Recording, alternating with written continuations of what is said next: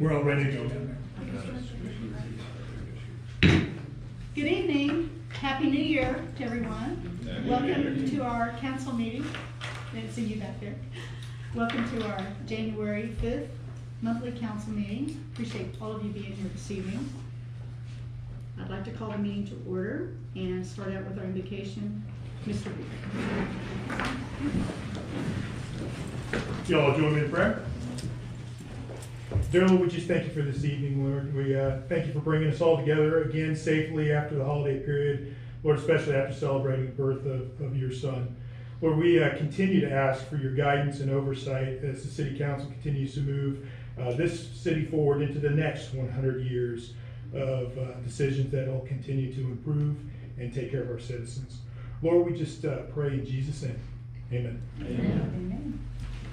Vice Mayor Welch, would you lead us in the pledge? I pledge allegiance to the flag of the United States of America and to the republic for which it stands, one nation, under God, indivisible, with liberty and justice for all. Thank you. Mr. Booth, can you give us a roll call? Yes, ma'am, and I'll do this in seat order. Councilman Knight is not with us tonight for seat one. Vice Mayor Welch. Here. Councilman Lewandowski. Here. Mayor Rodenoff. Here. And Councilman Ludwig. Present. Madam Mayor, you got a quorum.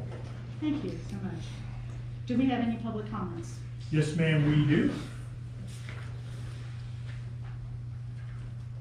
And first public comment this evening will be Mr. Larry Thornton. Go ahead. I apologize, 430 Southwest Jasmine Avenue. And Larry Thornton, 430 Southwest Jasmine Avenue, Keystone, down by the high school. How are y'all doing tonight? We're good. Pretty good. All right, so on the 25th, I made a complaint with y'all's office. I'll read that off to you if you don't mind. Live at 430 Southwest Jasmine Avenue, and I have a neighbor who is improperly disposing of cat fecal matter on my property line. They have been notified of my medical conditions and severe allergies and continue to do so. This issue makes it impossible for me to be in the western portion of my yard without my throat swelling shut. There's a line along 5 foot long with some parts of it being 4 inches deep of cat feces. One of my dogs has an infection growing on his face, and I believe this came from the fecal matter. This is all done in spite of me calling FWC over feeding wildlife and dozens of feral cats. Upon finding this large stash of poop, I am left reaching out to your agency to help me resolve this unsanitary, disgusting problem that I'm riddled with. And that was on August 25th. Okay. That crap's still there. I mean, poop, fecal matter, it's still there. And with the FWC came out with all the extra wildlife, my dog's chewing on it. It cost me $2,200 when he had 6 abscess teeth that had to be removed. FWC told me to trap and dispatch humanely of the raccoons, and following state officer guided instructions, using a pellet gun legally in town. And on the 5th of last month, I got a notification. Can I bring it up so y'all can pass this around, look at it? Yeah, I think you've seen it. I showed it to you. I don't, like, if y'all do wanna look at it first. Anyone can easily pull out their phone and Google Keystone Heights. It is not legally a wildlife sanctuary, and it's not filed with the state. Tallahassee has no idea. And the thing was shot in the forehead, and it died on the first shot. It was humanely put down. That paperwork right there states cruelty to animals. I'm doing nothing wrong except following the orders that were stated to me by the FWC officer. And I want to know why I'm having animal cruelty paperwork sent to me in the mail from the city. Not from us. Yes, it is. It's a code of correction. I can speak to that there. Sure. I don't know if you want to talk. Is that all your comments, sir? And why is the crap still in the yard? 4 months. Mayor, I'll address the code infraction notification that Mr. Thornton received. The city does have an animal sanctuary policy. We did have a city employee that witnessed the dispatching of the animal, and so we did issue a violation notice because that would be in violation of our city ordinance for animal sanctuary, particularly dispatching native fur-bearing animals. I've since, subsequent talking to Mr. Thornton, done quite a bit of research on this issue, and I would say that we are at a conflict between city ordinance and state statute or policy from Fish and Wildlife Service that has a nuisance wildlife policy that does allow, as Mr. Thornton stated, property owners to dispatch animals that are nuisance wildlife. I would say after researching that, the only issue that I can tell that Mr. Thornton may have done inappropriately was dispatching that animal in an area that is visible to the public. I wouldn't have thought he would have caught it. I had to dig really deeply to understand what was allowed and not allowed. So it's just, if you're gonna do that, you gotta do that. That's not in view of the public. But other than that, I think I would agree that Mr. Thornton's interpretation of using the state statute would be appropriate. But we do have a conflict between what the city's ordinance says and what the state statute says. I have not had the opportunity to contact Fish and Wildlife Service to understand, because I'm sure there's many cities from 1977 that had this animal sanctuary statute in city ordinances. I just haven't had a chance to contact them and figure out, which the municipal ordinance or the state statute do they see as being superior. That's all I have on that matter. Thank you. Did you all have any comments? Well, first of all, Mr. Thornton, I'm sorry you had to go through this. This does not sound like fun in any way. It's just terrible. I'm sorry that we sent you this letter and that we kind of don't have our act together here, I'll say. And I would like to ask the city manager to look at our ordinance and see how we can bring it in line with the state statute so that we don't have this conflict again. I would like to at least make this a learning experience and not have this problem again. And so anyone in your situation doesn't have to go through what you went through. Those are serious allegations. I'm pretty sure none of y'all up there want to have animal cruelty put on your name. No, nobody should have to, right. And as far as I can tell, you've done all the right things. So, I'd like us to look at our ordinance, and I'll ask Mr. Booth if the council agrees to look at our ordinance and suggest some modifications, changes, whatever, so that we are more in line with the state statutes. Mr. Thornton, you're talking about a wild raccoon. My neighbors put out 20 pounds of cat food every day. They created a unnatural population of an animal that is natural. Which in itself is a violation, I believe, of FWC regulations. Yes, sir. They are also feeding buzzards. I had buzzards climbing up in my live oak tree, throwing up chicken bones all over my trucks. Okay. They have known it. Like, the code enforcement's aware. Being a farm boy, I can tell you that you don't always have a choice Yes. where you have an opportunity. I grew up on a tobacco farm in Georgia. I fully You understand. don't always have the choice of where and when you get to have to dispatch wildlife. Yes, sir. So I understand Mr. Booth's concern, and I'm sympathetic to that, but given your health condition, I think your action was reasonable. Yes, sir. Thank you. Thank you. Mr. Little? No? I would agree with the sentiments expressed by Councilman Arch. I appreciate y'all's So time. we'll take a look at it, see what we can do. Appreciate you Do coming you in. mind if I get that paperwork back? Y'all have it all on file. Yeah. There you go. Thank you. sir. Thank you. Appreciate it. Madam Mayor, if you mind if I just do another public service announcement? I think it's always important to reemphasize anytime that we're running into issues with dogs running at large, cats running at large, the city has given up the authority, or acknowledging state authority, that counties have animal control responsibility. The best way to get in touch with them is to call through, if it's an immediate issue, particularly, I know Mr. Thornton's had issues with dogs and others have. If that dog is trying to attack either another animal or a human, You call the Clay County Fire and Rescue Dispatch number, not necessarily 911, though theoretically you could get through that way.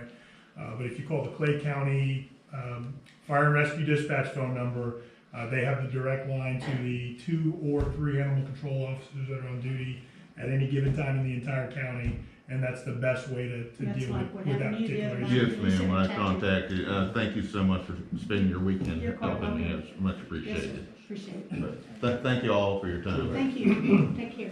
Yes, ma'am, you too. I guess just an extension of that situation, who has the authority to cite this individual for illegally feeding wildlife? It's my understanding it would be Fish and Wildlife. We don't, from the various, and we have a lot of ordinances, No, I understand. Vice Mayor. So for that particular question, I believe it's Fish and Wildlife, which actually I think Mr. Thornton did go through and file a complaint, which Fish and Wildlife Service acted on many, many months or maybe even a year ago. I don't know on that one.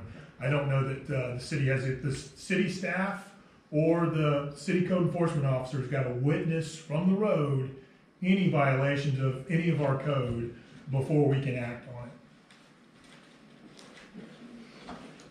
it. I guess I'm trying to see the path forward for Mr. Thornton. The city has, I think, the responsibility somehow, I guess, in writing, cite the conflict with the ordinance, and this is what we believe on that score should be done.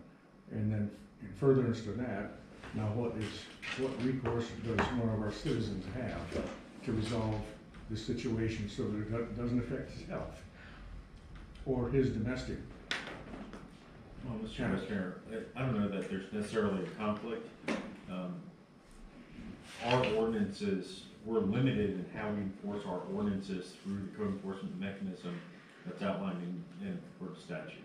Understand. So with that code enforcement process, we have to perceive a violation, then we have to observe the violation. We cannot use pictures, video, satellite, any of those other types of what other people would consider evidence Right. for us to find a violation. If we determine that there's a violation, the next step is to give someone the opportunity to cure the violation. If they don't cure it, then that case is then brought before our special magistrate. So the dilemma is not that putting something in writing. The problem is we don't have the authority to go beyond the process that I just outlined.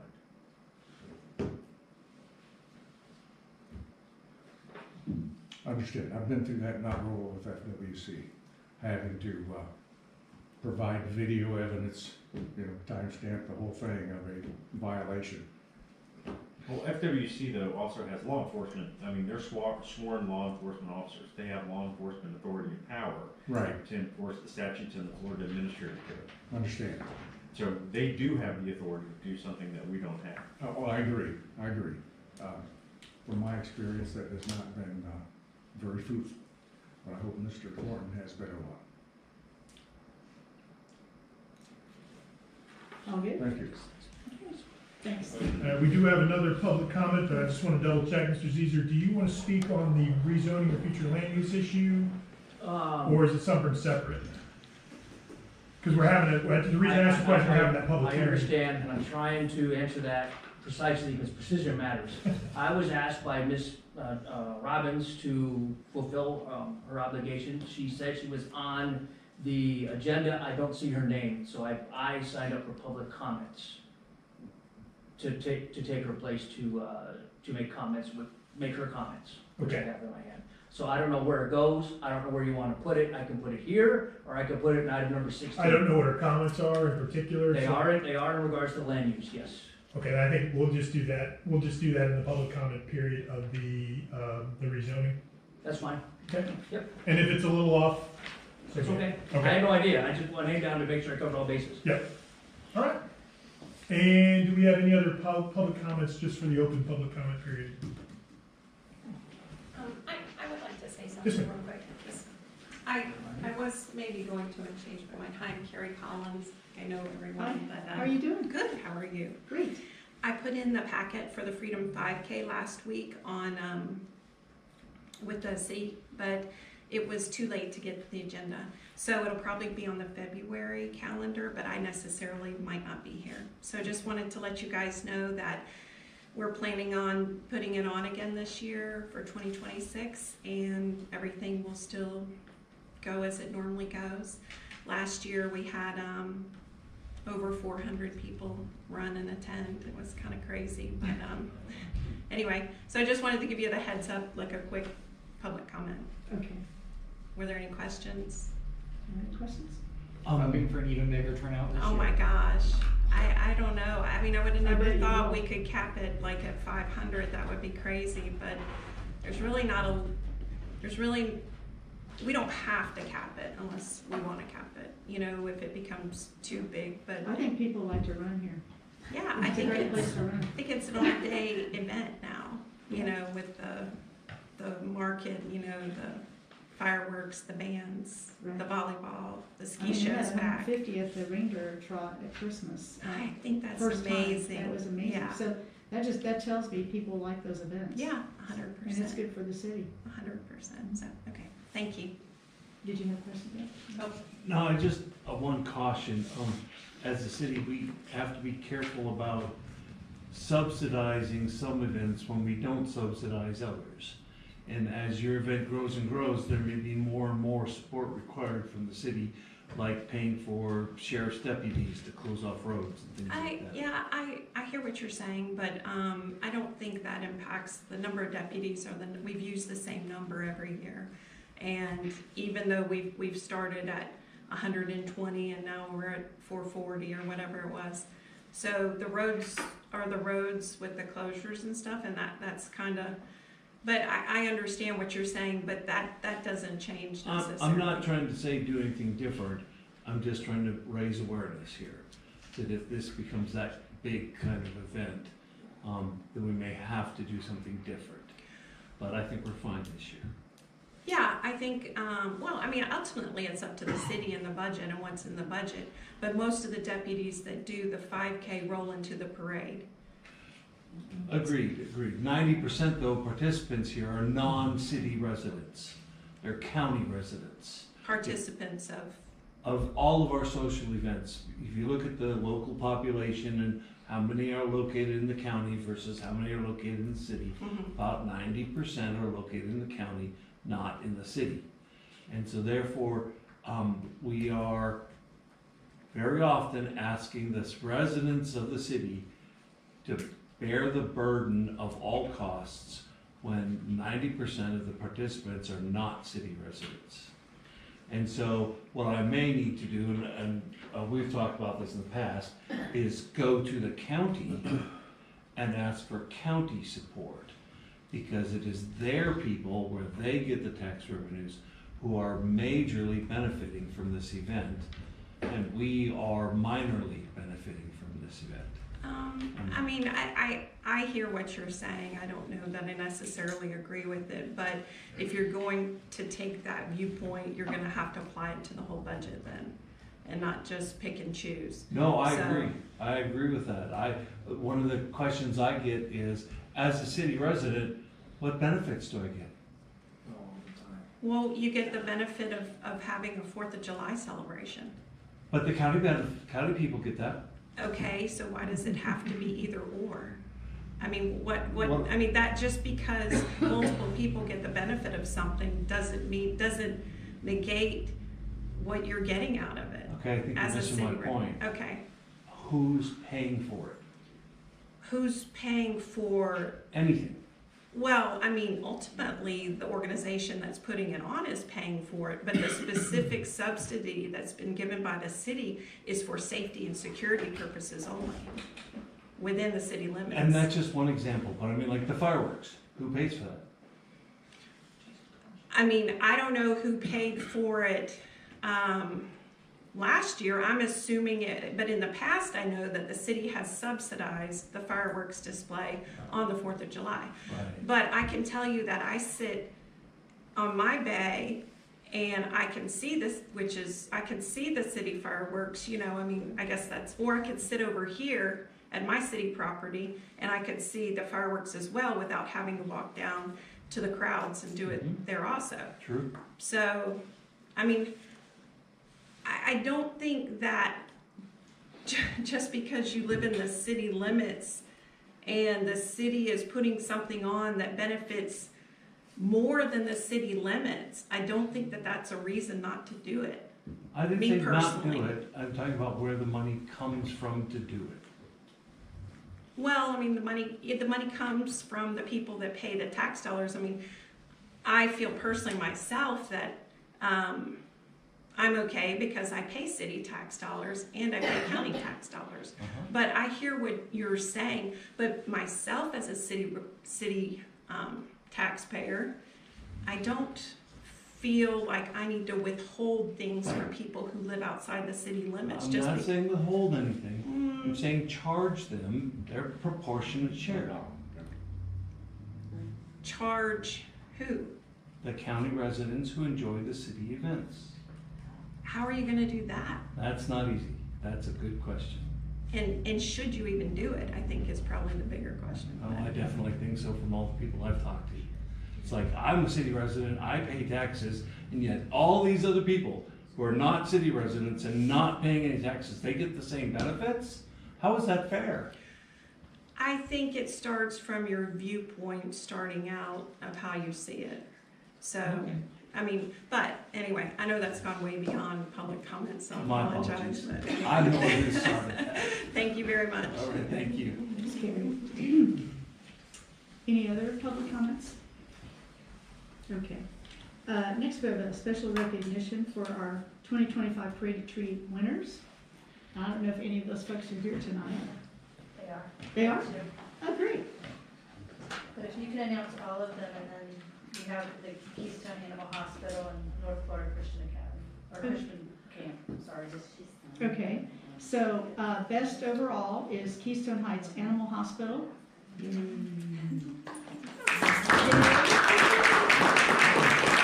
Want to hand them their certificates? Oh, sure. Are they signed? Oh, I have to sign, sorry. I didn't realize that. Yes, and we're going to take some pictures as well. Most festive is Jens Gallagher Funeral Home. They're not here tonight. Animal Hospital. Okay. Most funny, North Florida Christian Camp. Yay, how about that? Congratulations. Most creative, Clyde's Cafe.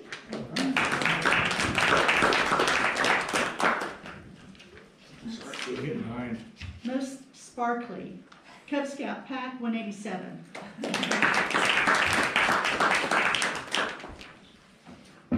And most original, Austin McAvoy? McAvoy? I don't know who that is. Okay. Mayor, are you coming down? Oh, sure. I can.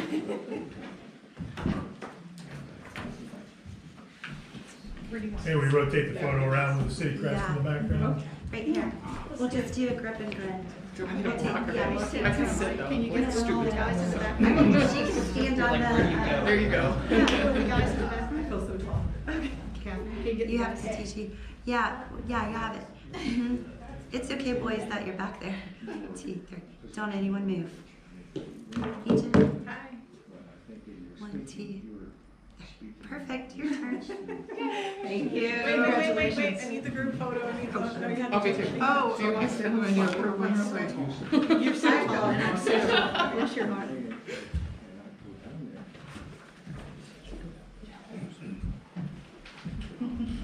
Excellent. congratulations. Thank you very much. Thank you for participating. Does he want to take your Yeah, I do. There, you go first. Thanks. 6'3". Wait, more pictures. I told her that down there. Stay there. Hold on. She's fun sized. I don't know. Did I just turn around? Congratulations all. Thank you so much. Thanks you all for participating. We appreciate it.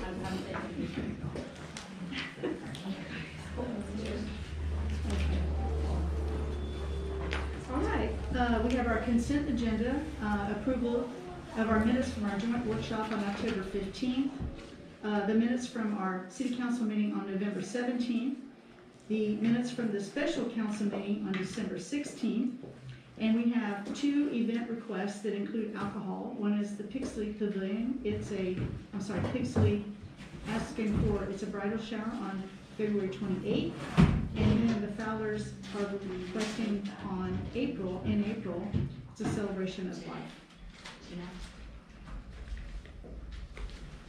I'll move that we approve the consent agenda as presented. I'll second. Discussion? Any discussion? The only thing is, it's a comment, and I don't know that we can do anything about this, but I read through all the minutes, especially I was interested in November 17th, because I wasn't here. And I wanted to get a feel for what happened during that meeting. And I know a lot of stuff happened, but the minutes did not convey that. The minutes were the skeleton. And I know it's a lot of work to write up these minutes and that kind of thing, but I don't know if there's some way to add a little more meat to them, make them not so limited, because I learned almost nothing reading those minutes. Do you want me to address it, Councilman? Sure. So it's a balancing act, and I'm sure Rich hears it at all these. I actually listened to this council talking about the same issue in 2015. Do you do a transcription or do you do minutes? And what I have, Wendy did a really great job when I first started 6 months ago. It was more towards almost a transcript. And that creates its own issues, because then you'll hear comments that you didn't get somebody's exact words verbatim. It was taken out of context. I've pushed very hard to try and get our minutes leaned down towards really capturing what was the issue discussed, what was the vote, what was the results of the vote. That's my understanding of a requirement for minutes. And what's the great answer somewhere in between. But I've tried to keep it as simple as possible so we have less misspellings, less controversy on did we accurately reflect exactly how things were discussed. The 17th of November, unfortunately, is a bigger challenge because it's one of the 2 meetings in the last 6 months where we just had audio-visual issues and you couldn't go up and actually hear the whole discussion on YouTube. And so maybe the answer is, as I'm talking through it, is if we do run into issues where we don't have a verbatim recording somehow, audio or visual, maybe those are the meetings where we try and go in more detail on the discussion and capture it a little better. There's 100 different ways to do this, I just think maybe the pendulum swung a little too far in the skinny it down direction. And maybe we could just, I don't want you to swing back the other way, don't do that. Just inch it a little bit back a little bit more and give me a little more information. Like, for example, and hopefully, I'm hoping that I hear this tonight, the Planning and Zoning Committee made a recommendation not to approve the changing of from industrial, or to industrial from commercial. But there was nothing in the minutes, not a word about why they recommended against that. And I'm hoping to hear about that tonight. But I mean, if I'm a citizen and I want to know what went on in the meeting, I have no clue.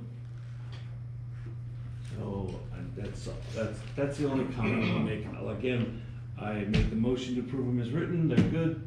Let's move forward. Yes, sir. Okay. So, any other comments? Okay, can I get a vote Aye. to approve the minutes? We had a motion, but we didn't have a second. Yeah, I believe he did. Oh, I'm sorry. Yeah, he seconded it. Okay, can you get a vote? Aye. Aye. Motion carries. Okay. Let's see here. All right, number 12, approval of the fiscal year 23-24 financial audit. Madam Mayor, I just want to introduce Mr. Doug Radish, his lead from our auditing firm, and I think we'll be introducing the gentleman who'll be brief. I will. Thank you, Jamie. Jamie, I appreciate your patience through what we went through this past year. Met with Jamie in about July, I think it was 6 months ago. Yes. It's just the most amazing thing I've ever gone through in my 40 years of doing independent audits of local governments. The other crazy thing is we're a small firm. I've lost 2 young auditors prematurely to death. One was training for a swim meet. The other one just came out of the blue, and that decimated half of our audit staff, and the other one didn't work out, of course, so we're kind of shutting down the audit side of our practice after 40 years. Brad, of course, you may have known Brad. He did the audit for 20 years, maybe a little bit more than that, and did a very good job. I've never had any problems in the past, and this was quite a shock to me, if you will. But I apologize for what went down. I don't like it, and I'm just glad that I was able to find another audit firm that was willing to do this, and at a time that things were getting busy for them as well. And with that, I'll introduce Caleb Perla. He will give a brief overview of your audit, which is very good. You had a good year. And again, it'll be brief. And any Q&A at the end would be great. Thank you. Thank you so much. Okay, well, thank you for having me. I know obviously this is a little delayed in coming to you guys, but I'm glad we can get it to you now. Once again, my name is Caleb Perla. I'm with Powell & Jones CPA, and we've been working to assist Doug and his team with finishing this audit up. We're going to start on page 1 of the report, which is the independent auditor's report. It's actually about the 3rd or 4th page in. You're turning there. The independent auditor's report states our opinion on the financial statements. It says that we have audited the financial statements of the City of Keystone Heights as of and for the year ended September 30th, 2024. And in the second paragraph it says, in our opinion, the financial statements present fairly in all material respects the financial position of the city. Basically, as an audit firm, we believe that the financial statements are accurate. And the basis for that opinion is that the audit was conducted in accordance with auditing standards generally accepted in the United States of America and with government auditing standards. Moving on to page 4. Page 4 is management's discussion and analysis. This is kind of like a broad overview of the financial statements. You know, this is quite a long report. If you're looking for somewhere to read to kind of get a brief synopsis but do some reading on your own, this is where I recommend that you start, as it's kind of a summary for what's followed. We're going to skip ahead though directly to the financial statements themselves on page 14.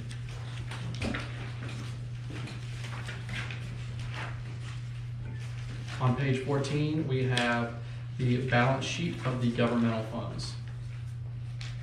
This includes your general fund, your CRA fund, and your capital improvement fund. Once again, this is on page 14. This is your balance sheet, so it lists your assets and your liabilities and the difference between those, which is your fund balances for the year, essentially your net worth. Okay, I'm going to cover the total columns. For assets, you had $2,640,000 in assets. This included cash and cash equivalents of $855,000 and restricted cash of $1,100,000. For current liabilities, you had total amounts of $535,000 for the year. The 2 largest components were amounts due to other funds of $122,000 and unearned revenues of $386,000, which was primarily your ARPA grant revenues that were unspent as of year end. Next, we have your fund balances, which is the difference between those assets and liabilities. These are segregated out into several different categories.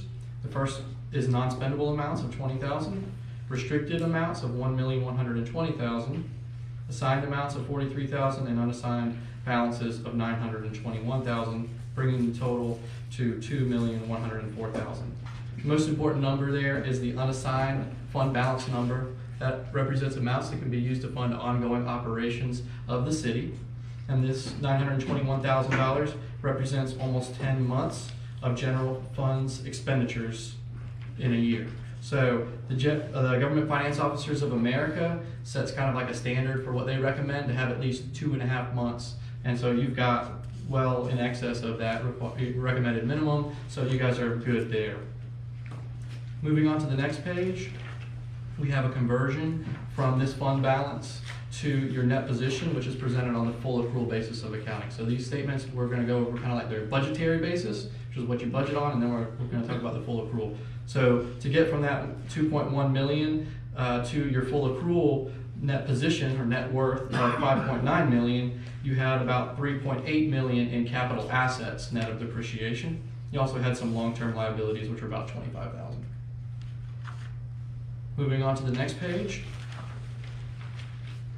This is the governmental funds statement of revenues, expenditures, and changes in fund balances. This is essentially like an income statement for a for-profit company. Once again, this is segregated out between your three different funds, your general fund, your CRA fund, and your capital improvement fund. I'm going to cover the totals and then look at the income and loss for each one of these funds. For revenues, you had total revenues of $1,459,000. The lion's share of these revenues are, of course, your taxes of $854,000 and other intergovernmental program revenues of $434,000. Next, we have your expenditures, what you spent for the year. These are broken out by the different functional categories that your government expends money for. For example, you had general government expenditures of $732,000, public safety, $39,000, transportation, $263,000, economic environment, $52,000, human services, $9,000, culture and recreation, $42,000. Next, we have your capital outlay. This represents amounts that were expended for certain long-term capital assets, basically investing in your future.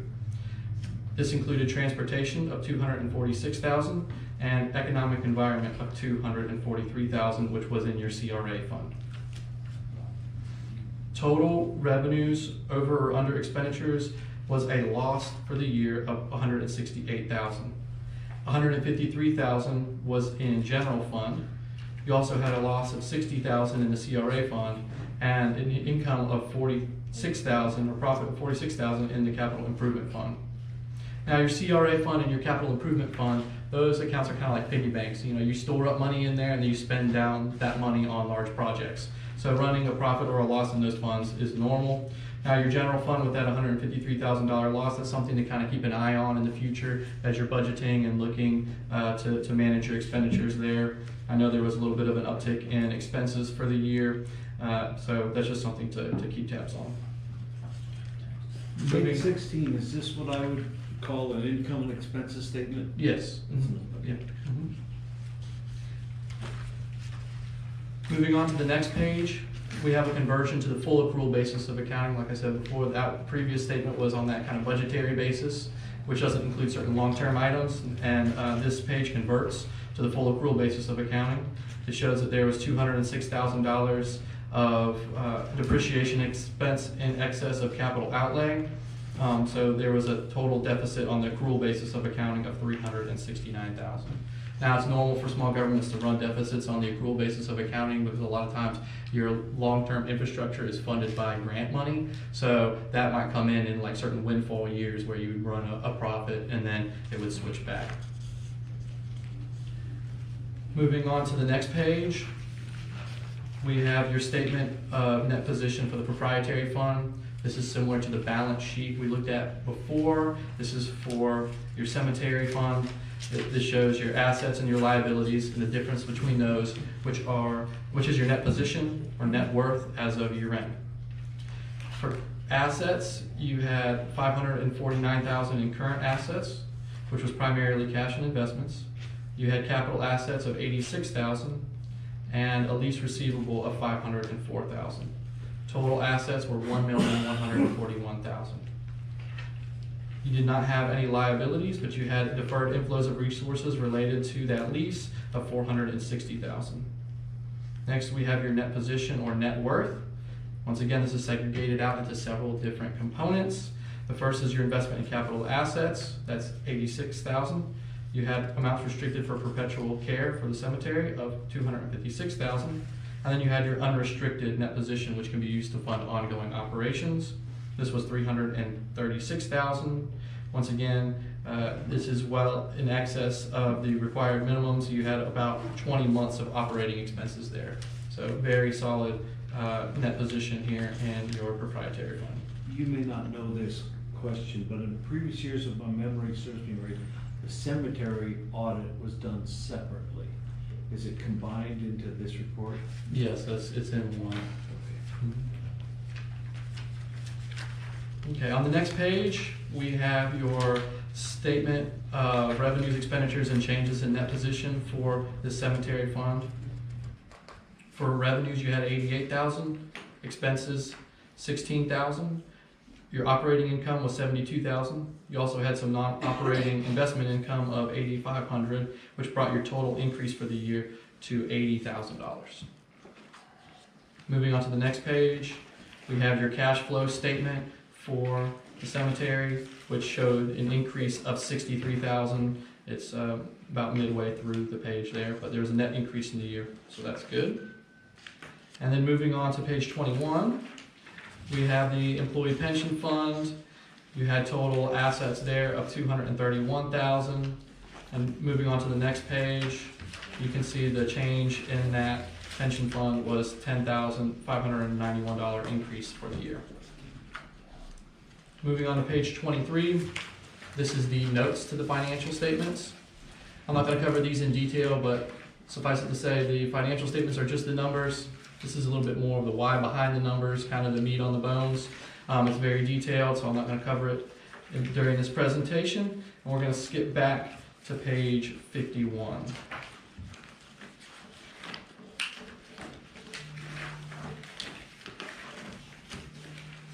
Page 27. The useful life expectancy of buildings, vehicles, and infrastructure. Is that based on IRS recommendations, or what are the numbers, the years they're based on? Okay, so that can vary. Usually it's not the IRS standards, because those are, they try to subsidize certain assets and encourage certain assets to be, purchased. And so this is more based on their estimated lives. Usually there's some accounting guidelines that are used. There's no hard and fast, like this is what it has to be every single time, but it's a combination of management's input and just, standard practice. So this is more your company's experience? You could say that mixed with management's input, yeah. Okay, thank you. Yep.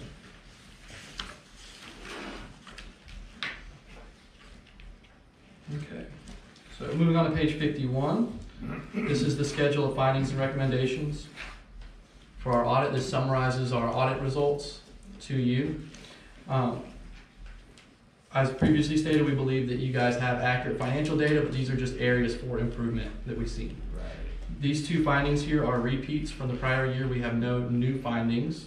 The first finding is 2024-001 regarding updating accounts receivable at year end. Basically, there's a manual adjustment that is done at year end instead of tracking your accounts receivable on an ongoing basis. And we recommend establishing controls to ensure the detail is kept by customer of the accounts receivable and properly maintained throughout the year and that year end. For finding 2024-002, the actual expenditures exceeded the final budgeted expenditures for general fund by $49,000. Our recommendation is to establish internal controls to ensure that the budget is compared to actual expenditures and amended in a timely manner to better reflect actual results and ensure calculations are reviewed for accuracy prior to approval of budgets. And so that's kind of just a repeat from last year as well, something to keep tabs on. And moving over to the next page, we have our schedule of corrected prior audit findings. There was one finding that we did mark as corrected this year regarding documentation and record keeping. We did see a substantial increase in the, we were able to get everything that we requested this year, unlike in the prior year. So good job there, better record keeping and quality of records. So definitely an improvement from the prior year. And then finally, on the next page, we have the city's response to these findings. Essentially for, do you want to take this or I can go? Sure, I can just jump in for the city council. For the finding number 001 on the updated accounts receivable at the year end, just a summary, we're working with Miss Rebecca Williams in making sure that we're getting those adjustments done at the transition of the end of the year. And so we'll get the process in place to make sure that that's not, I can't say that we won't have a third repeat finding. We're getting this in December, but we're hoping that we can have everything taken care of so it's not a repeat finding when the 24-25 audit is completed. But this one is, once we got the information, is a little later. And then on the 002, which is the budget expenditures exceeding, or expenditures exceeding budget, I think we are on the right track now that we're reestablishing the finance and budget finance meetings to watch that as it comes in and make the appropriate number of adjustments to the city budget as we get closer to the end of the fiscal year, so we're not coming in out. Though I would point out, when we talk about that 50,000, that's roughly, I think, coming in within about 3% of budget. So that's it's not bad, but we'll work to make sure that we're doing a better job of bringing that closer to zero as we close out this upcoming fiscal year. Okay. Do you guys have any further questions for me? Are you working on our 24-25 audit, or is someone else doing that? And that's something that we're planning on helping with, yes. I can answer that question, Council. Okay. Which is, we will be putting out a request for proposal this month. I've got it drafted. Mr. Commando has reviewed it, and so we will put that on the street, seeking a audit firm to conduct the next audit. It is later, but I was holding off on putting this out until this audit process was complete. And so sometime this month here over the next few weeks, we'll announce that in the newspaper, and then we'll reach out to firms that we know are being utilized and emphasizing that along with the newspaper to make sure we get kind of maximum exposure to firms that may be interested in doing the audit for this coming year. Though it is certainly much later than we want to be going out for an RFP for this process. And along those lines, and this is more for our city manager than for you, but is the state okay with what we have submitted or are going to submit? And the big trouble we can get into, besides not even filing, is multiple years with the same write-up, repeat write-ups. In your mind, are we good in both of those situations? So we have kept the state informed as we've gone through this process and been delayed in submitting this particular audit. In particular, in late November, early December, we were in direct communication with the Joint Commission on, I forget the proper terms, but Legislative Auditing Committee, and they were aware of the situation and watching it. There's about 50 cities in our current situation, and they went city by city in the mid-December timeframe. Their only guidance from the committee was to make sure that we had our information submitted by the 15th of January. If we have it submitted by the 15th of January and are closed out with them, we avoid the fiscal ramifications that could come as cities go much beyond that or aren't in response with the committee. Then they can cease certain appropriations that come out of our shared revenue allocations. Well, I ask this question because you know I have close ties to Daytona Beach.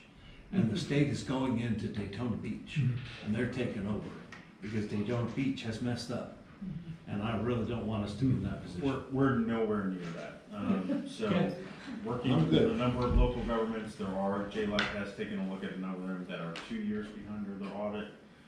With some of those, there's a lot of financial discrepancies that have come up during the audits. So those are the municipalities that you're talking about. When you look at us, having the same findings is not uncommon because of our size. So when you have a smaller size office, you have the inability to have multiple controls to make sure that certain people aren't touching the same things. It's just a function of our size. So having repeat findings on those are not really going to be a problem. Stuff like the budget over expenditure, honestly, we can fix that by just having a budget amendment throughout the year as we see that certain things are exceeding what the budgetary appropriation is. And to your specific question, for an example, we did get our CRA audit at the end of, or got it in August, if I remember correctly. It might have been early August. Since we had it at that time, we were able to correct the potential for 2 repeat findings. Based on having it and being able to act, we took care of them so that they should not show up again on the CRA audit. Awesome, thank you. I'll concur with what Rich was saying. It shouldn't be an issue. Like I've had experience with that before with some of our other audits, and there's usually no ramifications for smaller towns with those small repeat findings. They at worst case they might send a letter following up and they're like, hey, can you give us more detailed response, or something like that on how this is going? But usually it's not. Can you help educate me? The phrase I'm used to is GAP, Generally Accepted Accounting Principles. Is that used anymore, or do they not say that? Oh, yes, that's what's used, but, GAP is different for governments versus nonprofits and for-profit corporations, so there's a little bit of difference there. But yes, there is, the Governmental Accounting Standards Board is GAP for governments, and so that's So what you'll hear people is say called. GASB instead. Yeah, GASB. Ah, okay, Mhm. thank you. Yep, you're welcome. Thank you, appreciate it. Yep, thank you. There needs to be a motion. Yep, to- and so Madam Mayor, what I'd say in the recommendation on the agenda item, we would recommend that the city council approve or pass a motion approving the audit findings, the city response letter that you saw that I signed, and there's a management representation letter that I believe you and I will both sign to be submitted along with the annual financial report and close this out with the state. Okay. One question I had, and I've seen the back and forth communications with the state. How confident are you with the January 15th deadline? We've been working with the entire team and they're ready. I think once we've signed these documents, we can begin to just get them all closed out. There's a digital submission system that I think we'll be able to get through. I'd look over and Should be able to happen this week, Okay, great. if you approve it. So I'd like to move that we approve all the documents related to our 2023-2024 audit, the city manager's explanation letter, and that we ask the mayor and city manager to sign the required documentation for submission to the state no later than January 15th of this year. I'll second that motion. Any comments? No? All in favor? Aye. Aye. Thank you. Thanks, guys. Thank you, Joe. Appreciate it very much. Thank you. I guess I'd like to speak up and commend our city manager and his team for grabbing this issue by the throat, so to speak, and pursuing it to an end, and having a good outcome. You've been a 7-month wrestling match. 2 city managers. There's We got been there. a lot changed. So in the less than throat 2 reference years. was, Yeah. Well, and to the point of what Mr. Perla said, and Rich, to what you spoke to earlier, I can tell you and Daytona is an example of that. There's a lot of cities that have way more findings, and they're significantly more egregious. So really, really happy to see that. I know there's been a lot of transition the last 2 years, and really, really happy to see how much has been resolved. So thank you guys. Yeah, it's tough, I know, I can't imagine. We do appreciate it very much. Item 13 is the, for the land use, I got this wording right? Future land use, future land use agreement here. And do we want to do comments? I can just do a quick summary so everybody knows what we're going into. So this is a continuation. We had the first reading in our last full meeting on the 17th of November. This is the second reading. And so this is a future land use amendment to our comprehensive plan for 200 Commercial Circle, potentially, well, to be considered, and also a rezoning to be considered by the city council. This was processed through the Planning and Zoning Committee back in, I believe if I remember correctly, September. But just due to timing and agenda items and going through the process, we are just getting to the second reading. City council, so what we'll do is do a staff presentation on staff's recommendation. We'll open it up for any public comments on the issue, and then it'll be up for the city council to discuss and any motions that they want to make on both passing or not passing both ordinances. And then what I will summarize just real quickly, city staff's recommendation is to approve both actions, but I think, as I said, Planning and Zoning Committee had a different opinion and position and recommended that the city council not pass the 2 ordinances. And I'll let Ms. Fleet go ahead and give the summary. Rich, before I end my presentation, want them to reveal any ex parte communication? They can do that right before they vote. You can do your presentation. Okay, I just want to make sure. Okay, so we have 2 items before you, but they're the same issue, so I'm just going to give a quick presentation together. There's an ordinance for the future land use map amendment from commercial to light industrial, and then an ordinance for the rezoning. Basically, if you do not pass the land use amendment, it automatically means that you don't pass the rezoning, because you have to have the land use and zoning, to match. You ready to roll? Drew? Okay, so that's the subject parcel at 200 northeast of Commercial Circle. It's up on the north side there in the town, of the city. If you want to move on. The applicant was Mr. Robert Mitchell he's the owner of Regatta Holdings. It's a 2.47 acre parcel with, it's been vacant. There's one larger building of about over 13,000 square feet, a garage, and then 18,000 square foot, almost 19,000 canopy structure. Those exist on the site, and it's been vacant for a while. So next, this is the main building. The next slide is the garage and the canopy structures that exist on the site. As I said, are currently vacant. Next. So the surrounding land uses are both a combination of light industrial, commercial, and institutional.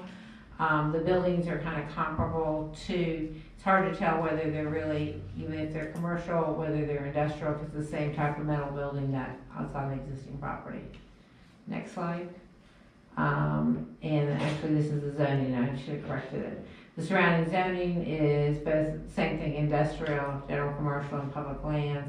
Again, it's a mixture of uses that kind of can fall in both the industrial or commercial land use categories and zoning categories that you have. Next. As you see, these are the surrounding uses that are in that area. Just a reminder, I know you all are very familiar with that area of town as a city. And, but you see those warehouse, commercial, there's the post office there, and those surround the existing properties. Next slide. One of the things we have to look for is consistency with our comprehensive plan, both for the land use amendment as well for the rezoning. And these are two policies. The first is the policy of what is, if it goes to light industrial, is what's in your land use category, future land use element for what is required, and that it's the type of uses, indoor storage, warehouse, and so anything that is on that site would have to comply with that policy. It could not do anything that would not meet that policy for the light industrial future land use that they're requesting. And also there's a policy about how we review the future land use elements to make sure that they meet our character and they're consistent with the area of the city. So, and they provide a redevelopment plan as well. So those are two policies that staff looked at to make sure that we feel it's compliance with the comprehensive plan. Next slide. As Jamie said, staff is recommending approval of both the land use and the future land use map amendment and the rezoning. We feel it's consistent with the comprehensive plan and will promote development in the city, taking an existing vacant property and hopefully turn it into something that would be appropriate for that area. We feel that one of the things is, unfortunately, the size of the building that are there, it limits the potential for commercial use. But we feel that because it would be interior to the building, there wouldn't be any exterior manufacturing, we feel it would fit in with that neighborhood. And it would provide economic development, which we think is a positive for the city. So that's where we felt. Planning and zoning had a different opinion, as we said. They voted 4-1 to deny the land use, and then because of that, they ended up also denying the rezoning. So that's where we're at. You as a council makes the recommendation. You make the approval. You can decide which way you want to go. It's fully legislative is what we call it, or it's quasi-judicial, but you do have the ability to go with staff recommendation. If you go against staff, then we have to come up with a reason why you're going, the reasonings, that it's not in compliance with the comp plan and doesn't meet the character of the area. Those are the reasons that you're supposed to say why you're against staff recommendation. So I am here for questions before you go to the public hearing. I know, I wanna hear everything before I say anything, so I'd like to hear from Dr. Zeiser too. Would that be possible? I actually agree with that. Would we be able to, I know he had a comment that he was gonna make as well. Because he was from that, unless it's your general public comment. I have quite a few comments, but I am waiting to be invited as part of the Robert's Rules of Orders. Not to be snarky, but we have Robert's Rules of Orders that we follow. So Madam Mayor, if you're ready, would like to move into the opening the public hearing and public comment, Sure. I can do that. And Yes. prior to doing that, Ms. Fleet is correct that you need to disclose any ex parte communication.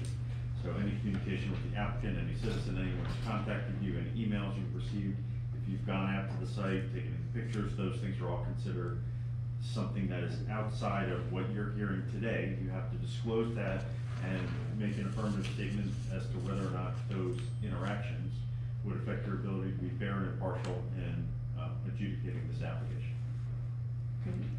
Is that, because we all did that at the last meeting, so are you saying since the last time that we did that, or in general, as a whole? In general, as a whole. Okay. Rehashing anything you said before. Yeah, because Did I if do there it was, before? Okay. if somebody wasn't at that public hearing, they might not have heard what you said now. Because these were advertised public hearings. So I've had no contact with the applicant. I may have gotten an email, but I have been bad about looking at my emails. So I don't know of any email, but I may have one somewhere. I'm very familiar with the property because I knew the previous owners. And when I was an engineering professor locally here, I would take students of mine to that location when it was Oxidine, and we would talk about engineering and show them engineering processes and that kind of stuff. So I'm very familiar with the property and the previous owners, but I have not been there for years since it was sold. And nothing in that would affect your ability to be fair and impartial. No, nothing in that would affect me to be fair or impartial. So we had a meeting with the owner of the property back this past summer, a couple of us here in City Hall. And then I got an email that was a joint for all of us to see email. But pretty much that beyond just riding past it and you gotta go to dinner somewhere, but that's it. Not on my part. I think I drove by and took some pictures when we were contemplating a facility for, more office space, perhaps in the government center, stuff like that, but nothing that would impact the decision or vote on my part. I've driven past it numerous times throughout my life. I visited it when it was both Oxidine and when it was a True Value before, so I've been to the property many times. I actually did not receive that email. I checked to see if it had gone to the Seat 5, but there wasn't one that had gone to that specific one. So I did not have an email, and I was not privy to the previous email. And it would not impact my ability to impartially make a decision. Thank you, Janice. Okay, I'm here for questions after the public hearing or whatever you want. Thank you. So you need to open them. So at this time now, you would open a public hearing? Yes, right now, I would like to open up the public hearing for the Florida Land Use Amendment. And the rezoning. And the rezoning. Yes, there's two things here that we're talking about. So, Dr. Zeiser, please come. Thank you.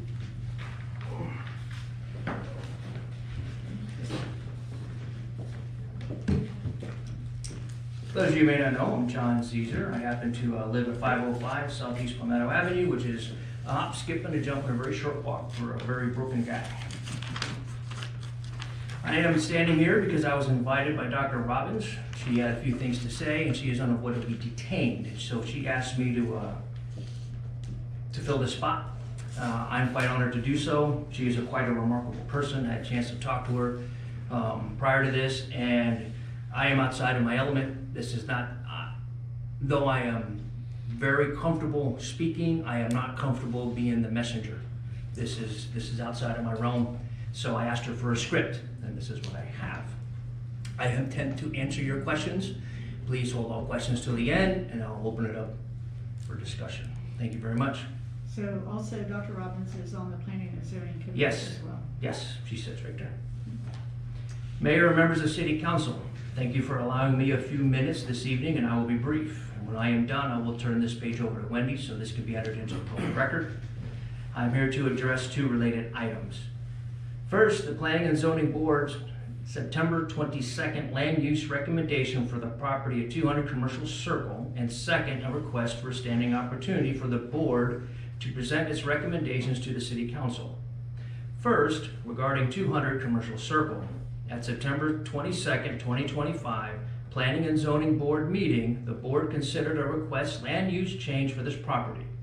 After review and discussion, the board voted 4-1 to deny the request. As chair, I did not discuss this vote with council members outside of the public process. I have since learned the council is scheduled to consider approval of the land use change, contrary to the board's recommendation.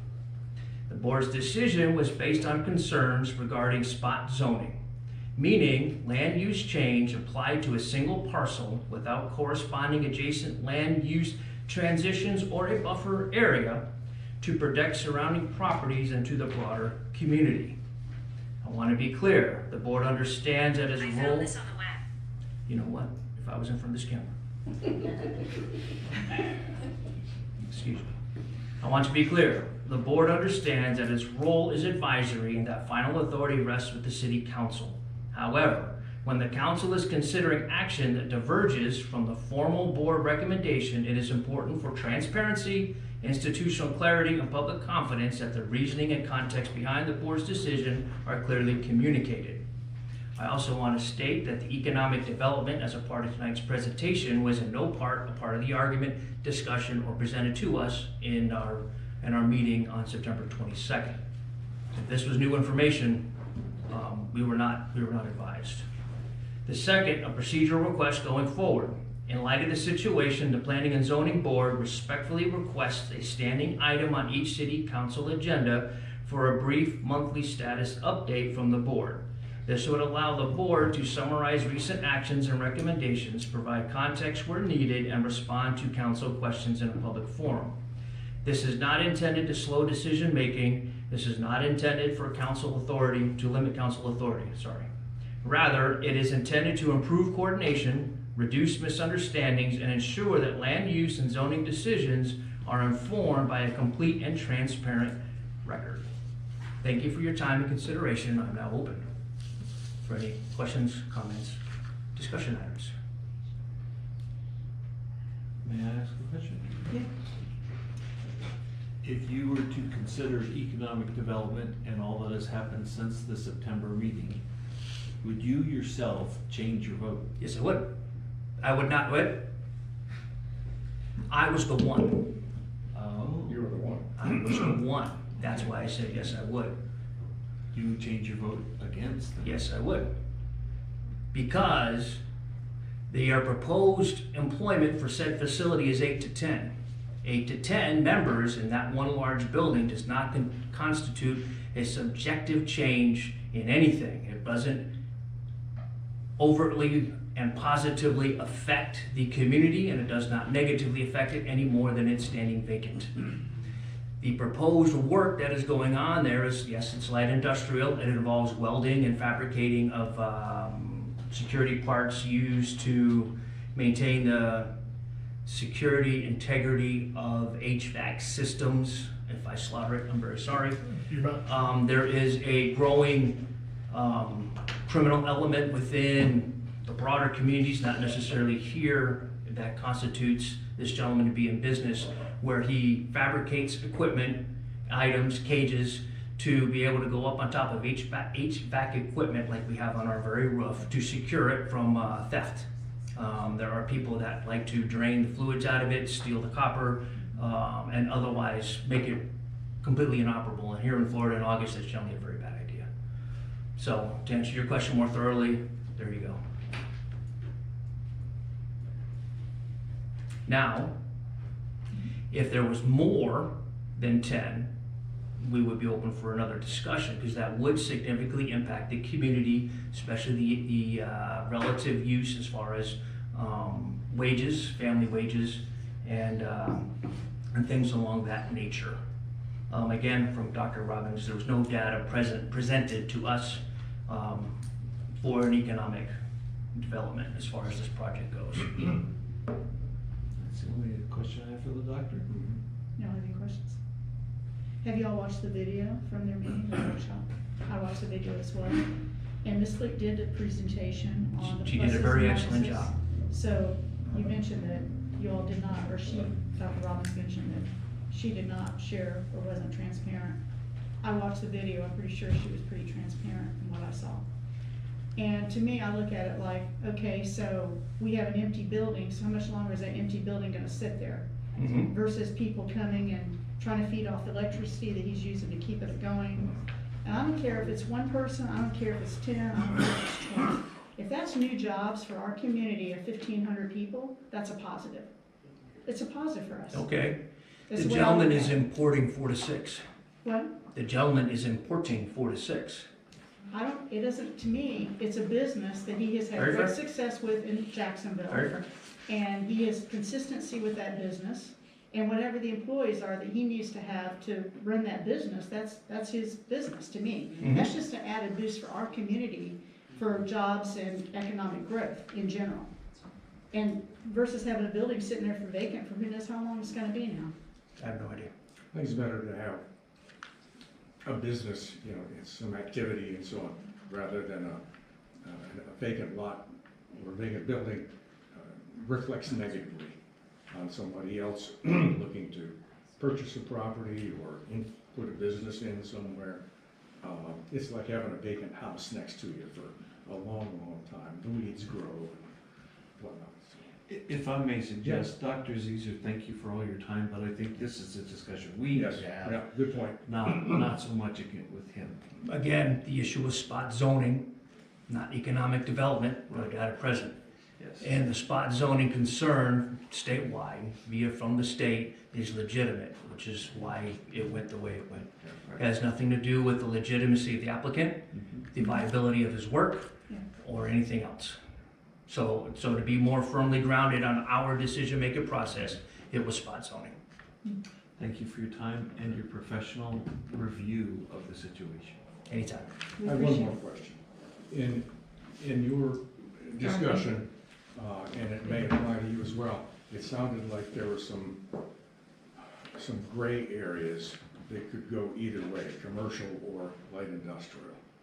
Was I correct in getting that impression? Yeah, and if, Drew, you can go back a couple of slides from our presentation, on either land use or zoning, I think you can.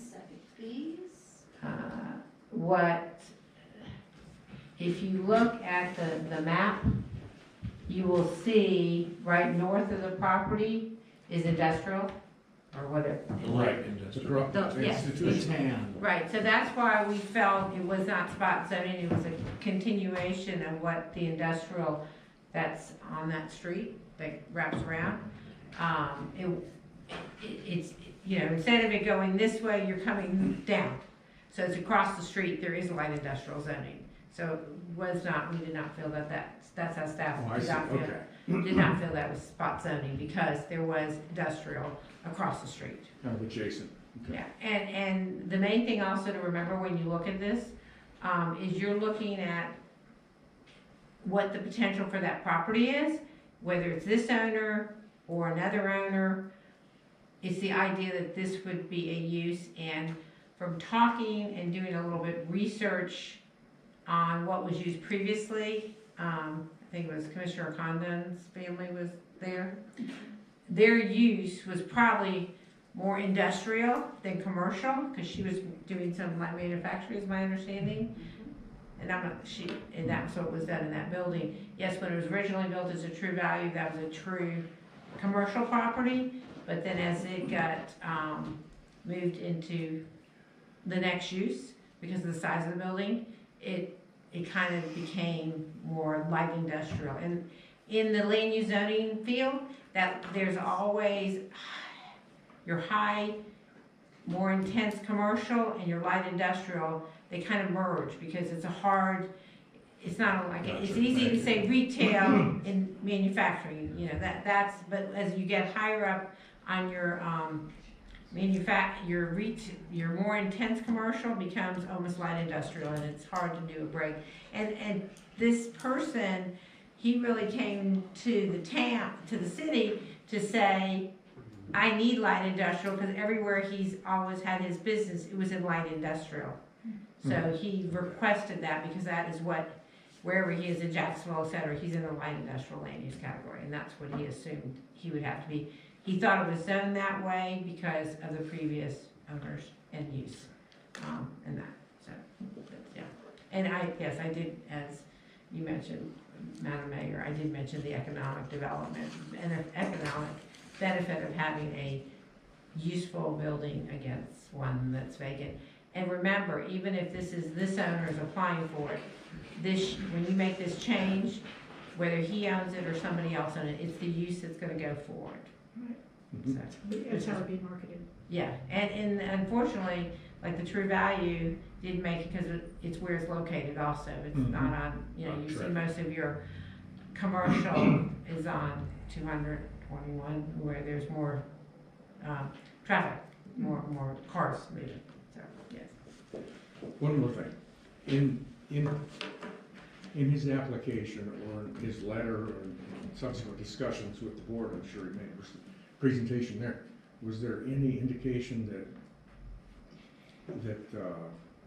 that he was not going to use that whole facility, that in a way that, I guess, Yes. there's enough room that he would have? Yes, he will not be able to use the entire facility. He would be able to expand his business, or?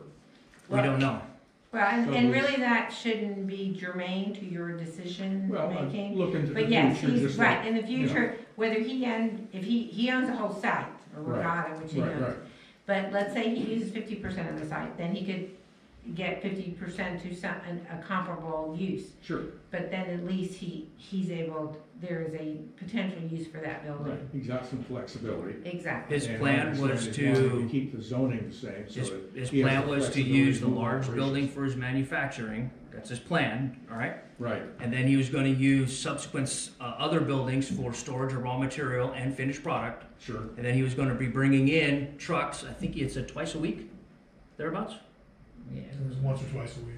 Yeah, so my memory's pretty sharp. About twice a week to Albert Bremen. Once a week to bring in raw material, twice a week to ship out product. Gotcha. And on the slow day, on the slow months, week, whatever, that would inverse. So either way, you're looking at minimal traffic. To be fair, that's why I voted the one. And but to answer your question very specifically, he does not have enough infrastructure, nor does he have enough support or staff to be able to use the entire facility. Oh, shame, okay. Well, That's no. probably a good problem to have. Yeah, and if he decided that he wanted to, say, take one of those buildings and rent it out to another business, it's still gonna have to come before us to approve it. Yes. So I don't worry about that piece of it. I am just presenting for process. Okay. And I'm giving you color as to why the vote went the way it went. And anyway, also on this point number 2, do you need Ms. Fleet? We're done. Okay, now on point number 2, I understand why we are no longer on your standing agenda. That was done by Mr. Booth's predecessor for in the interest of time, because these things go 3-4 hours sometimes, and I understand why it got cut out. We're just asking if you would consider putting us back on. Now that we are busy, we don't have a zoning request, but we are in the middle of our comprehensive plan. I think it would be a very good idea to be on the, even if we just say, hey, all we did was have a workshop and we discuss sections 1 through 4, just so we're up front and we have a chance to discuss what's going on in the open and being transparent about it. Yeah, and I think the reason that happened is that there was a time when y'all didn't have updates. We had absolutely nothing for 18 months. Right, so instead of you wasting your time and sitting here through this whole Correct. meeting and not really having anything to present, that was more as a favor to y'all. We did that with the airport as well. It's and very here at fair. Commission. But yeah, if you want to be added back in, that's not a problem. That is what we're doing. Do you have something to say, Brian? Yeah. Not for you, Doctor, but I do have a couple questions for Ms. Fleet. All right, Matter. Thank you. Thank you, appreciate it. Is there any other public? Well, we need to see if there's any other public comment. Any other public comments No, about, Mayor. any more public comments in reference to this Ms. change? Yeah, I just have a question. Can Why- come up here, Yeah, please, please. Carrie, so can Well, no, capture. it's just a generic question. Why would the owner have to come back before the city to get approval if they wanted to sublease to someone else? It depends on the use. It depends on the business permit. But if he gets the zoning, so if it's anything with up to the zoning, would he have to come back? No. No. So, but you're talking light industrial. So anything up to light industrial, he wouldn't have to come back. Well, what I mean is, if he decided he owns the property, let's just say he wants to go and rent one of the buildings to a whole separate business, because he's not using all of his real estate up. So just say he takes one of his buildings and wants to make it a pop-up store of some sort. They'd have to go through some kind of permitting with us for us to approve it. If it was, It would. No, it depends. He wouldn't need a business license. So Right, but what that's happens 20. is The there's- person's, go ahead, Rich, I'm the sorry. zoning classifications have what are permitted by right. Mhm. So if you're one of the permitted by right, you don't have to come back for approval. And then there's use by exception. So there are those types of uses then would have to come back for subsequent approval. And secondly, just curious, and because I haven't looked at it a long time, it's light industrial, I see there. Would there be an issue with just granting him use by exception and not changing the zoning? That's not what his application's for. But could he redo his application? He could withdraw and resubmit the application, but that's not. Well, that's not what's being addressed tonight, but that would be a possibility of use by exception. Any use by exception has to be specifically listed in your code. You can't just say, I want commercial and I want to do this. Every use by exception is in the code, and so It's a separate list. it's a separate list, and what he needed was not in that list. So that's why he asked for the change, not the, use by exception. use by exception. But that's a common, people think you can just ask for exceptions, but it has to be listed. And third, I would just say, be cognizant. I mean, I haven't been involved at all, or heard all of it, but that, once you go, you can't go back. So he doesn't need the city's approval, anything up to light industrial. So once you go there, you're never going back. So just be aware of that, I think that for broader implications. any other public comments? It would be kind of appropriate to close the public hearing. Okay, I'd like to close for the public hearing statements. And then next we want to, do you have to continue on? Or do you- No. Go ahead and vote? I did have some questions. Oh, It's back you to did committee. vote, that's right, I'm Yeah. sorry. Back to committee, which is your. So the first question is, it was brought up at the last meeting that the property was possibly up for sale. The gentleman was frustrated. I did not receive that email, but that was what was brought up at the November meeting. Is the gentleman still intending to sell that property? I think he is not sure. I think he's frustrated, to say, and is a nice way of saying it. And I did talk to him beforehand, just to find out if he's going to be here, like literally 15 minutes before the meeting. But what is important is you're looking at the land use amendment and the rezoning for whether it's Mr. Mitchell with his business or another business.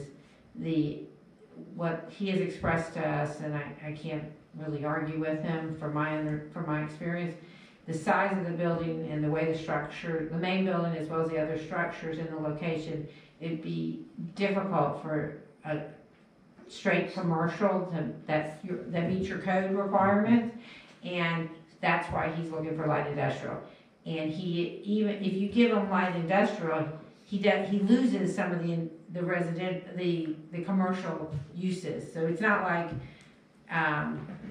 we don't have, the uses that are in your code and your comprehensive plan are what you can do. Like you can't put, even though industrial is higher than residential, it's higher than commercial, you can't go backwards. It has to meet those requirements. And that's what comes in when they come in with their business license. The city has to say, yes, this meets that code. No, and I understand that. Right. I have served on the Board of Adjustments for Kern County, so I do understand that. I just, have you heard anything as the city manager about? And there's a reason that I asked the question, because it'll be part of some of the comments that I make. So I think here, let me just say it this way. For the record, he did send an email that said that he did not intend to bring his business here and that he was looking at selling it. He said that several times. I think what Ms. Fleet is, just to summarize, and which I didn't recognize either, is that as this city wrestles with this decision, you're not necessarily wrestling with the decision of do you want Mr. Mitchell and his business. Do you want this change from commercial to light industrial? Does it make sense for the city? And I think that's important to understand. I would highly recommend the city council make the decision based on that latter part of the discussion and versus what he intends to do with it. Because, as Janice has told me, he could sell it the next day or he could move in the next day. You really need to make your decisions based on what's the land use and where do you see the city going. And whether it's his use that he might right now say, people get frustrated, they say, I'm not coming. And then they get the land, then they get the zoning and land use and well, maybe I decided I want to move here. Or he can maybe somebody else that has a comparable business that could fit that category, he could, somebody else might want it. So it's a use is the best way to say it. You're good. Yeah. 2 other questions. First one, are the zoning regulations that are listed for industrial on the city's Muni Code accurate? Yes. They're 100% accurate? Yeah. Okay. Well, because that's the code we have. We have not changed the No, code. no, That's fine. one of the things we will do after we update our comp plan, but those are the uses, yes. And then the last question I have is, can you vote to approve the flume and not the rezoning? I understand you can't do it the other way around. Right, in theory, you could change the future land use, but then you're creating a legally non-conforming situation, because then at that point, the current zoning, which is general commercial, would not be consistent with industrial as a future land use category. So then my question I would have on that, because I noticed Brooklyn Boys has the light industrial zoning category on there, but it's a restaurant. So you explained that to us during the workshop that we had with you. And basically, when the property assessor folks in Clay County do these assessments on the building, it was because of the look of that building, the appearance of that building, and because they do it from, And how it's overhead used. and, yeah. They look at how it's And, used. and I will, yeah, But, I'm sorry. But you said though, it was, you made that comment during that meeting we had, was because of the look of that building was why it was identified as industrial, Correct. even though it's a restaurant. Right, and also that's something in you've got a great city staff here now, and I'm glad that I'm working with them, I enjoy working with y'all. Normally, when somebody comes in for a business license, literally the first thing they're asked is compliance with the comp plan. And if it's, and your zoning ordinance, and if it isn't, I wanna put my business here, then they have to rezone it.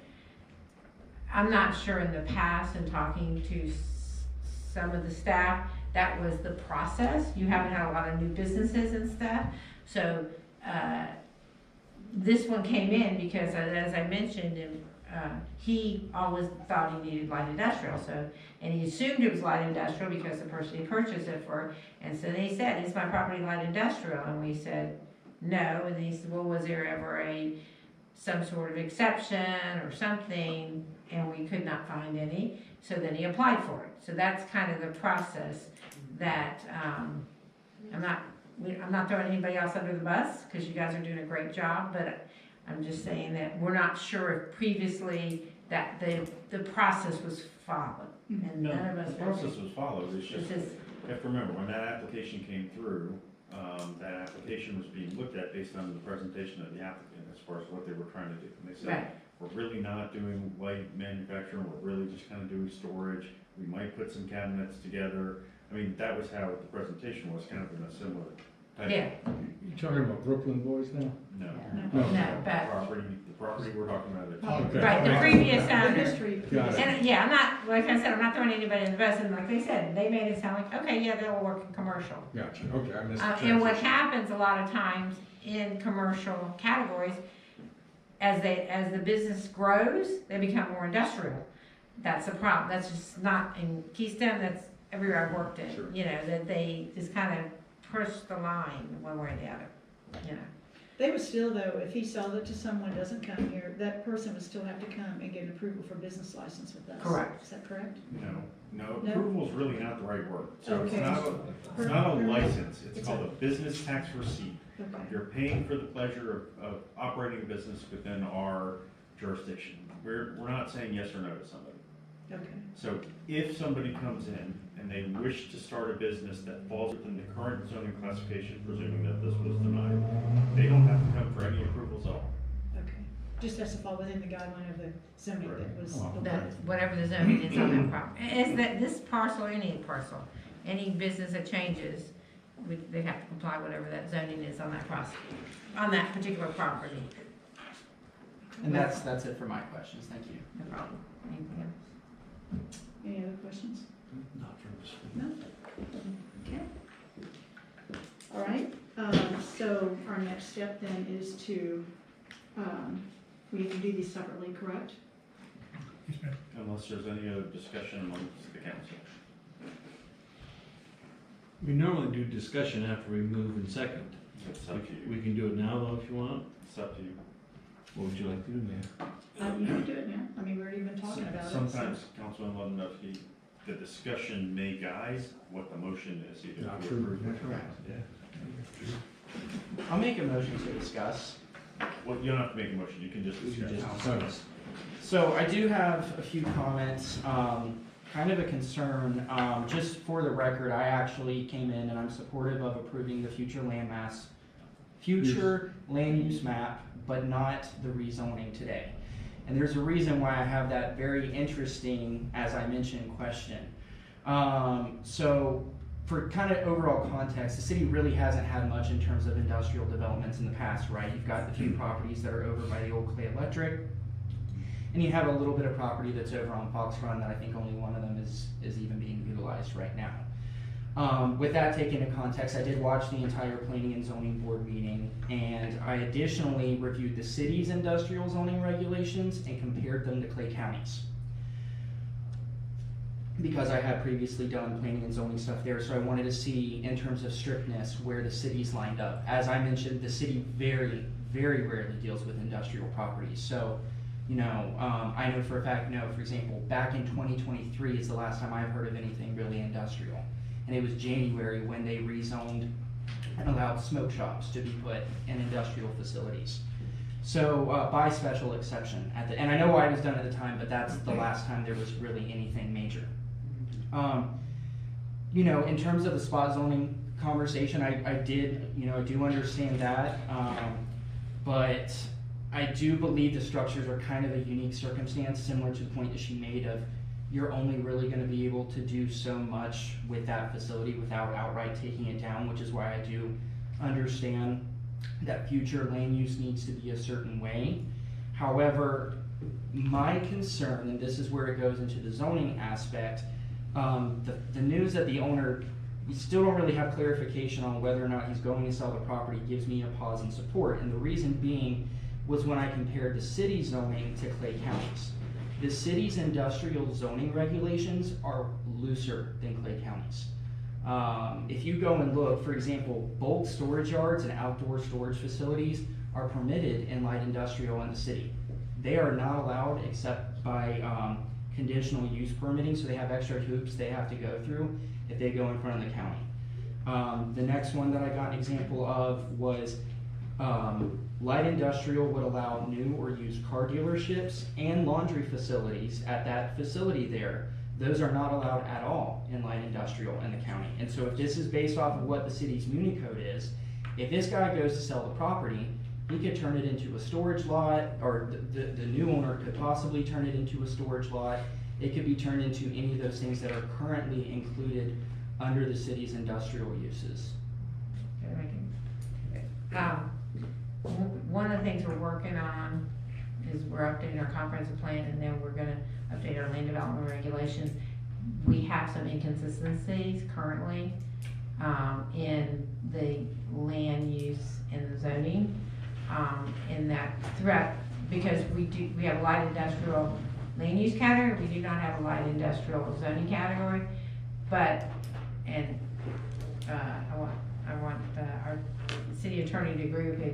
My understanding from my planning perspective, your comprehensive plan takes precedence.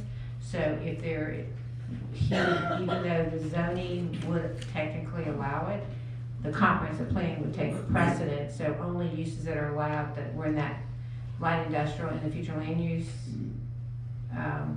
category that are in your comp plan would be allowed, even though there are more uses in zoning, just because we have not corrected that conflict in my. Yeah. Well, I think Because that caused me pause, I'll just be honest, because we don't have that consistency, that normally you have a light industrial land use category and a light industrial zoning, but we do not have a light industrial zoning. Correct. So from a planning perspective, he would, if you do the land use, that's the umbrella over the zoning. So anything that is not allowed in that land use category, and I had it up there, would not be allowed, even if in the Muni Code it says by zoning. And Rich is shaking his head. I want to make sure we agree. Right, yeah. That's what I said when I said it would be legally non-conforming.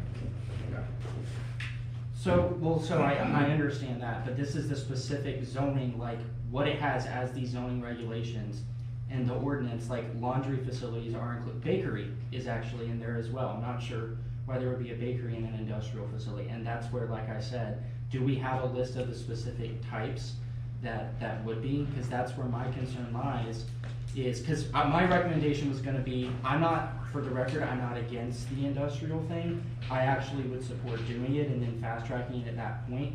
My concern is with the way that it's written right now.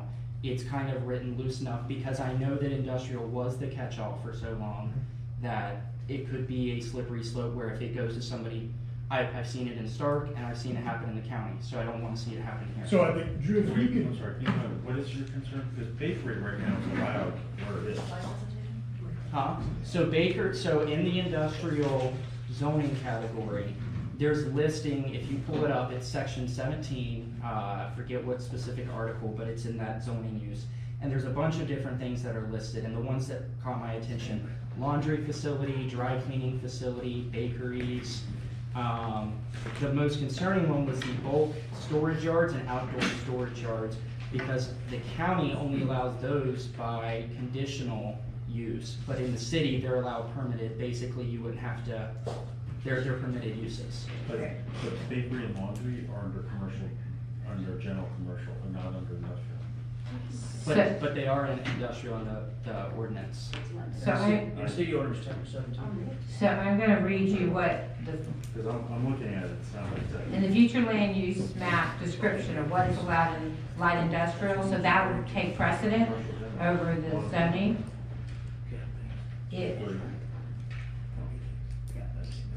we'll let them work through that, but go Okay, ahead. I think I'm gonna read it to you. answer your point. Light industrial, warehousing, indoor storage, auto repair and processing, packaging or fabricating within an enclosed building. That would not allow bulk storage outside.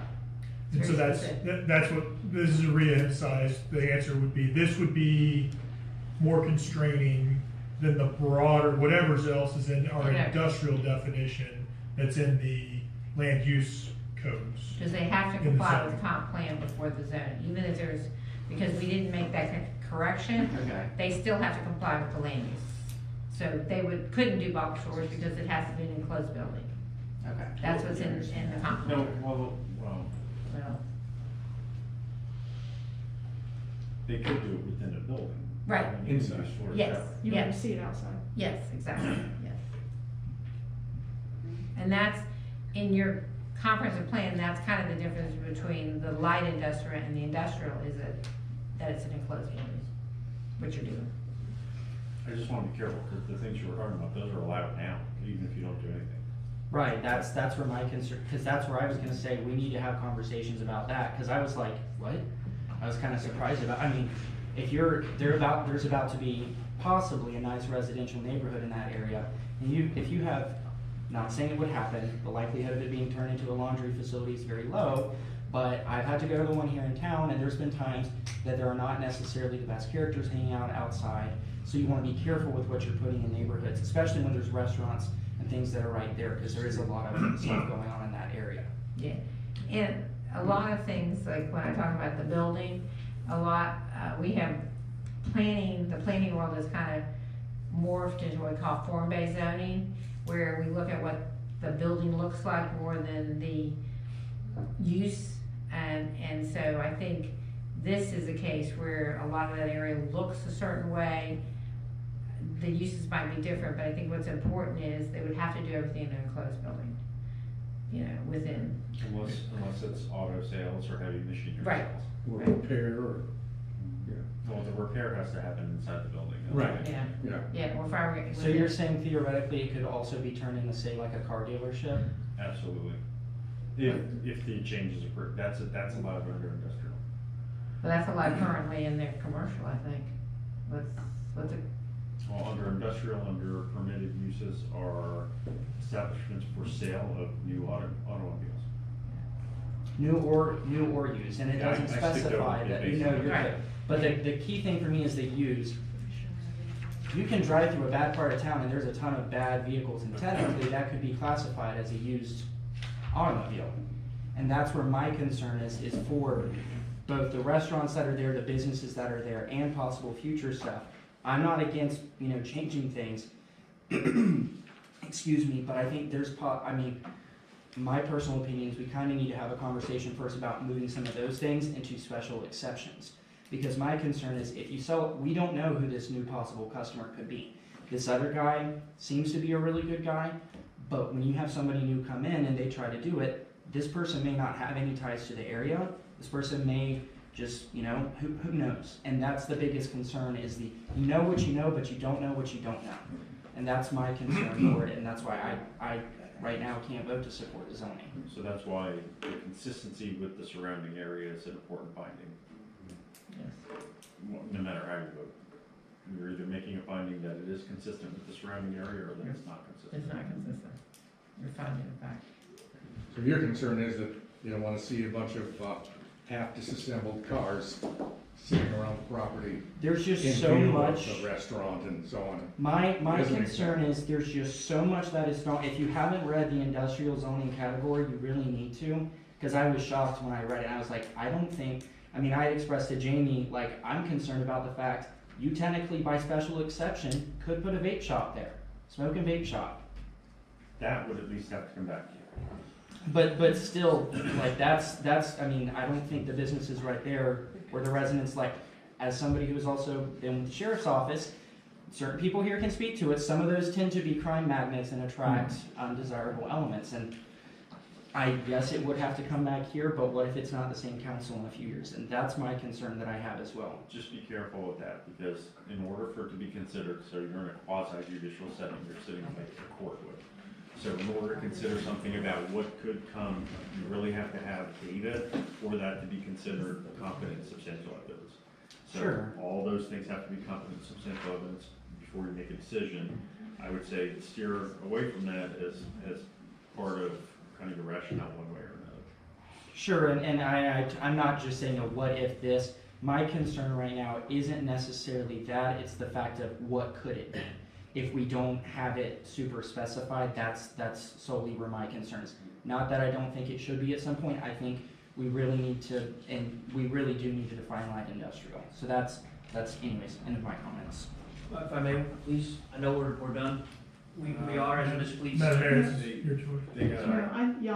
We spent No, I about know, 45 minutes on the subject already, so. and there's been multiple workshops and meetings. That's what we're. I think we gotta stay focused on what our agenda is here and come to a decision. My only final comments about it are, I understand what you're saying, I understand what everyone's saying as a whole, but I look at it as, we go and cut our hands off in spite of our face by saying, nope, we want to stay commercial. And you limit what is eventually gonna come into that building. It's already been vacant for 3 years now? And so, over time, what does that building become? Does it just become a place where, like you talk about, people you don't want hanging around a place like that, which he shared with us, he does have people coming in there and taking his power, using the water, things like that. I feel like you can't predict the future. None of us can. We don't know what's gonna become of whatever. We don't even know what that whole road is gonna become in the next couple of years. All we can do is do the best thing that we think is the best for our community as a whole. And that includes potential for economic growth. If it sits there with a very limited, land use assignment, then, it's gonna be longer, that it's gonna sit there vacant. I think that history proves that. And, we just have to hope that the right thing's gonna come in there, and that's gonna be a good thing for our community. I mean, it is great that whatever they do, it's gotta be inside that building. And I don't know if the gentleman's gonna come here or not, but I hope he does. He was a nice guy, and I looked at where he was before in Jacksonville, and, I didn't see anything that looked ridiculous outside. But, we can't predict that. And I just hate to see it empty, because it's quite a large property for our small town. So I guess we go to the next thing on the agenda. Well, no, we have to have a motion and a vote at some point. Right, do we have to read the ordinance though by title? Usually, there's either a motion to approve as read by title, or a motion to deny as read by title. Okay. So on the, so I need a motion for the land use agreement, future land use agreement, ordinance number 2026-615, as read by title, to approve. Or deny, it can be either. Or deny. I move we approve. I'll second for purposes of discussion and vote. Okay, so we'll read the ordinance by title, ordinance 2026-615, an ordinance of the city of Keystone Heights, Florida, amending future land use designation of approximately 2.72 acres of real property located at 200 Northeast Commercial Circle, identified as a portion of tax ID number 002189-011-00 from commercial to light industrial, providing for repealer, severability, and an effective date. And you can have any final discussion and need a vote. Any more comments? I'll just share, this is not easy. And there are good reasons to vote on either side. And I am very reticent to go against the recommendation of the Planning and Zoning Board. I respect them entirely, and it makes it difficult. But at the same time, when I was previously a council member, I made a huge argument for economic development. I talked about primary, secondary, and tertiary sources of income and businesses. And I argued we need more primary sources of income. We just can't rely on being a bedroom community. Yeah, well, we weren't even a beach town when the lights were so low. So I'll say once again, there are really good reasons to vote either way on this one. This is not easy, this is tough. And I'll leave it at that. Any other comments? Okay, can I get a vote? Yes, To deny or approve? City, all All those the in motions favor? to approve. All those in favor? Aye. Aye. 3-1? All those opposed? And All I'll be opposed? opposed. Okay. That's approved 3-1. Now, at this time, is there a motion to approve the rezoning application, which is ordinance 2026-616?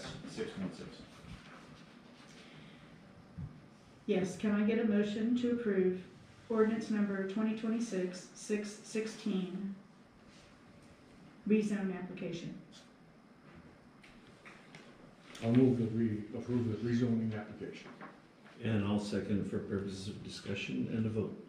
Okay, so to read by title, ordinance 2026-616, an ordinance of the city of Keystone Heights, Florida, rezoning approximately 2.72 acres of real property located at 200 Northeast Commercial Circle, identified as tax ID number 002189-011-00 from general commercial to industrial, providing for repealer, severability, and an effective date. Any comments? I will add one more thing. My fellow commissioner, Mr. Ludwig, has got some valid concerns of what could happen. But I would like our city to be known as a pro-business city. there are so many advantages.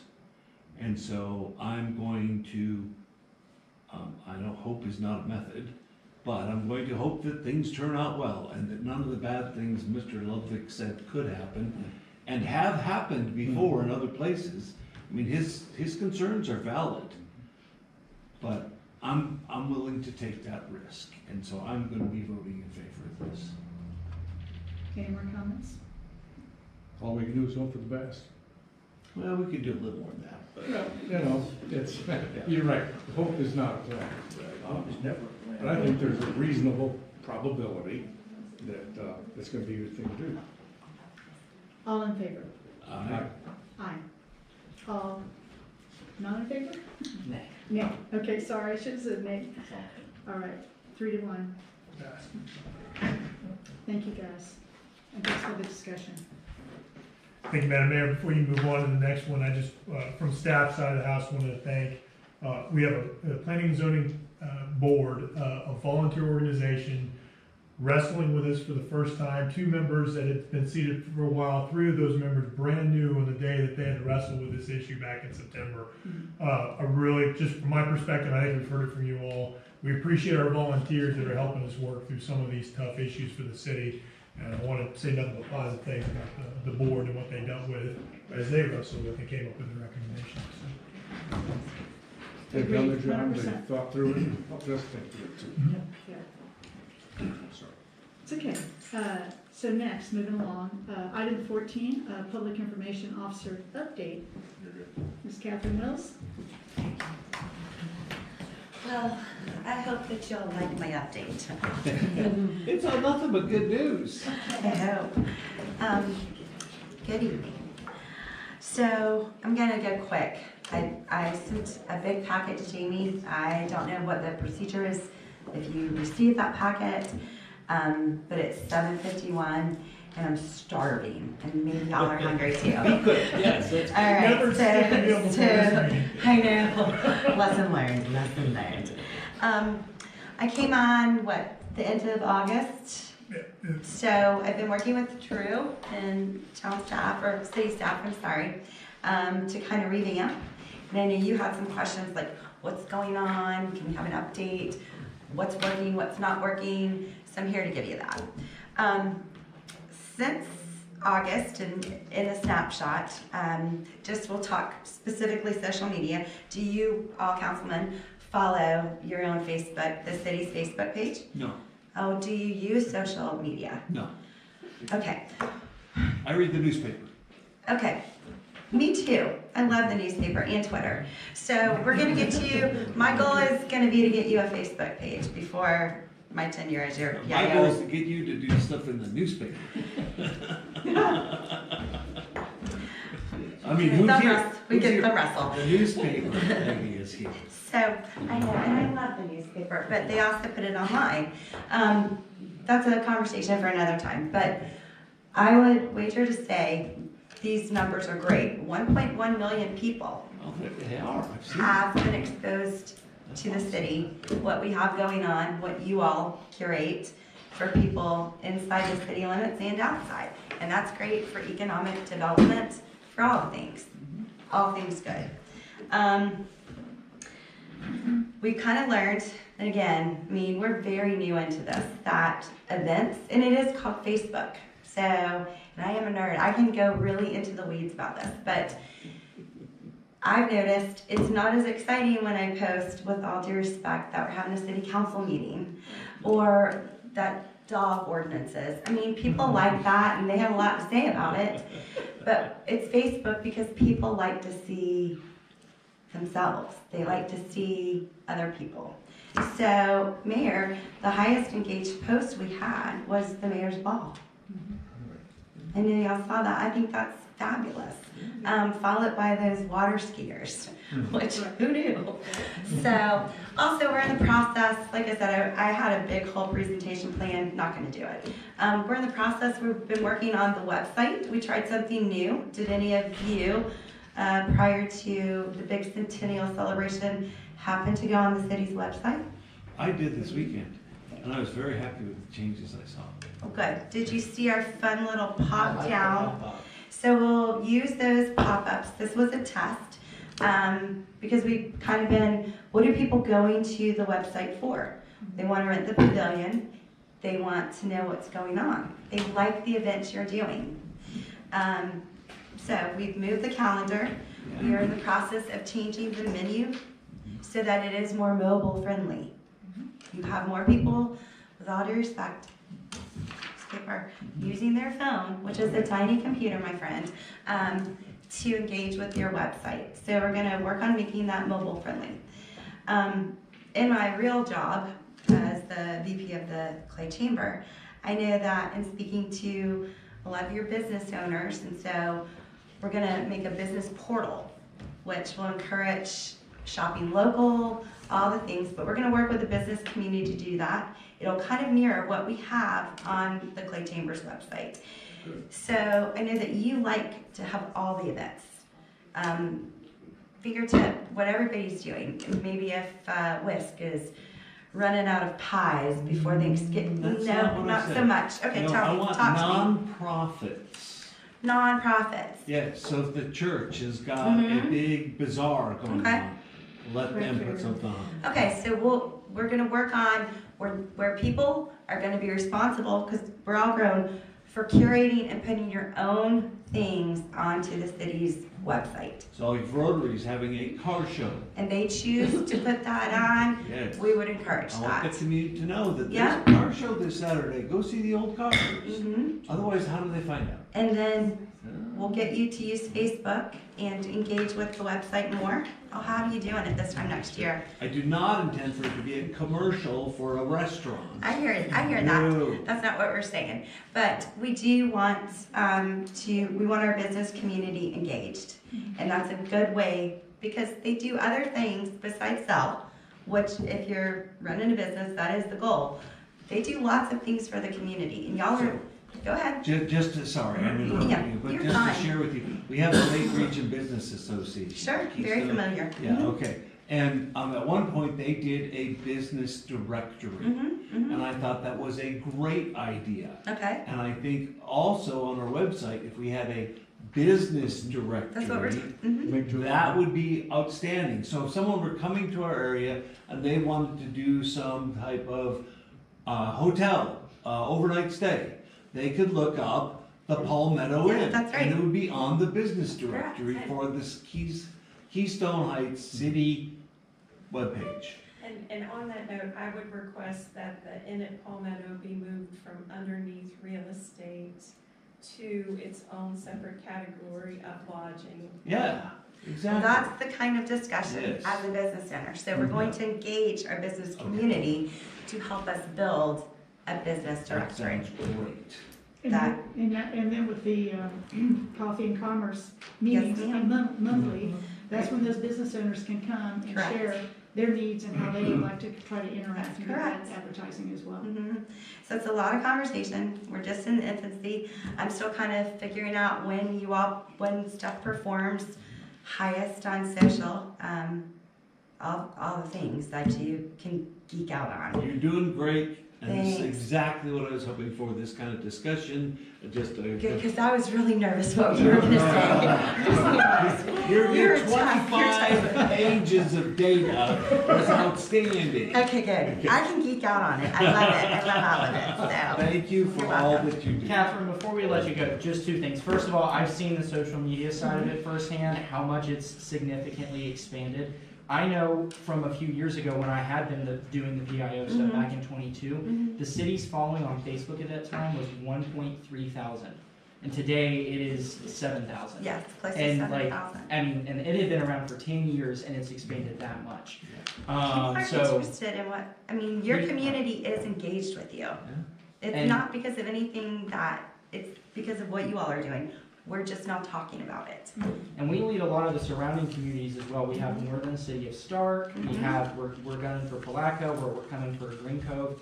Doing a really, really good job with it. The other point, so at that time there was an Instagram that was set up as well, which would automatically post. And I know for you guys you're like Instagram, but where my generation, which is effectively, I'm kind of aging myself over here, but the low end of millennial Gen Z side, a lot of them do get a lot of stuff in their content from Instagram. Mhm. And so, yeah, like I know Jen's on there, Mayor, I know you know a bunch of people around here on there.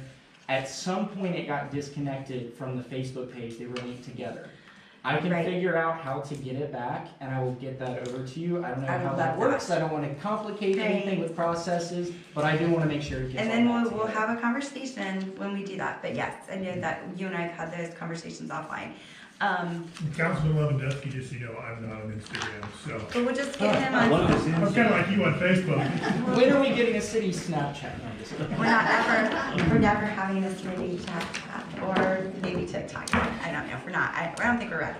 But no, on a serious note, then we'll have a discussion about what do we want that to look like, because I'm not a fan of just it mirroring exactly your Facebook. I don't think that's the best practice. That's my opinion. That might not be, the will of the council. You'll be using Facebook by this time next year. I'm confused. No, you'll be doing it. So that's really all I have. Well, I want to make a couple of comments. Yes. And so thank you so much Yes. for such a short period of time that you've been on board with us. And So I see immediate things happening. Like, we have an event, just like things that happen over the New Year's Eve holiday, and the very next morning you're on there posting pictures, et cetera, even that evening. Actually, it was that evening. Yeah, try to do it And, right away. And you also respond when people ask questions that before we didn't necessarily have that, like specific questions about a certain item or situation. But I want to note here, August 2025 to December 2025, we all got the information that you sent us, which I really appreciate. I'm also a bit of a data geek, whatever, as well. But in that period of time, our views of the city was up 500%. The content interactions was up 612%. Yes, ma'am. Followers up 170%. All organically too, which is And- amazing. And like you said, the situation about the mayor's ball, and I think a lot of it's the pictures and all that, but the lakes continue to be our biggest asset in the city, and people are very attracted to anything we're gonna be doing on that beach like that. Well, and who would have known the rainbow picture? Yeah, you're right. I told Jamie, I was like, that's kind of crazy. I just happened to be here for. Yeah, worked out great. And then I just want to say, just like you said, 6,900 followers, like Brandon stated back when he helped us out a couple years ago, up by that much is quite a big jump. Dominated by our median age group, which is 35 to 44 or 45 to 54-year-olds, primarily women. I love the newspaper too, just like you say, Dan, but you have to be today in touch with social media, whether it's just Facebook or it's all of them. You have to be, because you're missing. I can't believe the number of people who say, well, the time capsule statement was made on that, where they showed the picture of it, and they're like, oh, great that we got some notice on that one. Well, I'm like, do you live in a hole? I mean, I don't understand it. These things have been being promoted for a while. And so the thing is, you have to, that's gotta be it. I mean, we do all these things with flyers downtown, everywhere in the city. And, I don't know what else we can do, honestly, unless you go knocking on door to door and say, hey, by the way, we got this going on this weekend. You just have to open your heart up to it. I mean, there's good parts and bad parts, but I think you learn a lot about yourself by being involved in it. So thank you very much. Thank you for letting me tonight. Thank you, ma'am. Go get some Thank you for making the That's drive. your business, Catherine. I'm sorry about that. Catherine has done a terrific job. Councilman, to get on your point about working with our newspapers, we did notice that we were trying to get ahead of all our Christmas activities, and Drew actually reached out to the Bradford County, I'm gonna get them all confused, Times Lake Region Monitor / Union County, right? And if you notice that article that came out ahead of it, Keystone Heights had the lead on that front page with a lot of the dates and the events that we had going into the 13th of December. So we appreciate the paper's support, but they are serving a broad audience, so we're trying to strike that right balance and working with them and other social media capabilities. So we'll keep working all of them. All right, moving along here. The election proclamation. Thanks, Catherine. Be careful going home. So we have our proclamation here for the upcoming election. do you want to handle this? So I'll just say broadly, Councilman Lewandowski asked for a agenda item that was kind of already similar to what we were working at, which was making sure we did the election proclamation. And so there's a couple things in here, so I'll make sure we kind of hit them all. Madam Mayor, I'll ask that you read the election proclamation. We'll also have Councilman Lewandowski, if you want to hit the discussion on the Charter Review Committee. And then I've got a couple of notes that I'll talk about for folks that are looking as potential candidates and some timelines, et cetera. Okay. Proclamation of the Mayor of the City of Keystone Heights, Florida regarding the municipal election to be held on April 7, 2026. Whereas the term of office for the City Council seats 4 and 5 will expire on April 14, 2026, and an election is required to be held to fill these seats. And whereas Section 14 of the City of Keystone Heights, of the City Charter of Keystone Heights, Florida, and Section 3-77 of Code of Ordinance of Keystone Heights, Florida, requires the mayor to issue a proclamation containing information regarding the election. Now therefore be it proclaimed by the mayor of the City of Keystone Heights, Florida, that number 1, there shall be a municipal election to elect a city council member for council seat 4 and a city council member for council seat 5 of the City Council of the City of Keystone Heights, Florida on April 14, 2026. The term of council seat 4 is for 3 years and seat 5 is for 1 year. The voting polls shall be open from 7 a.m. until 7 p.m. at the Keystone Heights City Hall. Number 2, qualifying for the City Council seats 4 and 5 shall begin at noon on January 19, 2026 and shall end at noon on February 6, 2026. The City Council shall meet at a City Council meeting on February 6th of 2026 at 3 o'clock p.m. and certify the names of the candidates qualified to be placed on the ballot for the election to be held on April 14, 2026. Done and proclaimed by the Mayor of City of Keystone Heights, Florida on this day, January 5th, 2026. Thank you, Madam Mayor. Yes, sir. The one thing I do want to point out to the City Council, the City Council meeting on the 6th of February at 3 p.m. I missed that when we were building the annual calendar, so that does not sit on the latest draft of the City Council calendar that we put out on the 17th of November. We've done some edits. And so that is for the City Council to review the applicants' candidates and certify those applicants or candidates for that particular meeting. So if you could give us feedback, I think there needs to be a motion passed at that one, so I just want to confirm. You don't have to tell me now. If we need to shift that time from 3 p.m., that's the time apparently we've historically done that meeting. But I'll need to figure out if we can form a quorum by keeping it at 3 p.m. That's a Thursday, if I remember correctly, a Thursday It's a after. Friday. I apologize, Friday. February 6th. Yeah.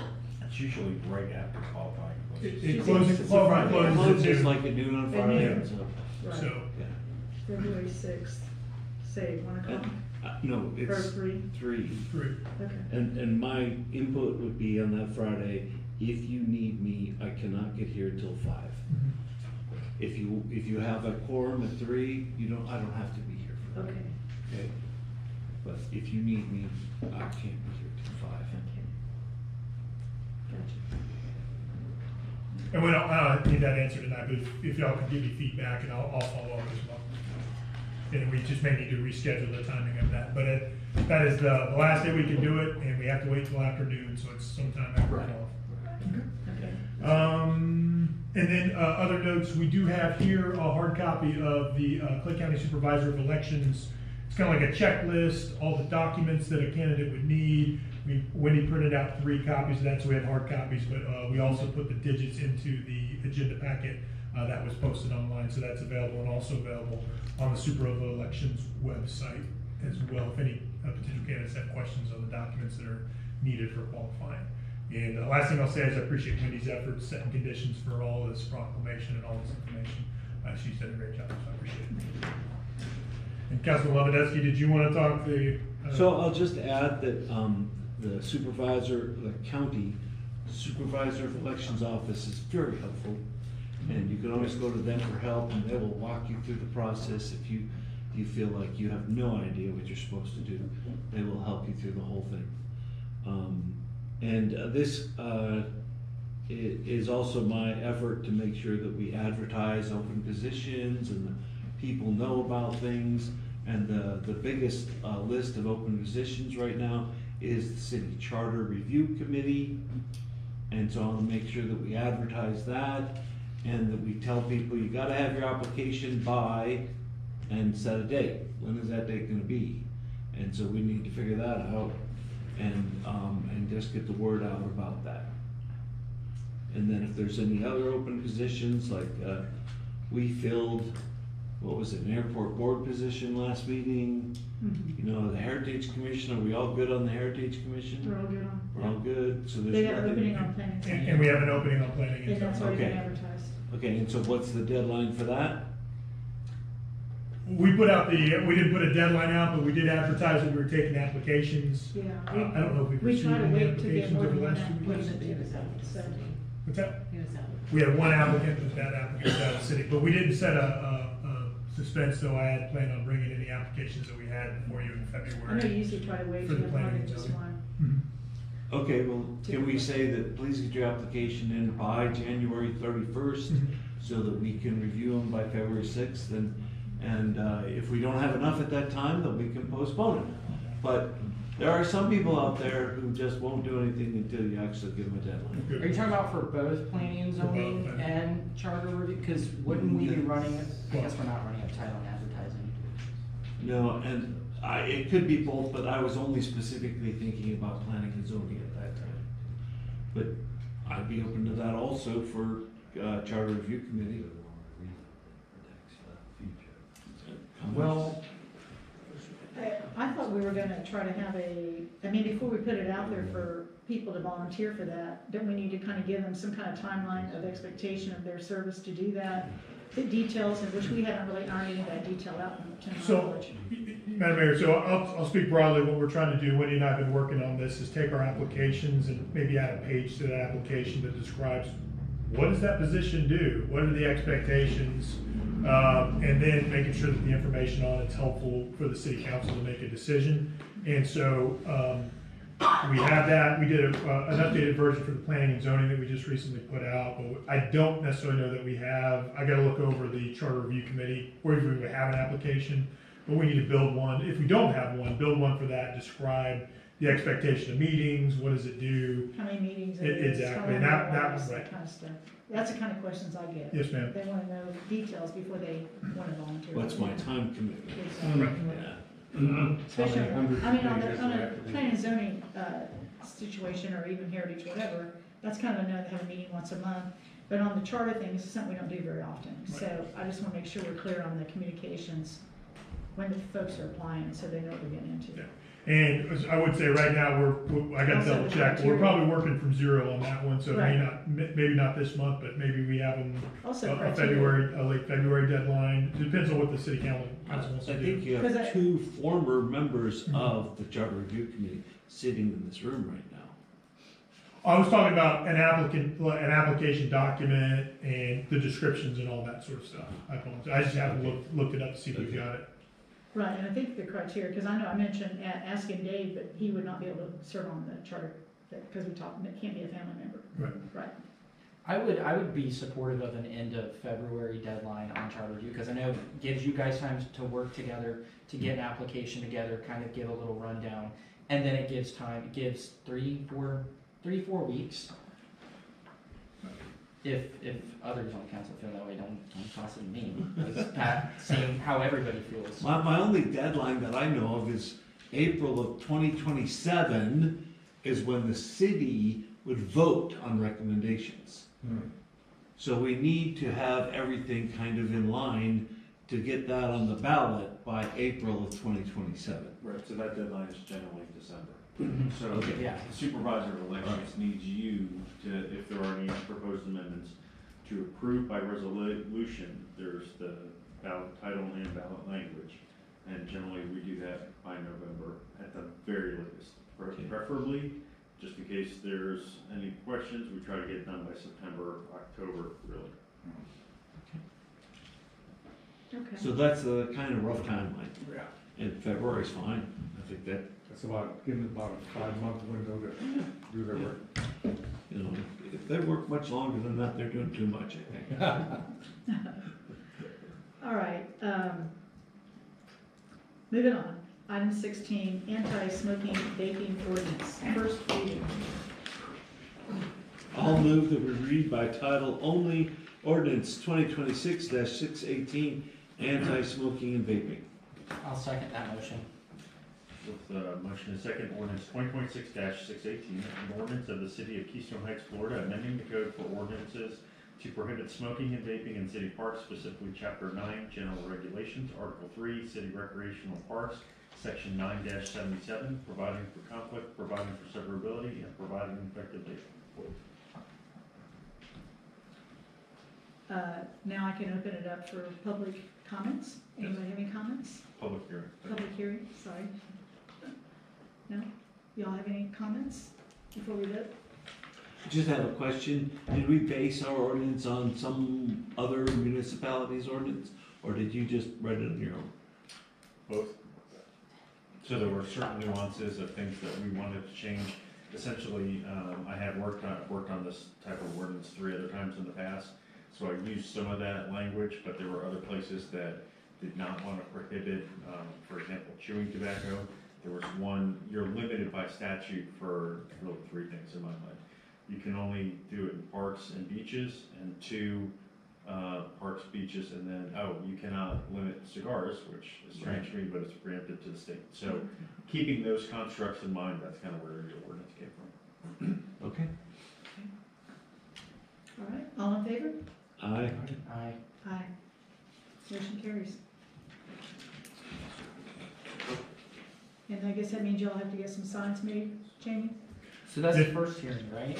Well, it has to be read Oh, a it's second gotta be- time. Right, I'm sorry. You're right. Okay. So we'll advertise it in the newspaper over the next month, and the intent would be at the February meeting to bring the second reading of the ordinance to the city council for final decision. Okay. It's getting late, sorry. It's all right, there's a lot of ordinances today. Oh, Lord, yes, I got 5 things to sign. So city fee resolution, Jamie? All right, Madam Mayor, thank you. So, we're trying to get to is once a year, we bring the city council fees. The city code of ordinances says that the city council can pass by resolution an updated list of fees on an annual basis. Well, what I try to do is just pull together all the fees that we are charging as a city and get them updated for 2025. And so that's the attachment to this document, lists that out. You'd see the 2025 fees that we had last year and the proposed 2026 fees. You'll see further down in this document, it's about 5 pages long. The city council back, I want to say about a year ago, passed a lot of the planning and zoning fees. And so we just left those as is. And so we didn't touch those. But what we did go into this time was relooking, for example, and not all inclusive, fees for the pavilion rental, new fees now that the city council passed the food truck ordinance, and so fees that might help steer that ordinance or that were actually in that ordinance. And there's one other major area I'm trying to think of, pavilions. And the cemetery has some fairly significant changes that I do want to call out as well. And those are some of the examples on here. I'm sorry? I'm sorry, that's right, thank you. And Drew has all the different fees in here for any of the events. So various fees for when we do have these markets, what your location is, if you're using water, it's a little more. If you're just a dry site, it'll be one amount. If you were using electric and water and it's kind of got good frontage, it's another fee. And so I will talk a couple things broadly, and then we can kind of go question by question if the city council has them. And I'll start off with the pavilion rental. I want to say over the last year, maybe a little more, the city implemented a $20 for a 3-hour rental of the pavilion for residents of Keystone Heights and also for nonprofits. And I think it goes along. Councilman Lewandowski was talking about what do citizens get, and that was a much discounted rate than what somebody who was just coming in that was not a resident of Keystone Heights. And I applaud that. But what we found out over the last year, what I see kind of daily, is there's a lot of attempts to end run the intent of that policy, where someone who's a non-resident is finding residents, and then we've had points where we're getting, when we find out we're getting checks from a business that's not even inside the city limits, that was rented underneath the citizen's name, which is outside, I think, the intent of what the city council was looking for. We've had larger organizations, nonprofits, that are have used it multiple times throughout the year, some multiple, once a week. And that's $20 for 3 hours once a week, and we pretty much don't rent that day. If we rent that out and that nonprofit's using it, we don't rent it out because we can't clean it, can't turn it. What we're seeing is, with that very low rate, at $20 for 3 hours, there's a heavy usage on the pavilion, and we are, I'd say, to some extent, losing money with the cleaning costs, with replacement costs. I put it in the notes, every time we have to pump out the septic holding tank, $400. It used to, we do that once a quarter. In the last 2 months, we pumped it out once a month. That totally wipes away almost sometimes a year's worth of $20 fees for that use. And so what you're seeing here is a proposal. We look at the pavilion rental of a couple of things. One is going to $20 an hour for the citizens rate. We think that's kind of reasonable for the type of facility citizens getting. Our cleaning costs, our usage fees. What we're proposing is that we allow the residents to use that 2 times a year, to use that benefit. You have a couple of parties as a private citizen. And then allowing nonprofits, Wendy, you'll have to remind me, I think we said 1 time a year for nonprofits to have a Christmas party or a special recognition event, but not to the point where it's becoming a weekly use facility by one particular nonprofit. I think that is excessive use, and we're spending more money than we're gaining on that. And so that's what this policy basically does, is go to $20 an hour for a resident, or one time a year for nonprofit, 2 times for a resident. And I gotta pull it up here. When do you remember what we did hourly for non-residents? 65 an hour. 65 an hour for non-residents. And there's other information in here, costs for deposits, security deposits, and that sort of thing. But that's the main change. I knew that might be a significant issue that the city council wanted to discuss, but I wanted you to understand what we've seen here at City Hall, trying to honor that the policy that the city council wanted, but make sure that we're not losing a whole lot of money and excessive use on the facility. That's an important distinction. So this isn't the city trying to make money off of anyone. This is just to cover costs. Maintain the facilities and operating. And just as a reminder, we're going to spend probably somewhere south of a little bit under $20,000 to get that facility connected up to the sewer. That's, we did budget for that, but we are going to continue to look at improving, and if anything we do on this side, it allows us to improve the quality of the facility and how much upkeep we have on it. But then you'll have those wastewater costs too, sewage and wastewater. Yeah.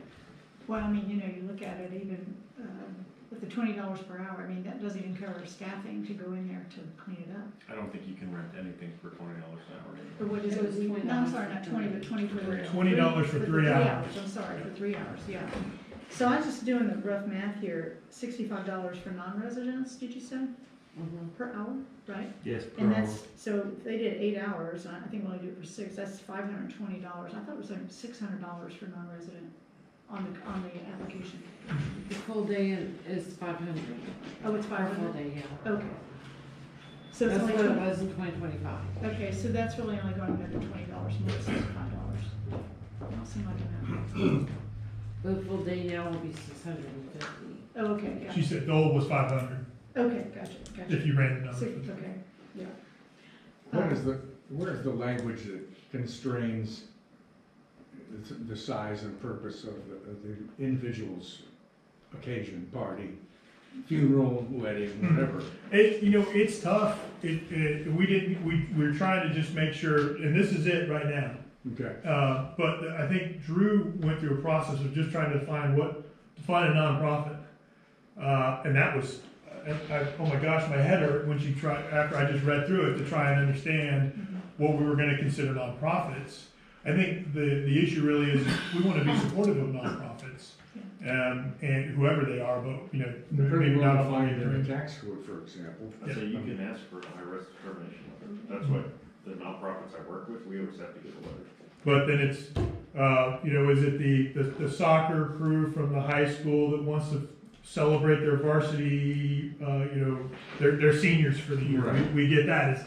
Is you know, are we going to consider that you know, a nonprofit event? I think that would be. I would call that a school event, and there's facilities at the school to do similar things like that. I think the biggest thing I have concern about is you have these folks that are non-residents running it through a resident. That's what I was getting at. Oh. And runs, And we that do you were require talking about them the to show an companies. and- application, and they are told that they are the ones who are responsible. You know, at that point, it's kind of hard to tell them what if they have someone else come in. The only other I can think of is that they have to pay, not a corporate check from someone else. Yes. And you could do that. Yeah, and that's what we're gonna do. We're not gonna take business checks for a personal event, and we'll expect that person comes, signs for the key, pays, is responsible for any damages. And I think we let that run for a year and see how this next iteration of the plan works, and if we need to do some modifications, we can always take another stab next year at how we redefine it. I think this is a good move. I think you've hit on something very important here. We started this and we've learned some lessons. And now we're doing some readjusting.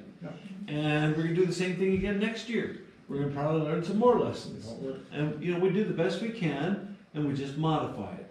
So for this, the one thing that I would ask is that we limit residents to 2 times a year.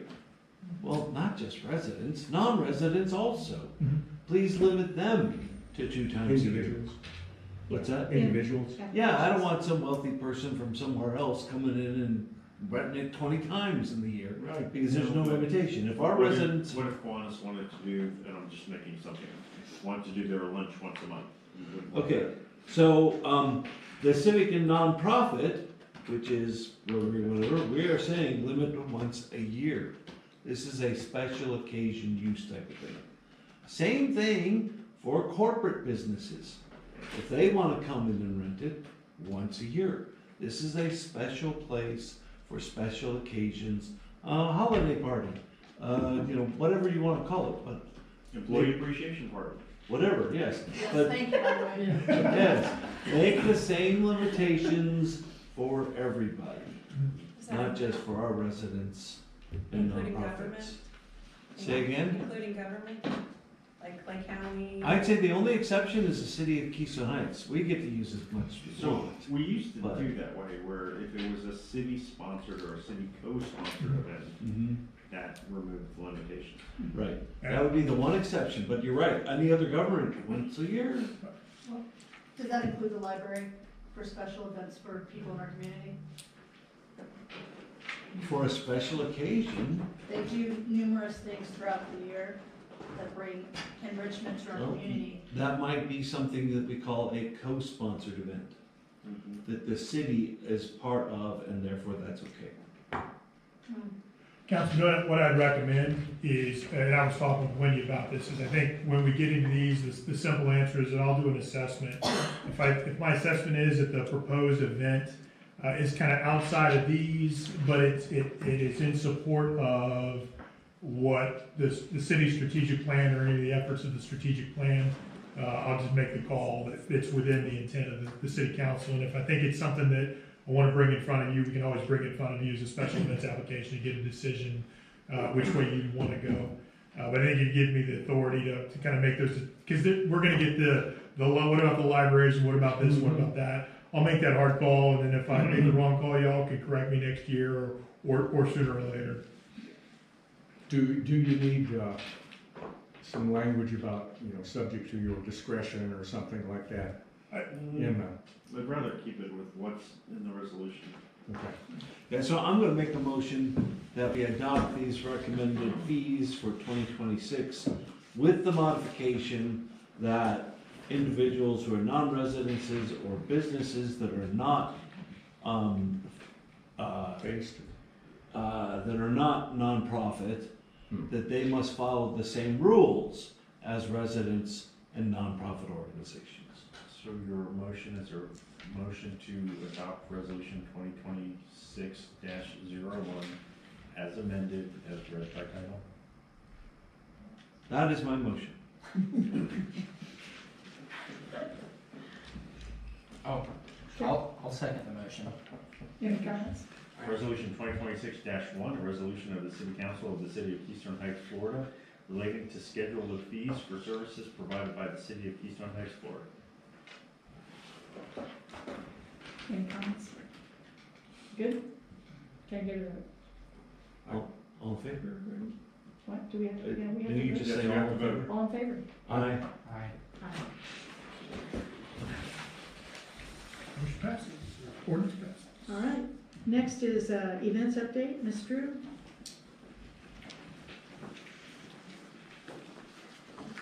Good evening, council.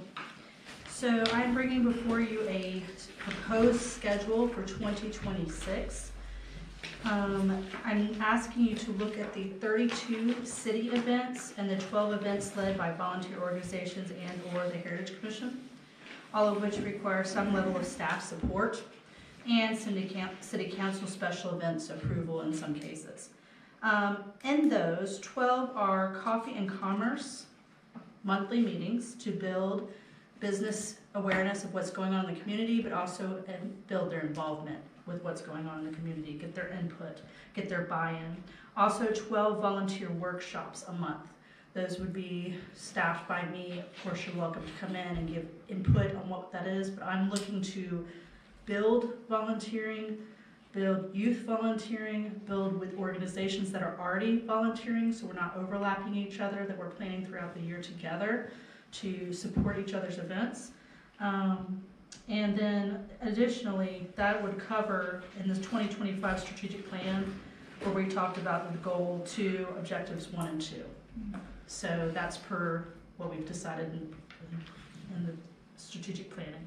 I do want you to see that there are some events at the end of that schedule, and I know that there is some lightness if you just knee-jerk look at January through July as far as events. That could be easily filled with some of the things that follow this list, but there's a lot of planning that has to go in, and there's a lot of implementation of forming volunteer groups and planning and grant writing to subsidize these events, like Councilman Lewandowski was saying, to subsidize these events so that the bottom line is not so much on the taxpayer, but it's spread throughout. It's also looking with different organizations to see who could come alongside, who could provide services that aren't using my man hours, but using their resources. And that takes effort and work and takes time. So are there any questions regarding the schedule as it stands right now? What's on there? Does anybody have any questions about what's on there? And Drew, that can always be amended through the year. Right, exactly. I'm just looking for guidance so I can plan going forward and that there's no surprises. I can plan budget-wise and I can plan manpower and just how I want to make these events that are on here bigger, better, more impactful, but more intentional. The last 2 years, this last year was my first time doing all these events. We increased the events, it was great. But what I did find is that especially near the end of the year, we got more heavier on the events, one right after another. And as the year goes on, everybody kind of fizzles out. Everybody's tired.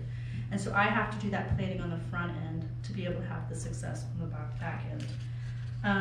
I do want you to also keep in mind that there's a couple things that we have had conversations regarding on at the end, the tentative events and programs.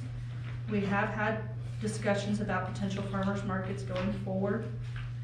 I need advice on whether or not these are staff-led, if there's a request for proposal, which I think there's some definite merit in that by going out and resourcing those. I think we could do more often and have more success in being able to bring different vendors in.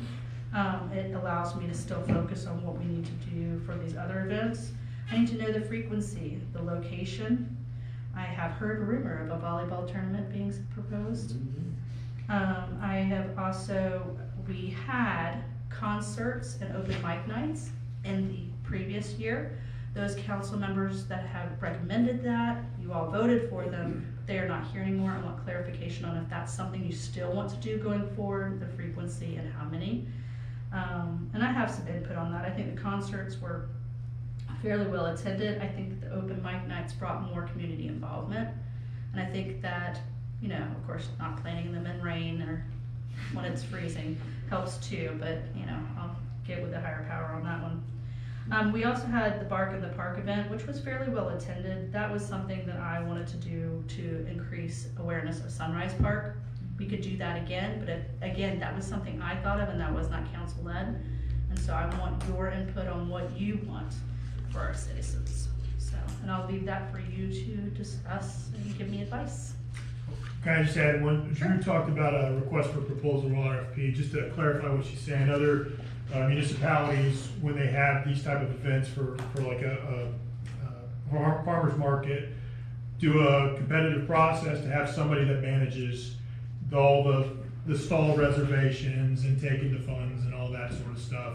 And it takes the load off the city, but it's a competitive process, and because it's using potentially city property, that is one way of getting after that. Because when you get into a monthly or I don't know, every 2 weeks, whatever you do, if we're laying that on city staff, that's a fairly heavy burden, and that is one thing that we heard from Clay County. I forget what other municipalities have done it that way successfully. And there's some benefits to that, and I do not know all of it yet. I'm looking for your direction so I can research it more. If we RFP it out, we can design what that RFP looks like. We could say we want a percentage of sales for said event. That could cover whatever our Public Works has to do previous and after. We can put the burden of security onto them, which if you look at the budget, security is a large portion, and the more events we do, the more security is going to be there. Man hours and staffing. I have 2 event employees, but we also pull a lot heavily on these events from city staff, Public Works. So it's my job to go forward and figure out how we're gonna structure this to meet the needs of keeping the impact on our citizens less by giving to our greater community more. And I need direction on where you want me to start with that, so I can come back and say, I think this is how we're gonna go about it. And also, when everybody gets excited about something coming up again, I can clearly say to you, this is where I'm at staffing wise, this is where I'm at financially, this is where I'm at here, so you can wisely make decisions on if we're gonna add something in or take something out. You guys have any comments? Lots of comments. Please do. So first of all, printing out these 12 pages and reading all your data, thank you. No, this is a great picture of what as we look forward to this year. I really appreciate all your work in doing that. Thank you, and some of that guidance goes to that man right there. Okay. I'm the creative, and he's the one that speaks your language. He helps with that. Okay. Well, I wanted to wring his neck when he that said it. I was- was like, but you're right, I see where you're going. So I'm a better person because of you two, so you're welcome. Good teamwork. I know. Okay. Call details. Yes. And the fact that you recalled the cancellation of the pro watercross. Yeah, we're still in conversation now because I think we're in line, but I'm talking to Samantha tomorrow about that. Well, this is the corporate brain I'm really talking about. Okay. And we have alternated every other year with MotoSurf. Yes. And so you put MotoSurf into the calendar. Yes. Not knowing any details yet. And that kind of awareness for multi-year events is wonderful. Thank you. No problem.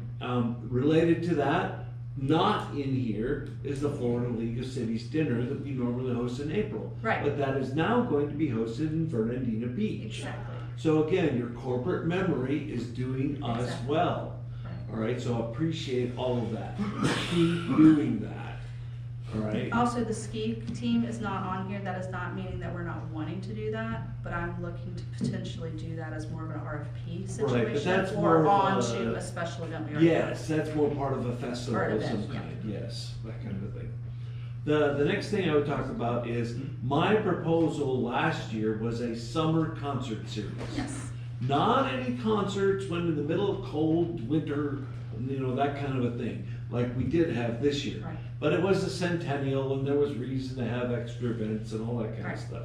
I would prefer that we go back to just the summer concert series idea again. and just do it in late May through early August. All right, And so that. if you will look at May through August, May is light, except we have Memorial Day, possibly Motor Surf, which is hopefully gonna happen. And we also have the Chautauqua, which is a pretty doggone big event.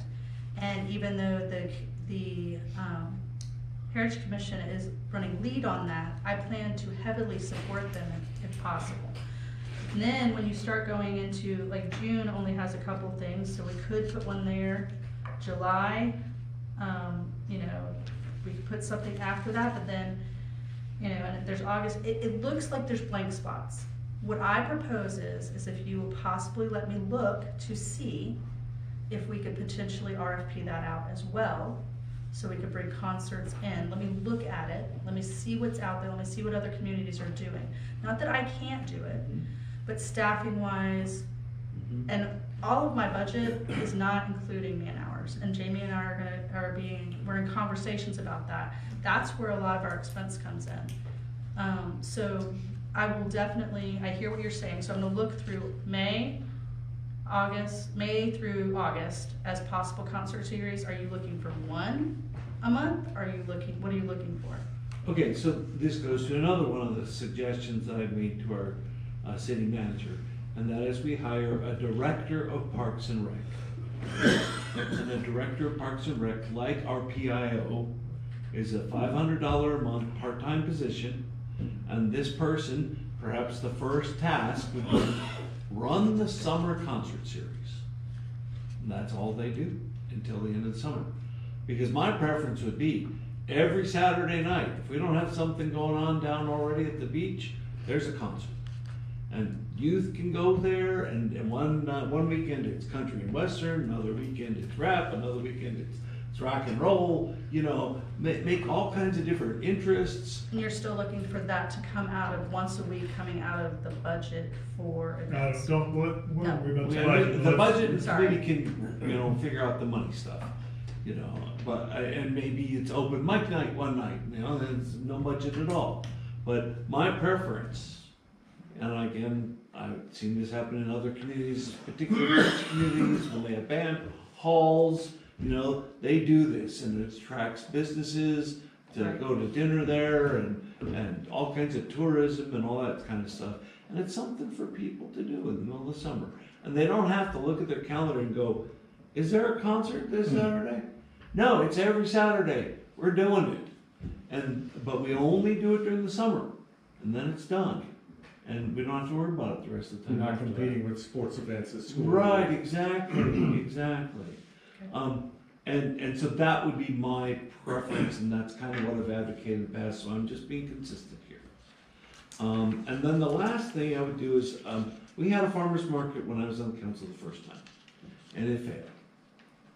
And this is a complex issue. What we did was the city hired a person to be in charge of the farmer's market.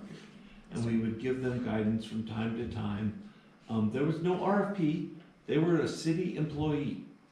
And so if we didn't like the way they were doing things, then we could fire them. And so there's another method, is what I'm saying, besides the RFP method, to do a farmer's market. And my recommendation would be, don't do it this year. Let's wait a year. Let's get ourselves rolling, maybe hire a Parks and Rec director, work on frankly, Ms. Bell, you are so busy that frankly, make sure we get done right, everything we already have. I really, that's part of the reason why I had the first of the year, because I feel like we don't have the structure to support what we have to do better. And so, but I wanted your guidance, because I think we could still fit some things in, we just have to figure out how to do it. But I don't disagree, I'm not sure. So, and I'll add one last thing, sorry about this, I said the last one was the last one, but this, the volleyball tournament is my idea. It is a beach volleyball tournament. My son was nationally ranked as a beach volleyball player at one point in time. I've been to many beach volleyball tournaments, I know how to run, and I was thinking, So I was hearing that you're gonna be running the volleyball tournament? Let Councilman finishes. Yeah. So once my duties end at the university at the end of May, then I would consider myself a part-time employee for zero pay at the city of Keystone Heights for arranging of a potentially July beach volleyball tournament of some kind to be run at the Keystone Heights Beach. How about summer parks There and rec was, community? there was actually, there was done on the 4th, the day after the 4th a few years ago. On the 5th, I don't know if you guys have been here, it's been a long time. It was 17 or Sunday 18. this year, so, but I get it. Well, so Yeah. it just, so what happened is there was a good 40 to 50, like, people that, like, and I forget how many people are in the teams, I think it's 6, don't hold me to it. Well, beach volleyball, it's 2. Oh, 2. Well, there was quite a few teams that were there. I mean, it was an all-day thing, but it brought a lot of people out to the beach for the extended It's entire just day. fun. And I can say that I was going back and forth to Julia's to get food, back when it was Julia's to get food and ice cream and all that. So, you know, that benefits some of the businesses that are down here too. So that would actually, not to, but I do think there was one here before, it was very successful. So, who knows? Traditionally, on the 4th of July, there was a beach volleyball. Yeah, yes. I think we should add more to the 4th of July. I think that would be fun. Mm-hmm. I'm all for it. For somebody. Well, That's great. I love everything that you put together for us. It gives us a snapshot of the budget, just so we can see clearly what each thing costs, with the exemption of the staff, of course. And it goes right back to like what Dan was saying. I love the idea of the summer concert series. I think the open mic thing was fun, but I think you draw different crowds with the different options. And if you couldn't speak any louder than on the New Year's Eve celebration at the beach, and I stood at that gate as people left, and I saw some that went in, but then when we were there, all of them left the park. And I can't tell you the number of folks who just said, thank you so much for doing this. It was cold as it could be out there the other night, but they absolutely loved it. And it wasn't just the fireworks, they loved the music and the band.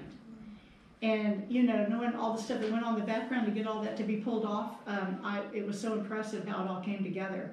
But every person that walked through there, they're tugging their kids, and I'm walking around the park, and I'm like, oh my God, look at all these people over here to the right of the bathrooms. I didn't even know they were over there. But the compliments that we got, so clearly, and it's all about family friendly. That's what it comes back to. That's where we have the largest turnout. And that's what we saw the other night, even though it was a New Year's Eve thing. And people were fine with turning on and going home at 9 o'clock, you know? So I see what Orange Park does with their concert series. They have one once a month at that park, every single month. I don't know how many months, I think it's throughout most of the year. And they're also quite successful. So I do think that is clearly, and again, our beach is our biggest asset. So people like coming there. It is such a special property. So I agree. But we'll just take a look and see if there's any other advice. Yeah. And I agree, wait until another year on the Farmers market. farmer's market, you know, because I have my ideas about that as well. I'd like to see it revived, but I think we just keep on going where we're at right now. Are they still doing it in Melrose? Yes, well, So- Midway. Yes, yes. They're doing something Midway else in Melrose. Midway is down to 2 vendors, and Melrose has a fluctuation of a That was just handful. where all the vendors threatened to go. when Right, and people Stark were has closed. one as well. Yeah. And that's something to consider date and time for next Yeah. year. Thank you guys very much. I appreciate your advice on that. I don't think we left anything on the table, so thank you. Thank you. Appreciate it, Drew. Great year. Thank you, Drew. Mr. Dan, the Fernandina Beaches Dickens and Center. If you could bring up my slides, please. Yes, if you give me 1 second, let me change that. This is purely informational, and ask me any questions, interrupt me, whatever. So, on December 14th, I took the Logan Northwest plan, and we went to Amelia Island, the city of Fernandina Beach. And we attended, that's from their website, the Dickens on Center Fair. And it refers to the main road, which is called Center, C-E-N-T-R-E. And that's how they got their name. And Dickens is the period of time of a Victorian type of style. Next slide, please. So I went to investigate the festival, the market, get ideas. It is held, or it was held this year, December 11th through the 14th. My gang and I attended on the 14th. It's a Victorian Christmas market, and only have an illuminated procession from 5 to 7 on Thursday, only from 5 to 9 on Friday in the evening, but then all day Saturday, and they end at 3 o'clock on Sunday. Next slide, please.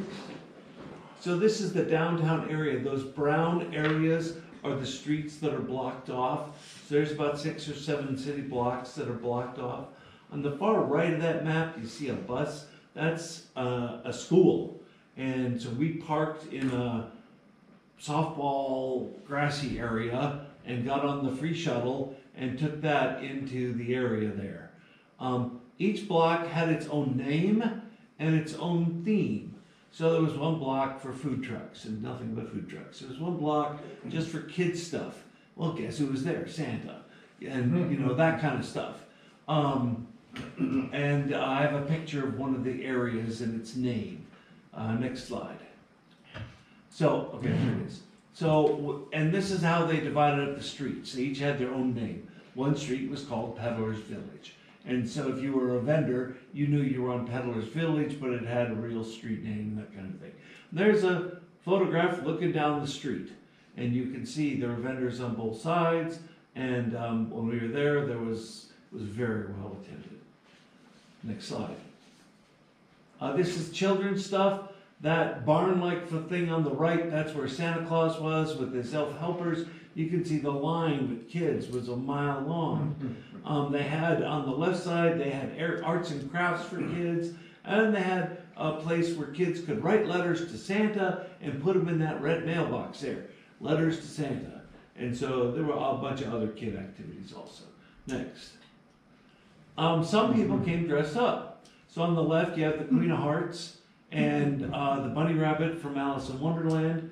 And on the right, you just have a Victorian couple. Next slide. There is an impromptu street dance. Now, if this was all downloaded correctly, can you hover the mouse over the right picture there and see if you can get that video going? Yes, on the bottom left. Turn sideways. Turn sideways on this. Transfer of data files. So there's only about 8 or 9 seconds, but there were people on stilts dancing, people in costumes dancing, and there was some kind of line dance. I have no idea what it was. And they were all dancing together in unison, and just people from the audience. On the left side, this was a vacant lot between 2 buildings. Do we have a vacant lot or 2 in this town between vacant buildings? We do. They made that into an outdoor movie theater. They put benches out there. They put a big screen out there. This works particularly well at nighttime. And they put on Christmas movies. Next slide. I'm sorry. Okay. So my observations. Well attended, but there were very few in costume. The city buildings are naturally Victorian, but none of the booths were. There were all these white canopies. That's all the booths were. And they standardized it. Nobody can have anything except a white canopy. And that was it. The booths did not focus on Christmas. They had all kinds of different goods. I didn't see a single one with Christmas ornaments, for example. Now, you could argue that every single one of these could be Christmas presents. Okay. And what's cut off at the bottom there, very little Christmas decorations. So you look at this here, and I see a couple of Christmas decorations, but not much. And so, although I was very impressed, this was the 11th annual event, and it was very well attended, I did not walk away with a big, huge, warm, fuzzy dealing with Christmas. It was more like a Victorian market. That's what I would call it. And that was nice in and of itself, but it was not what I would call a Christmas market. Sounds like it's pretty well organized, though. Yes, well, it's their 11th year they've been doing it, and they have a large street, that Center Street, and stuff coming off of it with many, many merchants. I mean, Lawrence looks quite puny comparatively speaking. And so we don't have the same kind of setup, and I'm not saying at all we should do what they did. What I want is to say, get ideas out there and steal people's best ideas and try to use them as we, in our way, can do them. Because my hope is that, although Christmas market was originally what I went for, is, and I'm going to talk about this in one of my last comments, my hope is Chautauqua. That's what I really want Keystone Heights to become known for, and for our stuff to be like Chautauqua. That's what I hope we become. So, I'm done. I just wanted to share with you. Great. Good input, thank you. Yeah, thanks for sharing all that. Chicago is something we can, and we're doing, I guess, we're probably the only ones in the state that I'm aware of. There's a city up in the Panhandle that also claims the Chautauqua of the South. Puniac Springs. The Puniac Springs, thank you. Wow. Oh, yeah, okay. They have the Chautauqua winery ready to go up the interstate. Yeah. Councilman, just one quick comment. I did look this up, and granted, this is an AI search, and I didn't back check all the information, but in general, the organizations that run this, a lot of the funding from this comes out of the Nassau County's tourist development tax. So then the organization that manages that allocates funds over to a nonprofit organization. I forget the name of it. The number that I got was about 16 people in that organization that are trying to set up events like this. But it's one of these things I've been meaning to do. I'm gonna try and get to Clay County's meeting of the equivalent tourist development tax allocation board, committee, whatever it is. And just listen in on how those discussions are going, just so everybody knows that's funds that come out of the additional taxes put on folks who stay at hotels and event tax. Probably not too different than when they have those Main Street initiatives, the organization that comes into a city and handles these types of events that help you to become known for that area of the state with your particular event. It was the nonprofit, something along the lines of Amelia Island Tourist Development Corporation or something like that. I want to say to the tune of $10 million a year is what they're doing in the area. I'm not saying that's how much they put at that event. Right. Well, thanks, Dan, for sharing. Yeah. Great. Okay, next is our city calendar. I had you down, Dan. I don't know who's talking about our city calendar. So I did put together some ideas. Do we have that slide? We did. There we go. Yeah, look at that. Yeah, there it is. Okay. All right. So originally, our city manager put together a city calendar, and so I used that as the basis for mine. And then I put in all the highlighted stuff that has to do with city holidays for city staff. And so you see January 1st, January 2nd, January 19th, so forth and so on. And I got this from Florida Statute, section 110.117. This is what the Florida statute, the Florida laws say must be state holidays. Now, I believe there are additional holidays, and I've seen this when I was a school teacher at Pontchartrain County. The school district added their own holidays, and I believe state agencies do the same. They add their own holidays. They can add to, but they cannot subtract from. So in the bottom right corner, you see a bunch of potential other holidays. And these I have taken from either existing or past government agencies.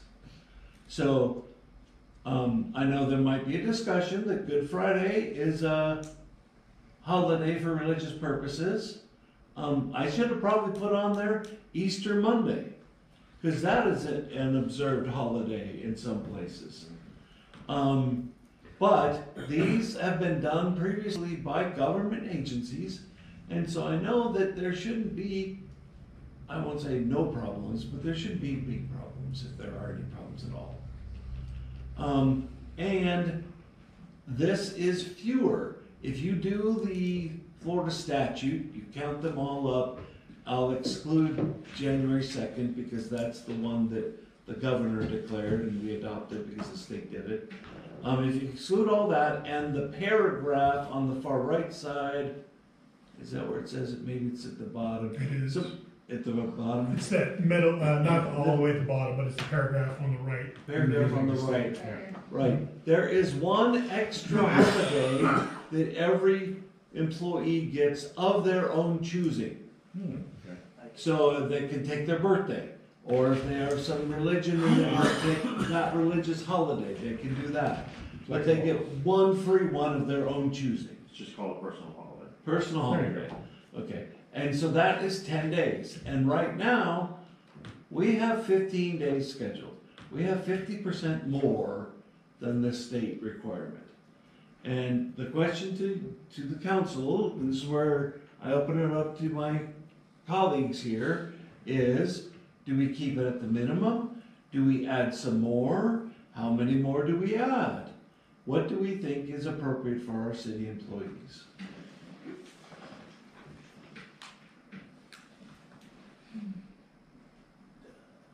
Madam Mayor, Yes. if you mind, because you asked, I think, the guidance from the city council and stuff for me to look into this as well, so I just want to amplify. Yeah, sure. If you don't mind, while y'all are kind of chewing on it.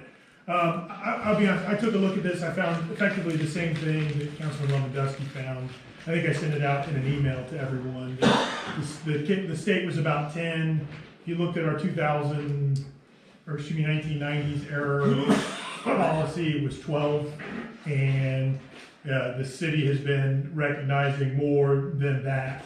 Subsequent, some of those are pen and inked in against a hard copy that we've used on the old 1990 policy. I'm sure there's something that happened that drove that, discussions that drove them. My initial read, and actually even in conversations with a couple of y'all recently, my position is, hey, just go to the states and hold whatever the state is and what the governor passed. But as Mayor, I think you asked me to talk to the employees and get a feel for it. And so I think I may have even written some of that in here in the agenda documents. I want to backpedal on a position I had on that, and I'm going to say a little bit broader of, I think it's more of a complex issue than just assessing what holidays the city staff takes in a year.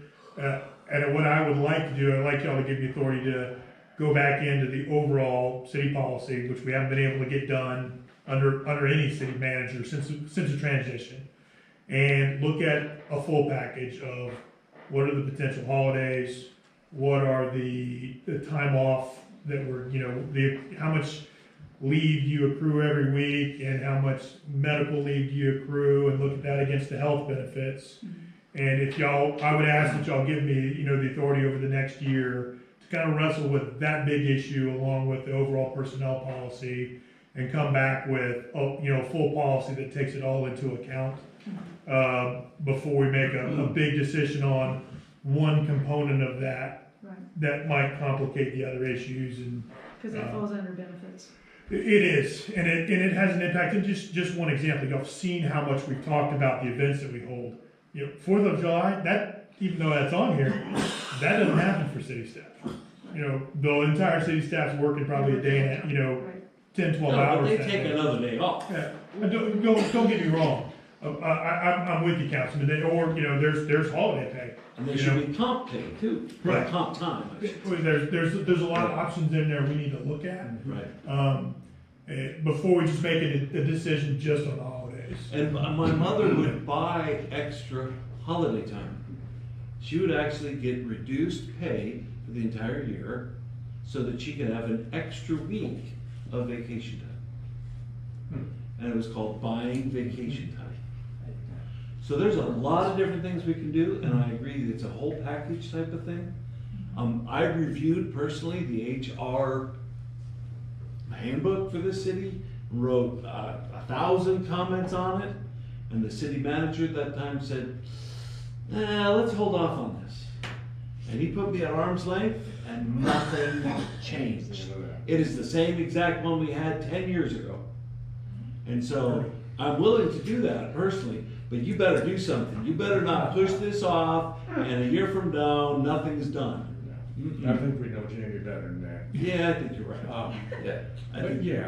Come back with some recommendations for a comprehensive policy that the employees can support, that it gives you some flexibility, it gives the city some flexibility, some latitude, at the same time, you know, consistent with. Consistent with other government and with business. Yeah, yeah. And then ultimately, you know, implement that, you know, would be January of next year would be obviously when I would. It's a fair target. Yeah. To see how we've done over the last 30 years of getting to know the new one. But it's much. Well, I think like you mentioned, there's so much that goes into it. Like you said, I don't know the comments that you previously made. I have no doubt that you left 1,000 comments though. But Not exaggerated. But well, I mean, if it's 30 years old, like he was saying, I mean that's or in that general It's 1990s. It's not been, yeah. Well, that's so the policy we're using. The manager at the time he borrowed somebody else's policy. Started one and then gave it to council for review. And yes, there were a lot of comments that came out of Councilman Wilkins. Yeah, it's much more than just a financial or fiscal decision.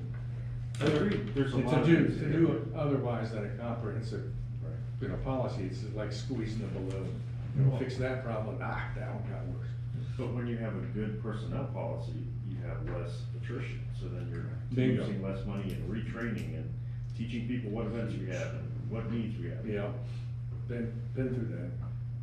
But it is a good balancing act, because you wanna keep the employees happy, but you also need to keep the public happy. Sure. The public can't even say, why do they have 20 vacation days a year? You gotta be, Well, that's why it's you a need balancing to- act. Yeah. Well, and if you, sometimes, you don't have to follow the state scheme as far as what their holidays are. But the other thing a lot of local governments look at is, you know, they have employees that have kids in school, so you look at when schools take days off too. Mm-hmm. Because Good then if point, an yeah. employee's here and their child's off from school, that creates a problem as well. So are we still voting to approve the holiday You're not calendar? voting on anything. Okay, so we're not, we're just looking. direction. Okay, I just wanted to make sure. Although I would Give say, Jamie some direct, I think you were asking for some direction along that line. That's my understanding. Okay. I would say until our next meeting, which is Monday, February 2nd. Sounds right. Yeah, that just be our schedule. You know, so the city can plan for days off and when meetings are and all that, and then we just can discuss February. Well, the only one you're gonna have is MLK coming up between now and then anyway. Right, but we might wanna add into February President's Day. That's a pretty common one to a lot of places. It is, so you'll. City has been taking that. Yeah, traditionally. some places will do Columbus Day, MLK Day, President's Day. Usually, somebody picks one of those. Right. And I also look at how many weeks are there between holidays? Yeah. Well, if we Spread have, them out. we have MLK Day in January, and we don't do another one till Memorial Day in late May, that's a rough period of time. Especially because you have spring break in there. Yeah. Yeah. So, I'd like to give our city staff some kind of warm fuzzy for the next month at least, if not more. Definitely not getting on.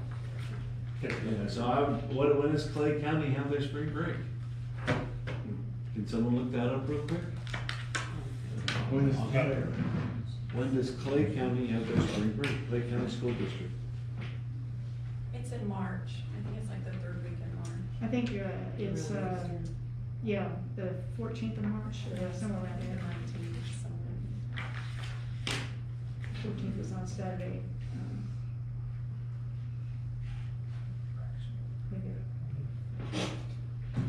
Okay. As long as I have the right to Clay County. Here's Clay another. County, Missouri. Yeah, that's the problem. Yeah. Okay, go away, fuzzy, give me. Clear.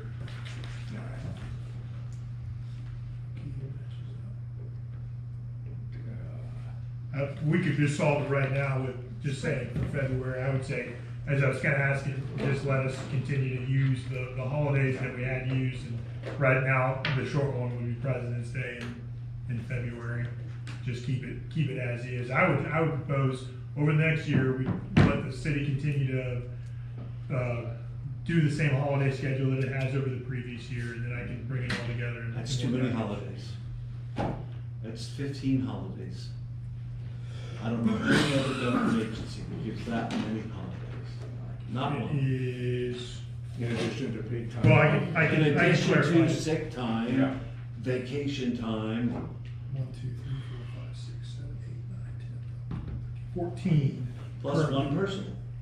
No, we don't have, the city policy doesn't have a personal, so.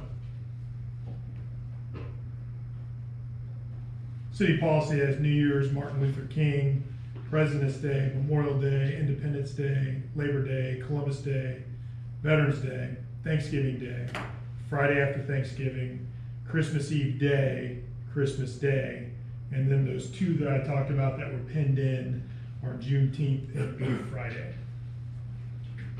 And there's, well, That's you all. almost always give off a half a day on New Year's Eve.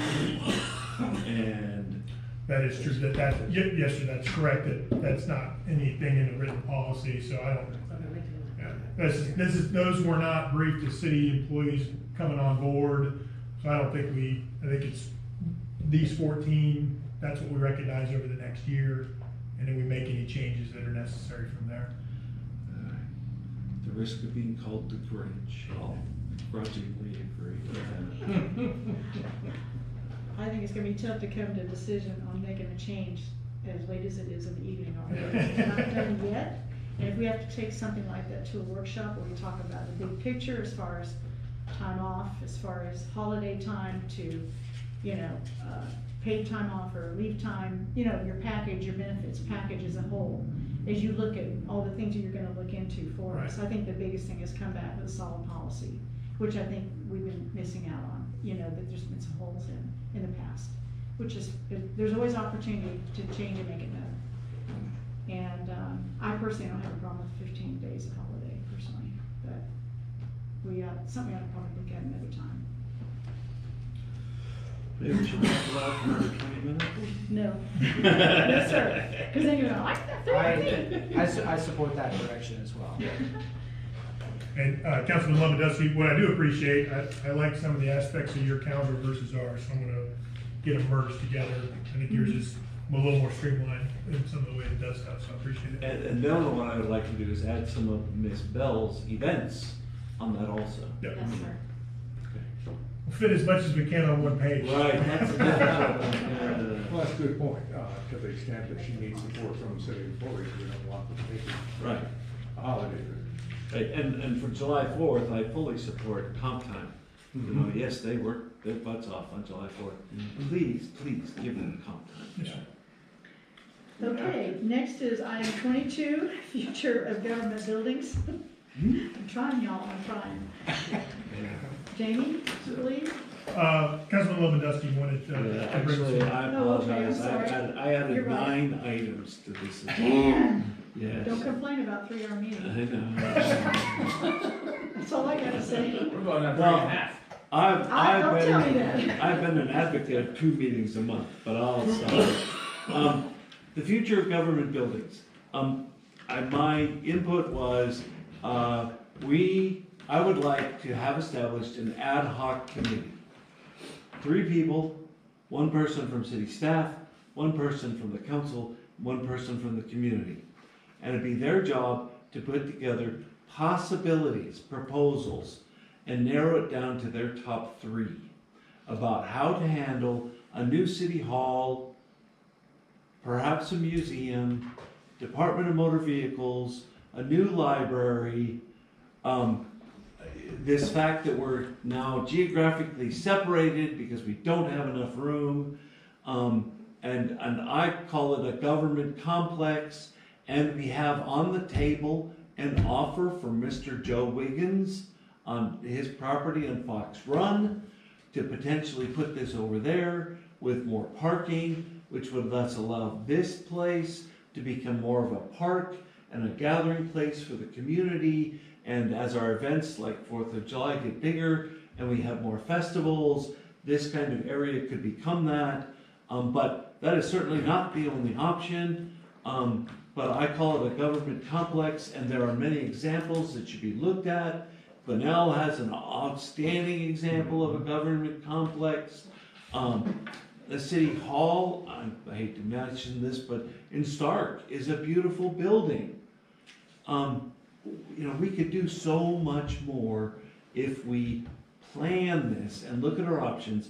Without a plan though, we're never gonna get help from Tallahassee. We're never gonna get help from the county. We're never gonna get togetherness, synergy, and that kind of stuff going to build a multi-million-dollar facility. Looks like my colleague at the end there wants to say something. No, several years ago, we did have, correct me if I'm wrong, Mayor, but I believe that conversation did come up in front of council a few years ago, and a lot of folks were like, I mean, for example, you mentioned moving City Hall, and a lot of folks were like, absolutely not. You know, it's been the same spot for 100 years. All right, well, obviously it was right next door, but you get the point. But I think we've got a lot of stuff already in our strategic plan we're trying to work to get knocked out. And I'm not saying that, you know, having those conversations isn't something that needs to be done. I do think, you know, at some point you're going to have to, you obviously want to have a plan for, you know, 10, 20 something years down the road. But I think right now we've got so much that you guys did put together in a really great strategic plan, by the way. Jamie gave me the opportunity to read through this month. He appointed me out and I read through, you know, everything. And most of those deadlines are, you know, at the end of this year or very early next year. And so I would assume the direction, based off of what I had read on the agenda item, there's possible, like look into a study? Yeah, and Councilman Lewandowski, what I did was add on to your submission, was just a reminder to the staff.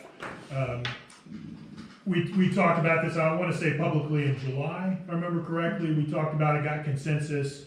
I remember you were saying, hey, let's spend about $5,000, develop some courses of action.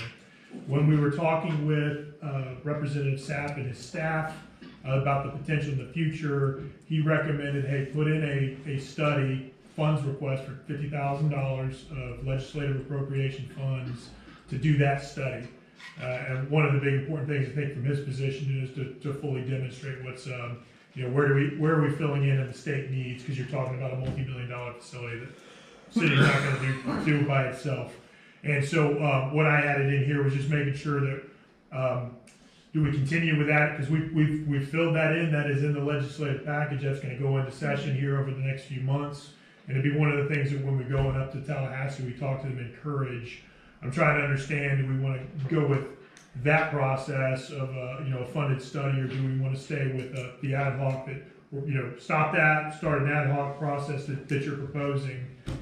Just trying to make sure we're moving forward with kind of one set of guidance on how we want to proceed. And I know one of the other things, I think in the July meeting, was to ask our engineers to look at some options for us.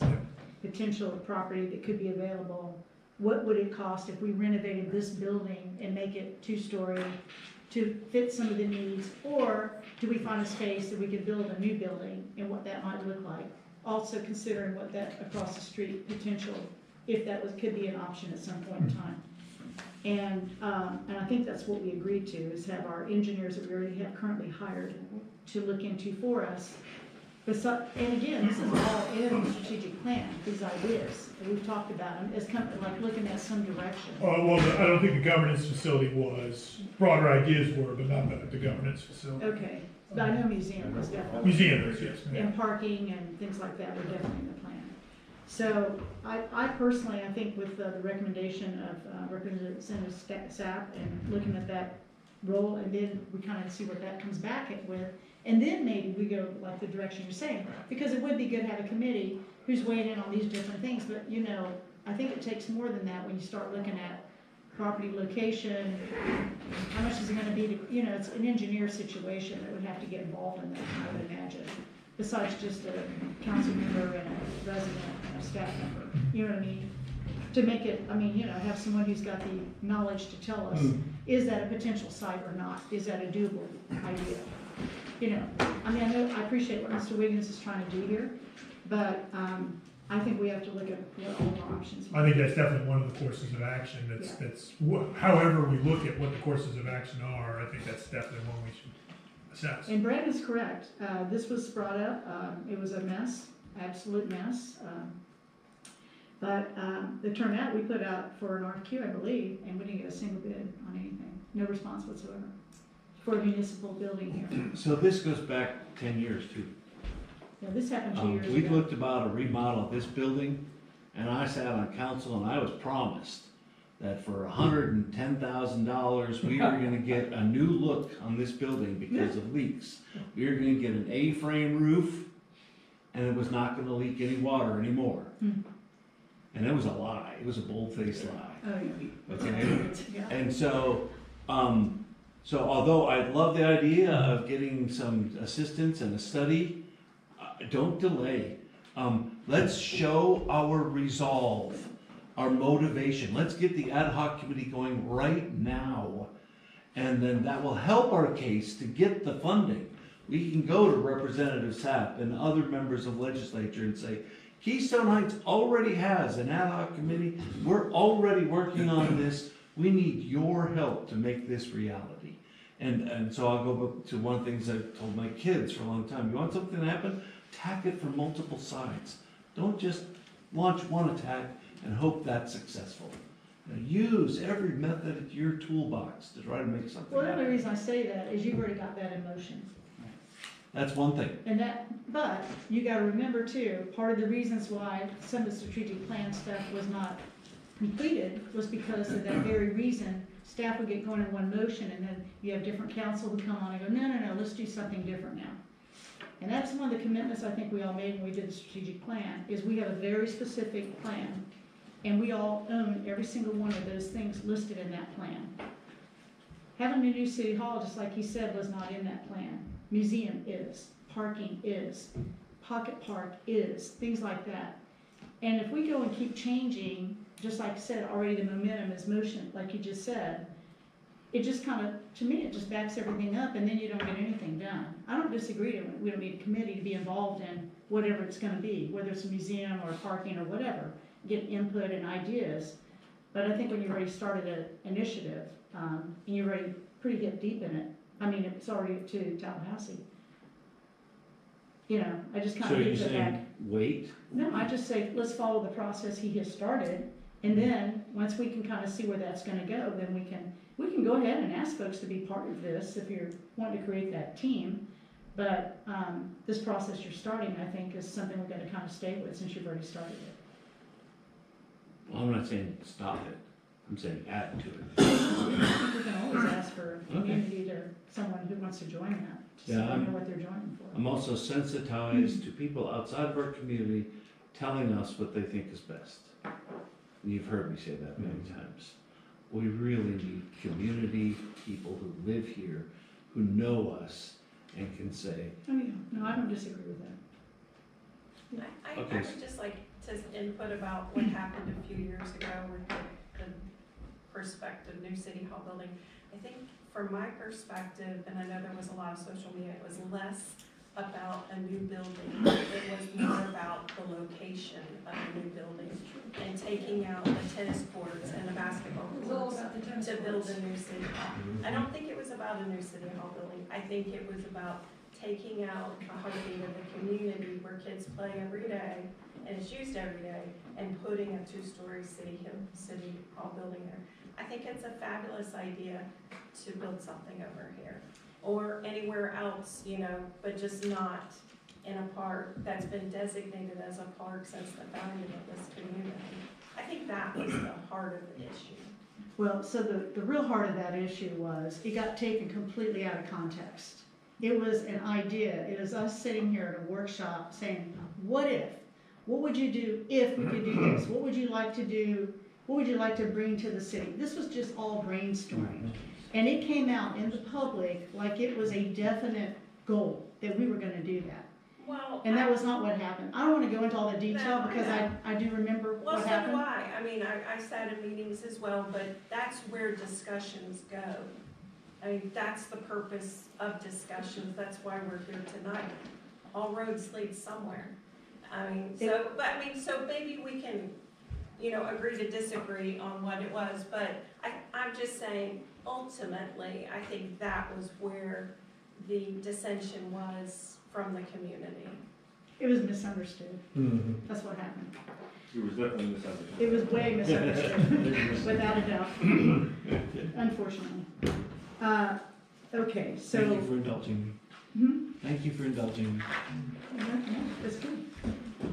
So are you all okay then with Janie pursuing the legislative thing? I think we've announced this at the session. Yes, ma'am, and I can start pulling information together on what that committee looks like and how we would run that committee. Yeah, okay, thank you. Okay, Dan, Florida League of Cities donation. So I was at a Florida League of Cities board meeting, and Keystone Heights, out of the 23 municipalities that are members of the Northeast Florida League of Cities, was called out, along with one other city. And I was surprised. And I wanted to know why. And apparently, the Florida League of Cities has relationships with FMIT, which was the company that gave us our insurance. And the company that wanted to raise our insurance to $98,000 a year. And the relationship between FMIT and FLC was that FMIT would donate some money to the Florida League of Cities every year on behalf of Keystone Heights. And so that was part of the reason, not officially, unofficially, part of the reason why our rates were so high. Well, we weren't the only ones who figured out that these were high insurance rates. There was another city that figured this out and said, we're not paying the FMIT rates. And so we went with, who did we go with? B&B? PGIT, preferred, it's preferred, it's the company, PGIT. represented by Brown & Brown. Okay, and interestingly, once we told FMIT about the P preferred rate drop, FMIT dropped their rates down to match preferred. There you go. Okay. Interesting. Interesting, right. And so I asked the executive director of the Northeast Florida League of Cities, could you help find out for me how much money did the Northeast Florida League of Cities lose because we no longer get insurance through FMIT? And maybe, I'm not saying we should do this, but I'm just sharing information, maybe we could make a small donation to the Florida League of Cities, and therefore the Northeast Florida League of Cities would have zero loss of income. Cities do this all the time. And the Northeast Florida League of Cities will not accept donations from anyone except its members, because they don't want anyone buying influence. Now, I don't know how they get it from FMIT, but they do. Maybe they're members. I think they're members. I think that's what it is. And so I was told by the executive director that the Northeast Florida League of Cities, because of the two cities that dropped, and I think we're the smaller of the two, they lost $2,500 in annual income. And so therefore, my question is to my colleagues here, would you be interested in making a small donation to the Northeast Florida League of Cities? So they're down 5,000 a year? No, they're down a total of 2,500. Oh, a total. And we were a portion of that. We were not the total amount. Oh, okay. And I think For $2,500. I know. What's their But I don't want to say I was embarrassed, but I was almost afraid to say I was from Keystone Heights when this showed up on the agenda and we were called out to say the Northeast League of Florida Cities lost money because we chose. Yes, How much exactly. did they gain back after FMIT lowered their rates? Well, I don't know. I didn't ask You for all understand the my point? financial. We spirited an effort to put in some competition. They saved a bunch of money on their rates. Now we're And we getting pay a called out membership. because We we're pay a costing membership for $2,500. It's minuscule. It's less than $1,000 a year. It's like $250 or something.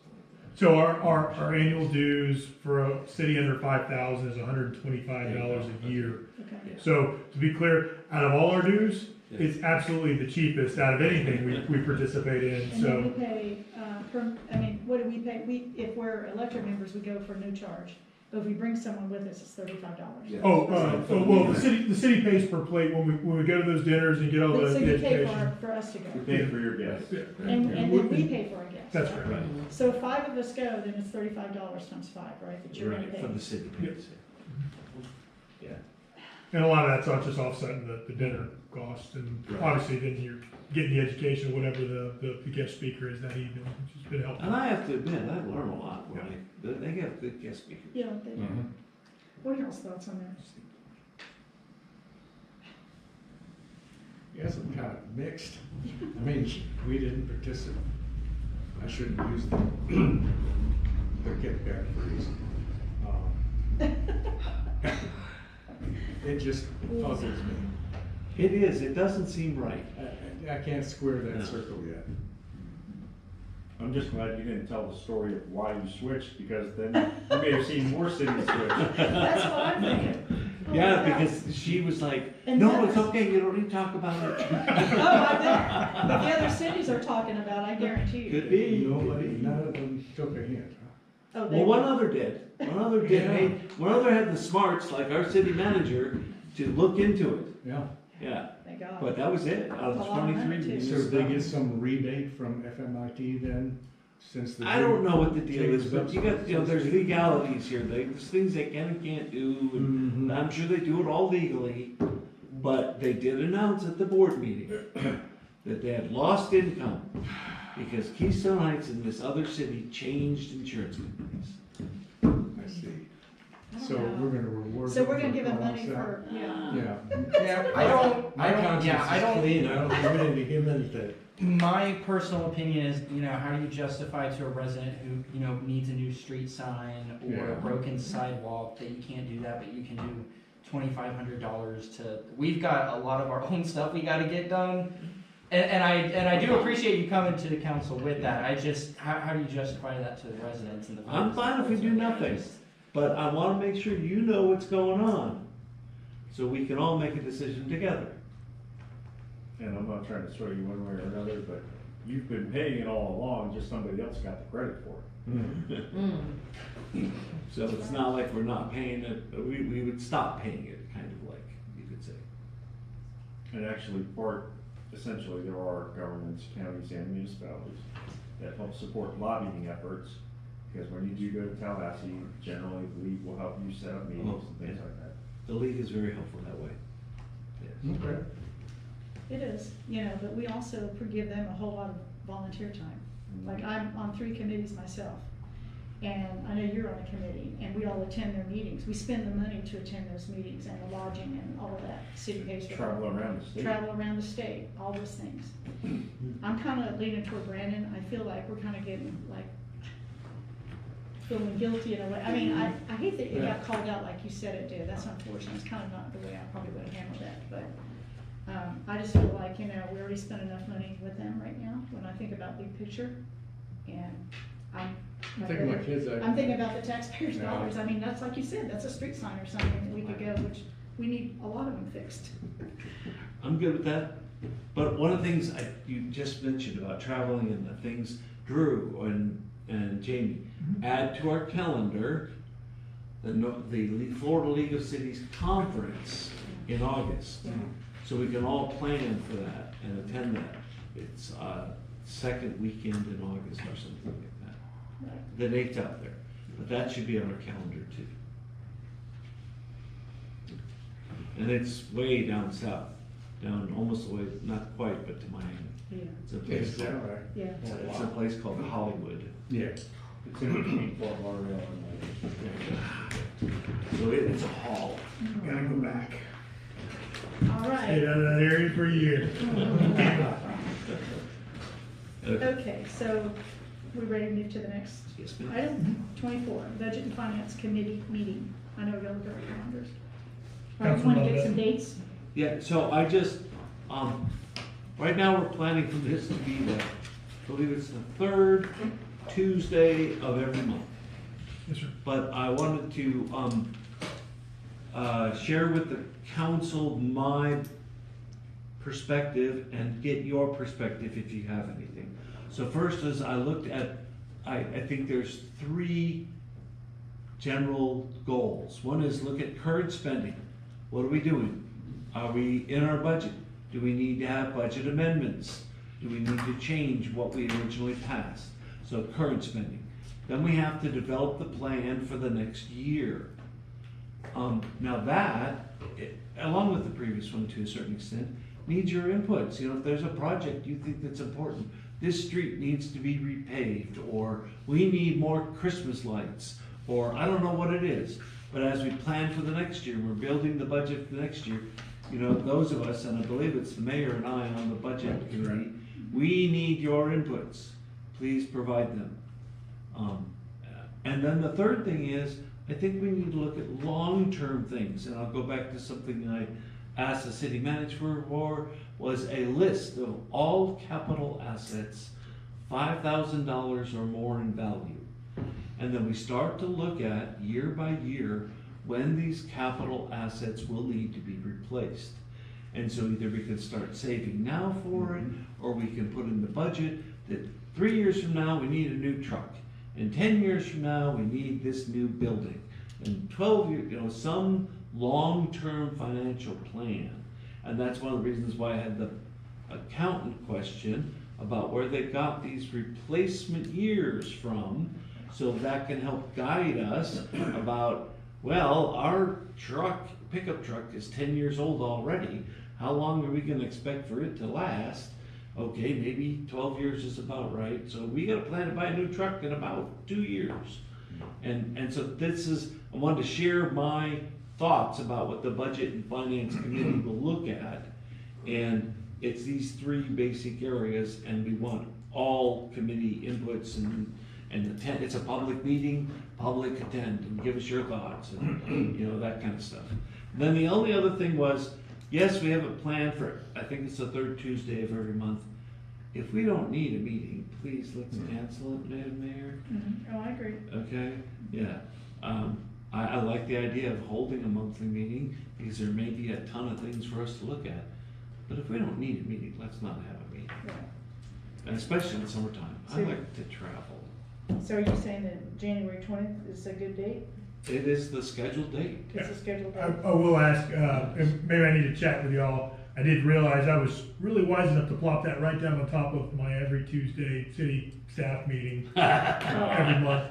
So I did want to come back to you. I'll come back to y'all separately, potentially looking at some different days to put that. Talking about calendar management, Councilman Lewin. I was thinking that was a perfect day. Okay. Okay, no, I agree with you, Dan. You know, I think you That- gotta have some focus. That's all I have with that. Okay, thank you for sharing that. All right. So I infer from what Dan was saying, that we're not building a reserve.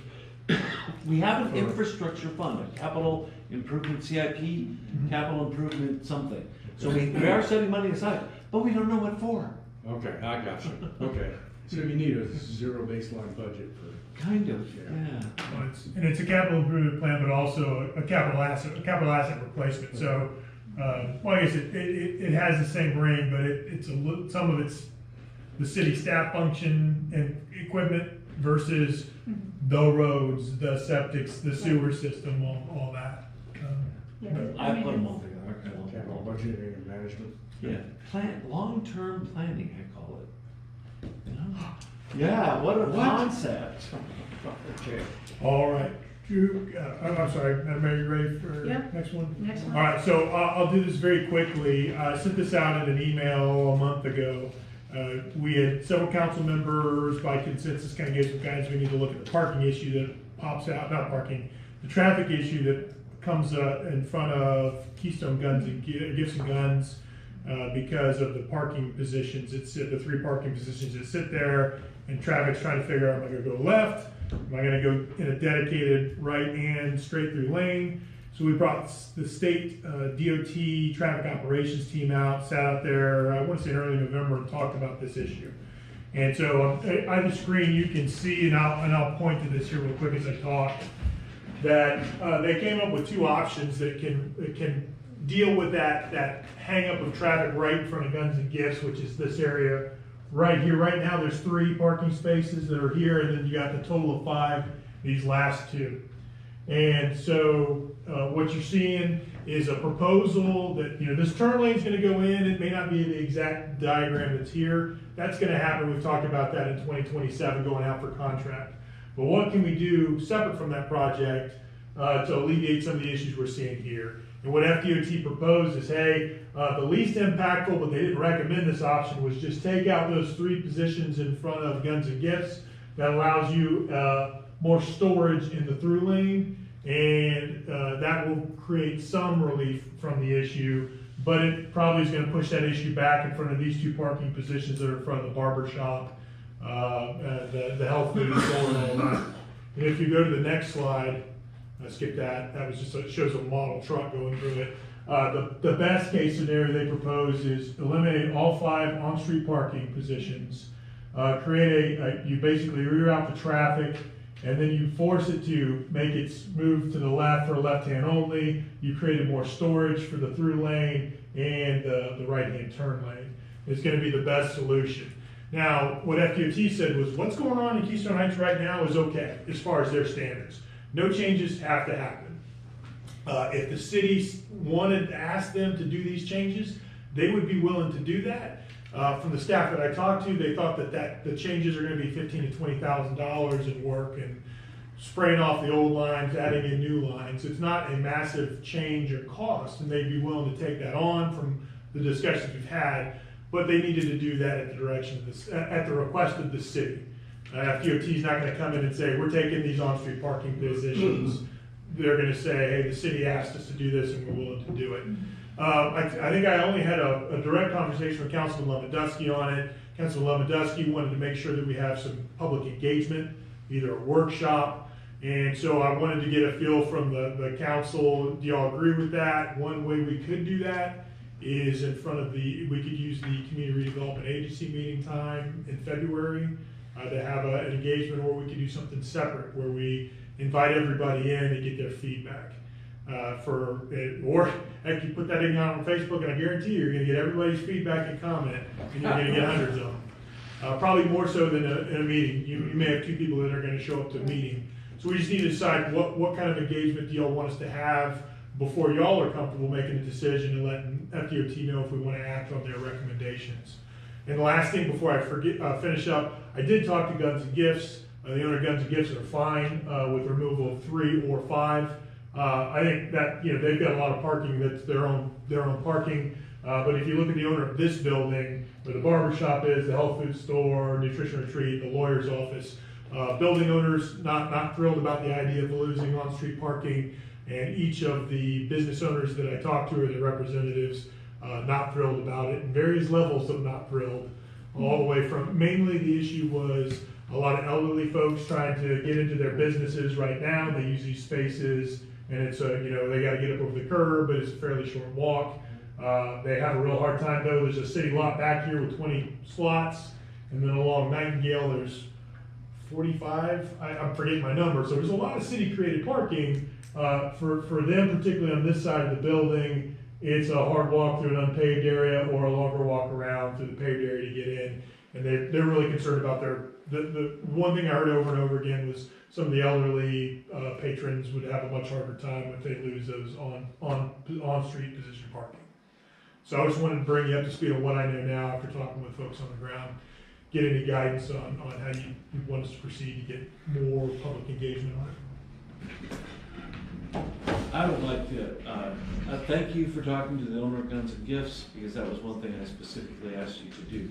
I wanted to make sure that they were good with it. But I want to share with you what was originally told to us. Yeah. Okay? And originally, now I know things change. By whom? When the idea came from the city manager from DOT. Okay. Okay, but there was the caveat that this could change.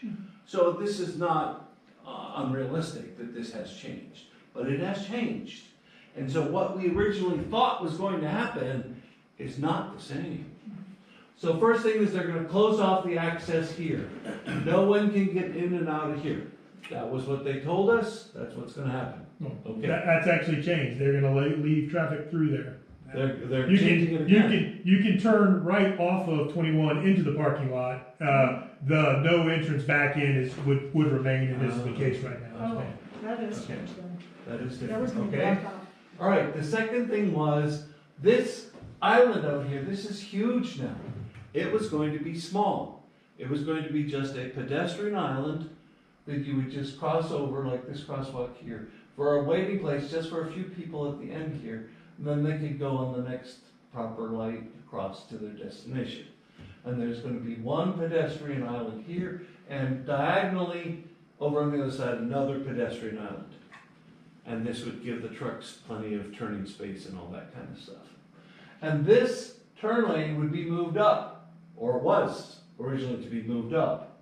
Still have enough room to go around, and this would give enough room here that these 1, 2, 3, 4, 5 spaces would become pull-in spaces, and there would be 12 of them. Okay? And the reason was, every single study that they've done for the last 30 years says parking is a problem downtown. That's why we took Nightingale and created one way for 4 blocks, so we could add more parking downtown. And it's still the case, parking, especially if we're growing. If we're getting more businesses, more people, we're growing, parking is a problem. Okay? And so what was going to happen was we were going to add 7 or 8 slots here and lose 3 or 5 here. But the net would be a gain of 2. So we wouldn't lose anything, we'd actually gain a couple. Now we're talking about losing everything here and nothing changes here. Okay? And so I raised the red flag. And I'm like, this is not a good idea. Why can't DOT just push this out further and let us have extra parking here? Help us with our downtown parking problem.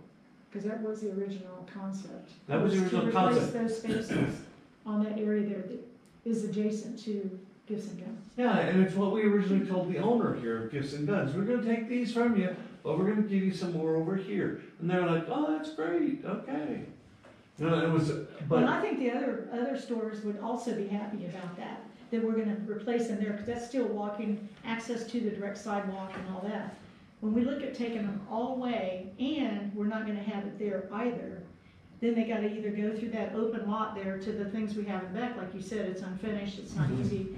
Anybody can walk, I mean, you know, there's during weather times and all that, they can be a challenge, so, you know, and I know the elderly people as well can have challenges there, but at least if we still had the spaces that we initially looked at having, like you said, all we're gonna do on that corner anyway is make a welcome sign. It wasn't anything too crazy. right. You know, the more area we have, the more we gotta do something with it, you know? Yeah, I think a lot of the engineering changes, so you see that turn come back, well, Drew, can you go back to one of those things with the crazy model line? Yes. When you drive a semi-tractor trailer through this turn, it's already having a hard time in the current design because it swings way out.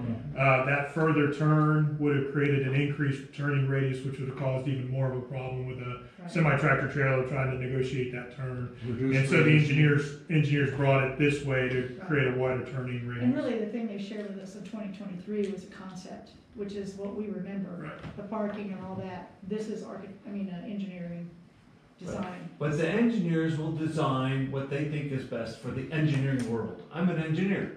That's what I do. Okay? They don't take into consideration all the other factors. Mhm. And so if we don't push back a little bit, if we don't even ask, they won't try to help us at all. They'll just do what's the best engineering answer. We have time to ask. Well, it's not much time. Oh, I know, We it's need not, to 'cause do everybody got all something the- sooner. Out of all the asks, what we got was to be able to add this in and get this 60-0 concrete fixed. When I talked, this is a legal issue with, basically, we did give the deed the right of way over for the entire parcel there. There was an issue with additional parking not being connected, having to go through private property was a legal issue for FDOT. They had reasons for all the issues that did pop up. For their turn lanes, you mean? Impinging on private property? Oh, no.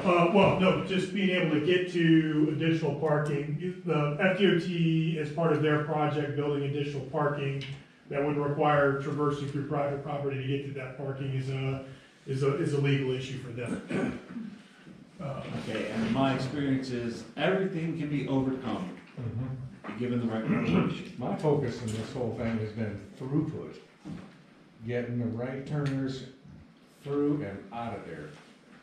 Because when they have to stop, you've heard me Yes, sir. sermonize on this before. If there's, as it stands, if there's one, inevitably, the only car parked in those 5 spaces parks in the furthest one down. And so that's 2 semi-tractors that are parked there waiting to move. And everybody who either wants to turn right or move through is in that single lane backing up through downtown. I mean, well, boo-hoo on the parking, any problem can be solved, but the throughput is a major issue for everybody back from that intersection. Here's what I would ask my fellow council members, is let's ask DOT to help us with this. They may say no, and okay, we tried, but I think we should try. Help in terms of To get more financially? parking, to get Okay, more yeah. parking. You know, and what they showed us was Writ one large. possible solution. Maybe there's another solution that they can help us with. I don't have all the answers, but I do know what the problem is. The problem is parking. Understand. And so we need to work on that. Well, there's 2 problems, Councilman. To be honest, though, there's a traffic issue, and that's why we brought them in. And I agree, there's a parking issue, and the 2 are going to fight each other, or at least in this situation. So this has already gone to plan, right? I mean, it's. The turn lane is in final design, and this portion, all of this is outside of the turn lane project. This is just concept from a division of FDOT that deals with traffic conflicts and stuff like that. Where this turn lane, that's a separate construction project that sits in the engineering design team, engineering, design, and construction. This is FDOT traffic maintenance. Because what It's you're helped us talking out with about is the other part. Yeah. That would right. have to, Right. is there opportunity to have that, us talk to them about that turn and, The pedestrian Like what we island talked is huge. I mean, is it so far along? It's so far along that if we ask for changes in it, which I have, particularly about this parking issue, that, we run the risk of putting it into a different fiscal year, resetting the clock. That was the issue. We kind of talked about this when we were talking about, do we deed the whole property over? It's that same process of, you're in a state bureaucracy, it runs a 5-year plan, we got accelerated because we were gonna donate the entire property, and we did get accelerated. There's a lot of things pushing. Accelerated is 2027. Yeah. That's bureaucracy acceleration. Just gotta go beyond that if we- Capital if we projects. change. That's a Well, I lot think we- faster than usually 7 years. Yeah, Right. it is really fast. And they're really doing it to help us out. Yeah. But my question is fast better than trying to do it right? Now,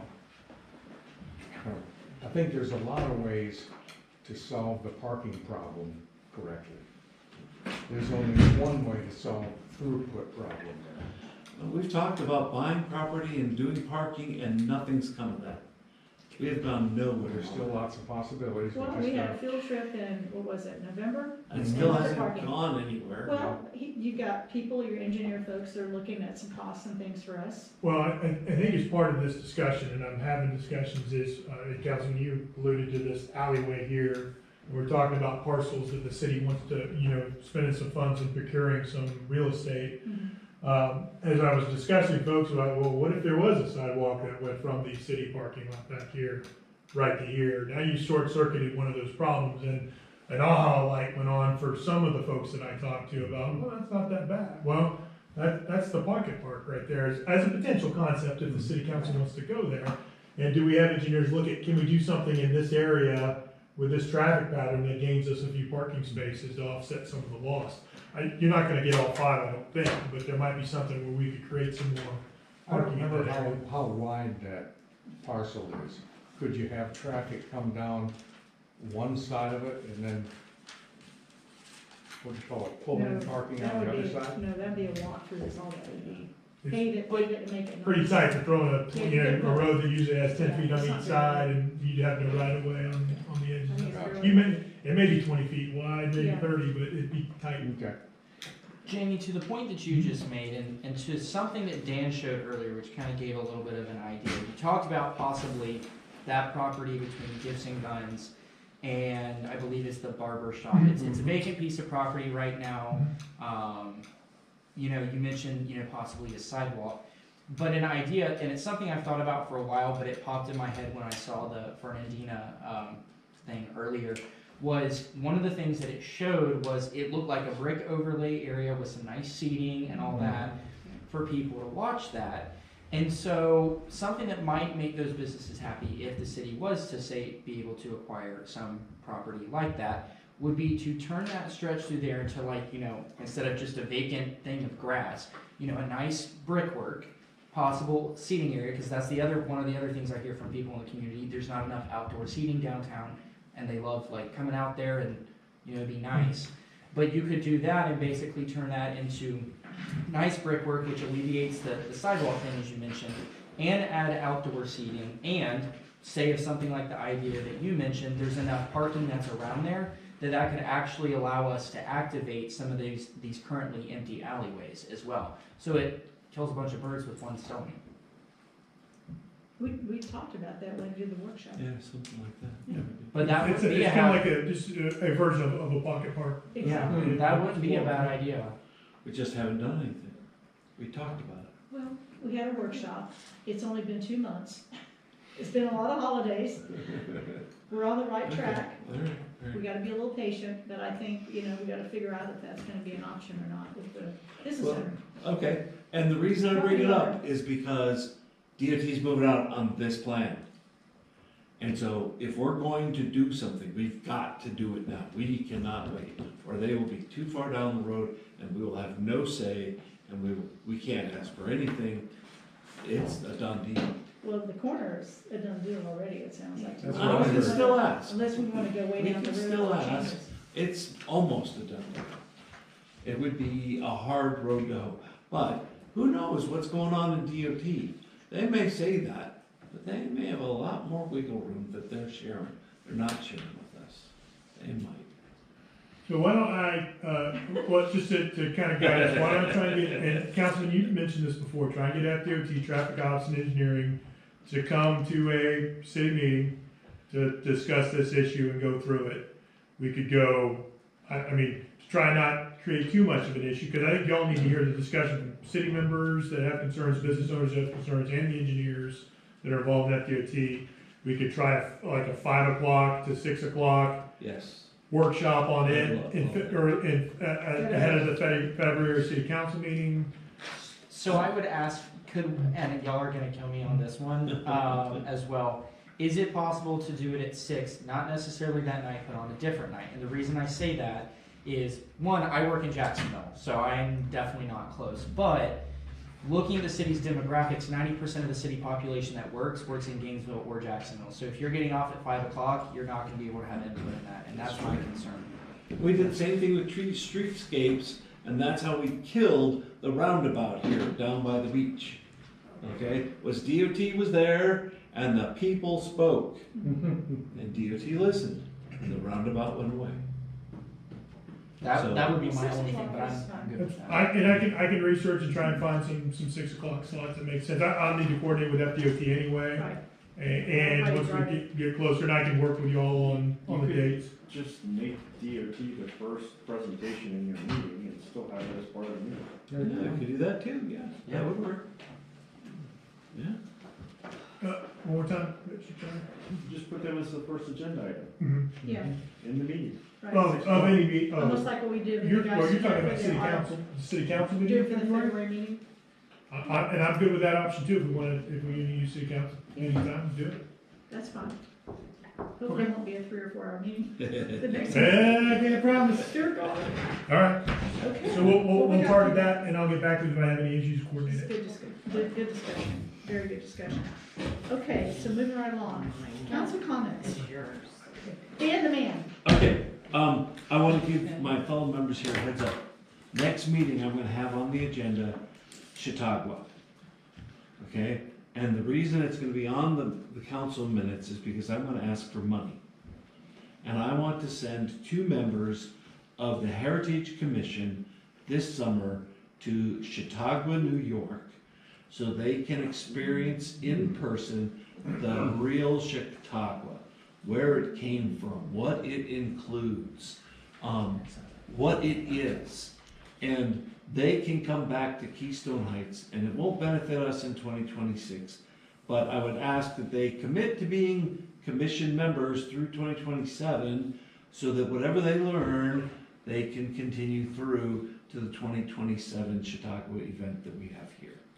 And so, not asking you to vote on anything, I am asking you to file it in the back of your brain and think about it, and I don't think it, I'm pretty darn sure it'll be less than $5,000, maybe half that amount, I don't know what, but I just want to forewarn you. When is their event held? Their event is held the 10 weeks of the summertime, approximately. And normally a person goes there for a week. Okay. And I could tell you a whole lot more about it, but I don't want to take any more time. Okay. But I would not suggest we send our people there for a week, for a shorter time period, 3-4 days, maybe, something like that. Because I think they'll get the feel for everything they need to get the feel for. And maybe make some contacts at the foundation there and other things. Just so that, because I really want us to have that as our event. That's us. That's such us. I'm also going to introduce or start talking about on the 20th at the Budget Committee about buying some market stalls, some European style market stalls to be used for all of our festivals. And look at the budget for that and storage. And I've had too many citizens come up to me and say, what happened to that idea? That was such a great idea. Why did it die?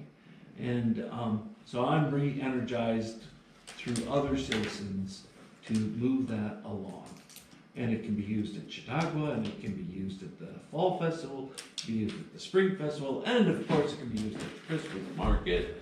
And if we ever do get a farmer's market, potentially it can be used for the farmer's market, and that kind of thing. I want to say thank you to the city staff for a wonderful New Year's. In the past, the fireworks never got high enough that I could see them over the trees from my house. This time I could. I could see a bunch of them. They went up. I don't know if they went up higher than they've gone in previous years.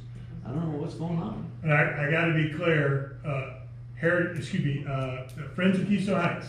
Yeah. Friends of Keystone Heights had that evening event, other than the burial of the time capsule. Mm-hmm. Friends of Keystone Heights, it's nuts. They did the whole thing. Yeah. Even coordinating the fireworks. I can't let the city staff take that one. That was great. But they did a great job. That was great. That was great. The mayor's ball, the Christmas tree parade. I had so many people compliment me about the Christmas parade. They said it's the longest, best parade they've seen in years. So I know it's our centennial and we put an extra effort into it and all that, but it was special. This holiday season was really great. And thanks to everyone who had anything to do with that. Mr. Welch. Amen. Yeah, I would add, I think, Ms. Drew, please stand up. Just. Yay, Ms. Drew! It's a major piece of the credit for that. Yeah. Nothing else. Brandon? I just want to say, another thank you again. Friends of Keystone Heights, throughout the year, the amount of stuff, general stuff that has gone on that you guys have done, I don't know if anyone's watching, but the amount of just overall stuff in place. I mean, that night was freezing, right? You know, we're lucky that we brought jackets, because it definitely got real cold out there. But you guys stayed out there, you were dedicated. And it's pretty cool too, because the fire marshals, because of the armbands that were given out, do we know the number of people that attended, Deirdre? Were we able to get a number? We don't have that. We haven't had a meeting. We're meeting on Thursday.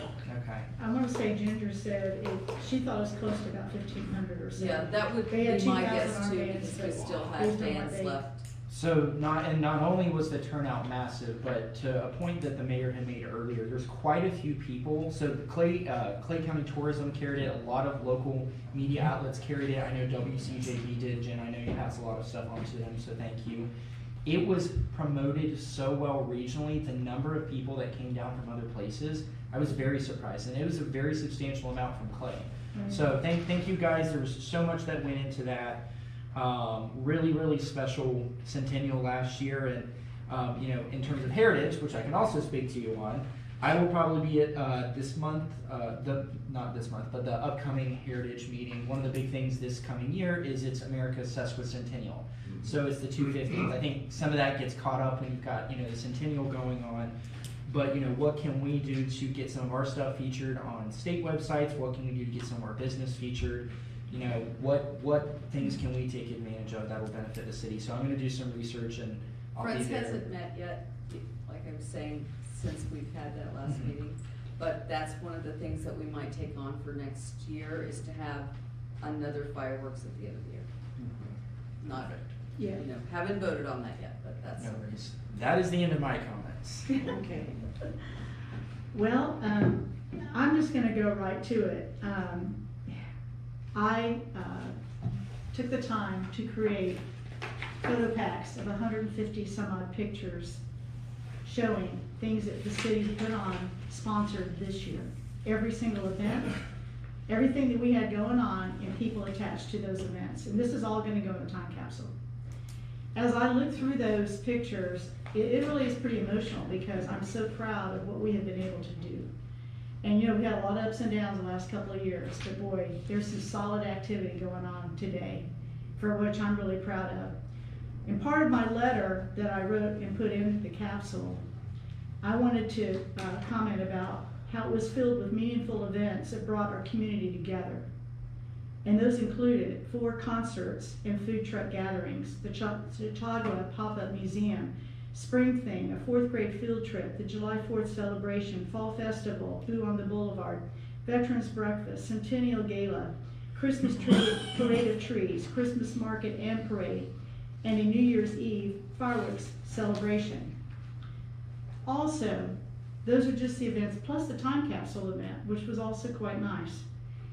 A few projects, you know, we forget about, and this is not even half of it, I'm sure, but these are things I was able to really monetize. The demo of the 125 Walker Drive that's waiting the FDOT redesign for 2027. A 2-day strategic planning workshop. I think for the first time, we really have some direction on what we want to do and what we want to accomplish. And this again is a 3-year plan. And we're acting, Jamie has given us updates every single week on everything that they are touching. And we're seeing photographs of it. Like, we're seeing activity going on. Cemetery upgrades. Multiple roads have been regraded. Basketball and pickleball courts resurfaced. Tennis court is early 2026. City Hall meeting room refresh with paint, chairs, and artwork. Leased property on Magnolia for additional office space. And now we can offer an office for our veterans to visit with the regional folks to get direction with their needs for whatever they might be. Historic, of course, the mural ribbon cutting with our artist, Luke Taft. The city staff, or the city's success, is because of you, our residents, our volunteers, civic groups, businesses, and leaders who show up and care. And through those efforts, Keystone Heights remains a place of charm, community, and promise. And, you know, I really can't say enough for the staff. I mean, there's so much that goes on behind the scenes, but it's not just them doing their job, it's the compassion that they have in doing their job. And we all really do work for the first time in my whole time in 3 years in this role as a team, as a solid team. And I'm really proud of it. And I look forward to whatever the future holds. That's all I have. Thank you. Thank you, Brian. You did too. I was just going to add that I think we could then, commend and thank you for your efforts along that line as well. You did, I don't know how many people know this. Who painted these walls? No, I didn't physically do it. It was a concept. No, it was just, everybody comes together to support. They trusted my vision, and I wanted to do it on a dime, and I did some of the things that I specialize in. And I think we got a great result with it, and didn't hardly spend not even $5,000 total. This is gorgeous. So it turned out pretty good, and I'm proud of it. And I appreciate you all supporting me in doing it. Did that. Yeah, we did. I didn't know you were going to do that. Poor Dave says he'd be painted a color if I didn't stand long enough. So yes, sir, thank you so much, Dave. Mr. Booth, you got your report? Just a couple of things real quick. Big thanks to Wendy for pulling all this together. It has taken us 4 hours to get through it all. And staying awake. But this is like 2 weeks of work pulling all this information together, making sure it's all published right. So Wendy, thank you so much. And then Mayor, I echo everything about the broader team over the last month and a half. Everybody's been doing great. I would like to ask for council consensus. Mayor, I think the only one I managed to mention this to is you. The Clay County Chamber of Commerce sponsors Leadership Clay once a year. It's a group of about 20 or 25 up-and-coming leaders for the county to go around once a month for one day to various areas of the county to broaden their breadth of understanding of the county. The Chamber of Commerce is last update 5 shy on filling the full class. They reached out to me and asked if I wanted to participate. I told them I'm not committing anything until I ask you all if you would like me to. I just want to double check that y'all either have council consensus or not. The commitment is 1 day a month over the next year to go around to the various events that they attend. So kind of looking, I got a thumbs up. Okay, all good. Consensus good. Yeah, and then just not to change jobs. Yeah. You can't go to another city. Melissa's got me here and I'm not moving anywhere. We'll talk to Melissa then. she's the driving factor, y'all know that. State of Clay luncheon is going to be on the 15th of January. Just a reminder, I sent an email out. Just need to know if y'all want to attend that. That is a midday event. Actually, it's 10:30 to, usually it runs to about 1:30. And various leaders to include the mayor are going to be speaking about what's going on within the county. We get a table there of 8 seats. And so I always want to make sure city council, if they're available, want to come, we get you in one of those. And if not, we'll bring some city staff to those seats to kind of gain a better insight of what's going on in the county. I did send y'all an email on that today. And then thanks to the mayor for reminding me. And then the Northeast Florida League of Cities dinner is that night in St. Augustine at the Rod and Gun Club from 5:30 on. So just a couple of upcoming events that I wanted to get y'all a warning on if you wanted to attend. Just let Wendy know on both of those if you wish to attend those. And that is all I have. Okay. Mr. Commando. Nothing more tonight. What time is it, y'all? Oh my God. It's 10. Oh my Lord. 10-2-20. God bless every single one of you sitting here We tonight. really do appreciate appreciate the new seats. Do you like After a you 4-hour like meeting. Thank you, Christine. I'm pretty proud of those students. That was a marketplace find. I couldn't have done it in the other seats. Yeah. All right, y'all, adjourn. Thank you so much for staying here. We appreciate it. We have a record.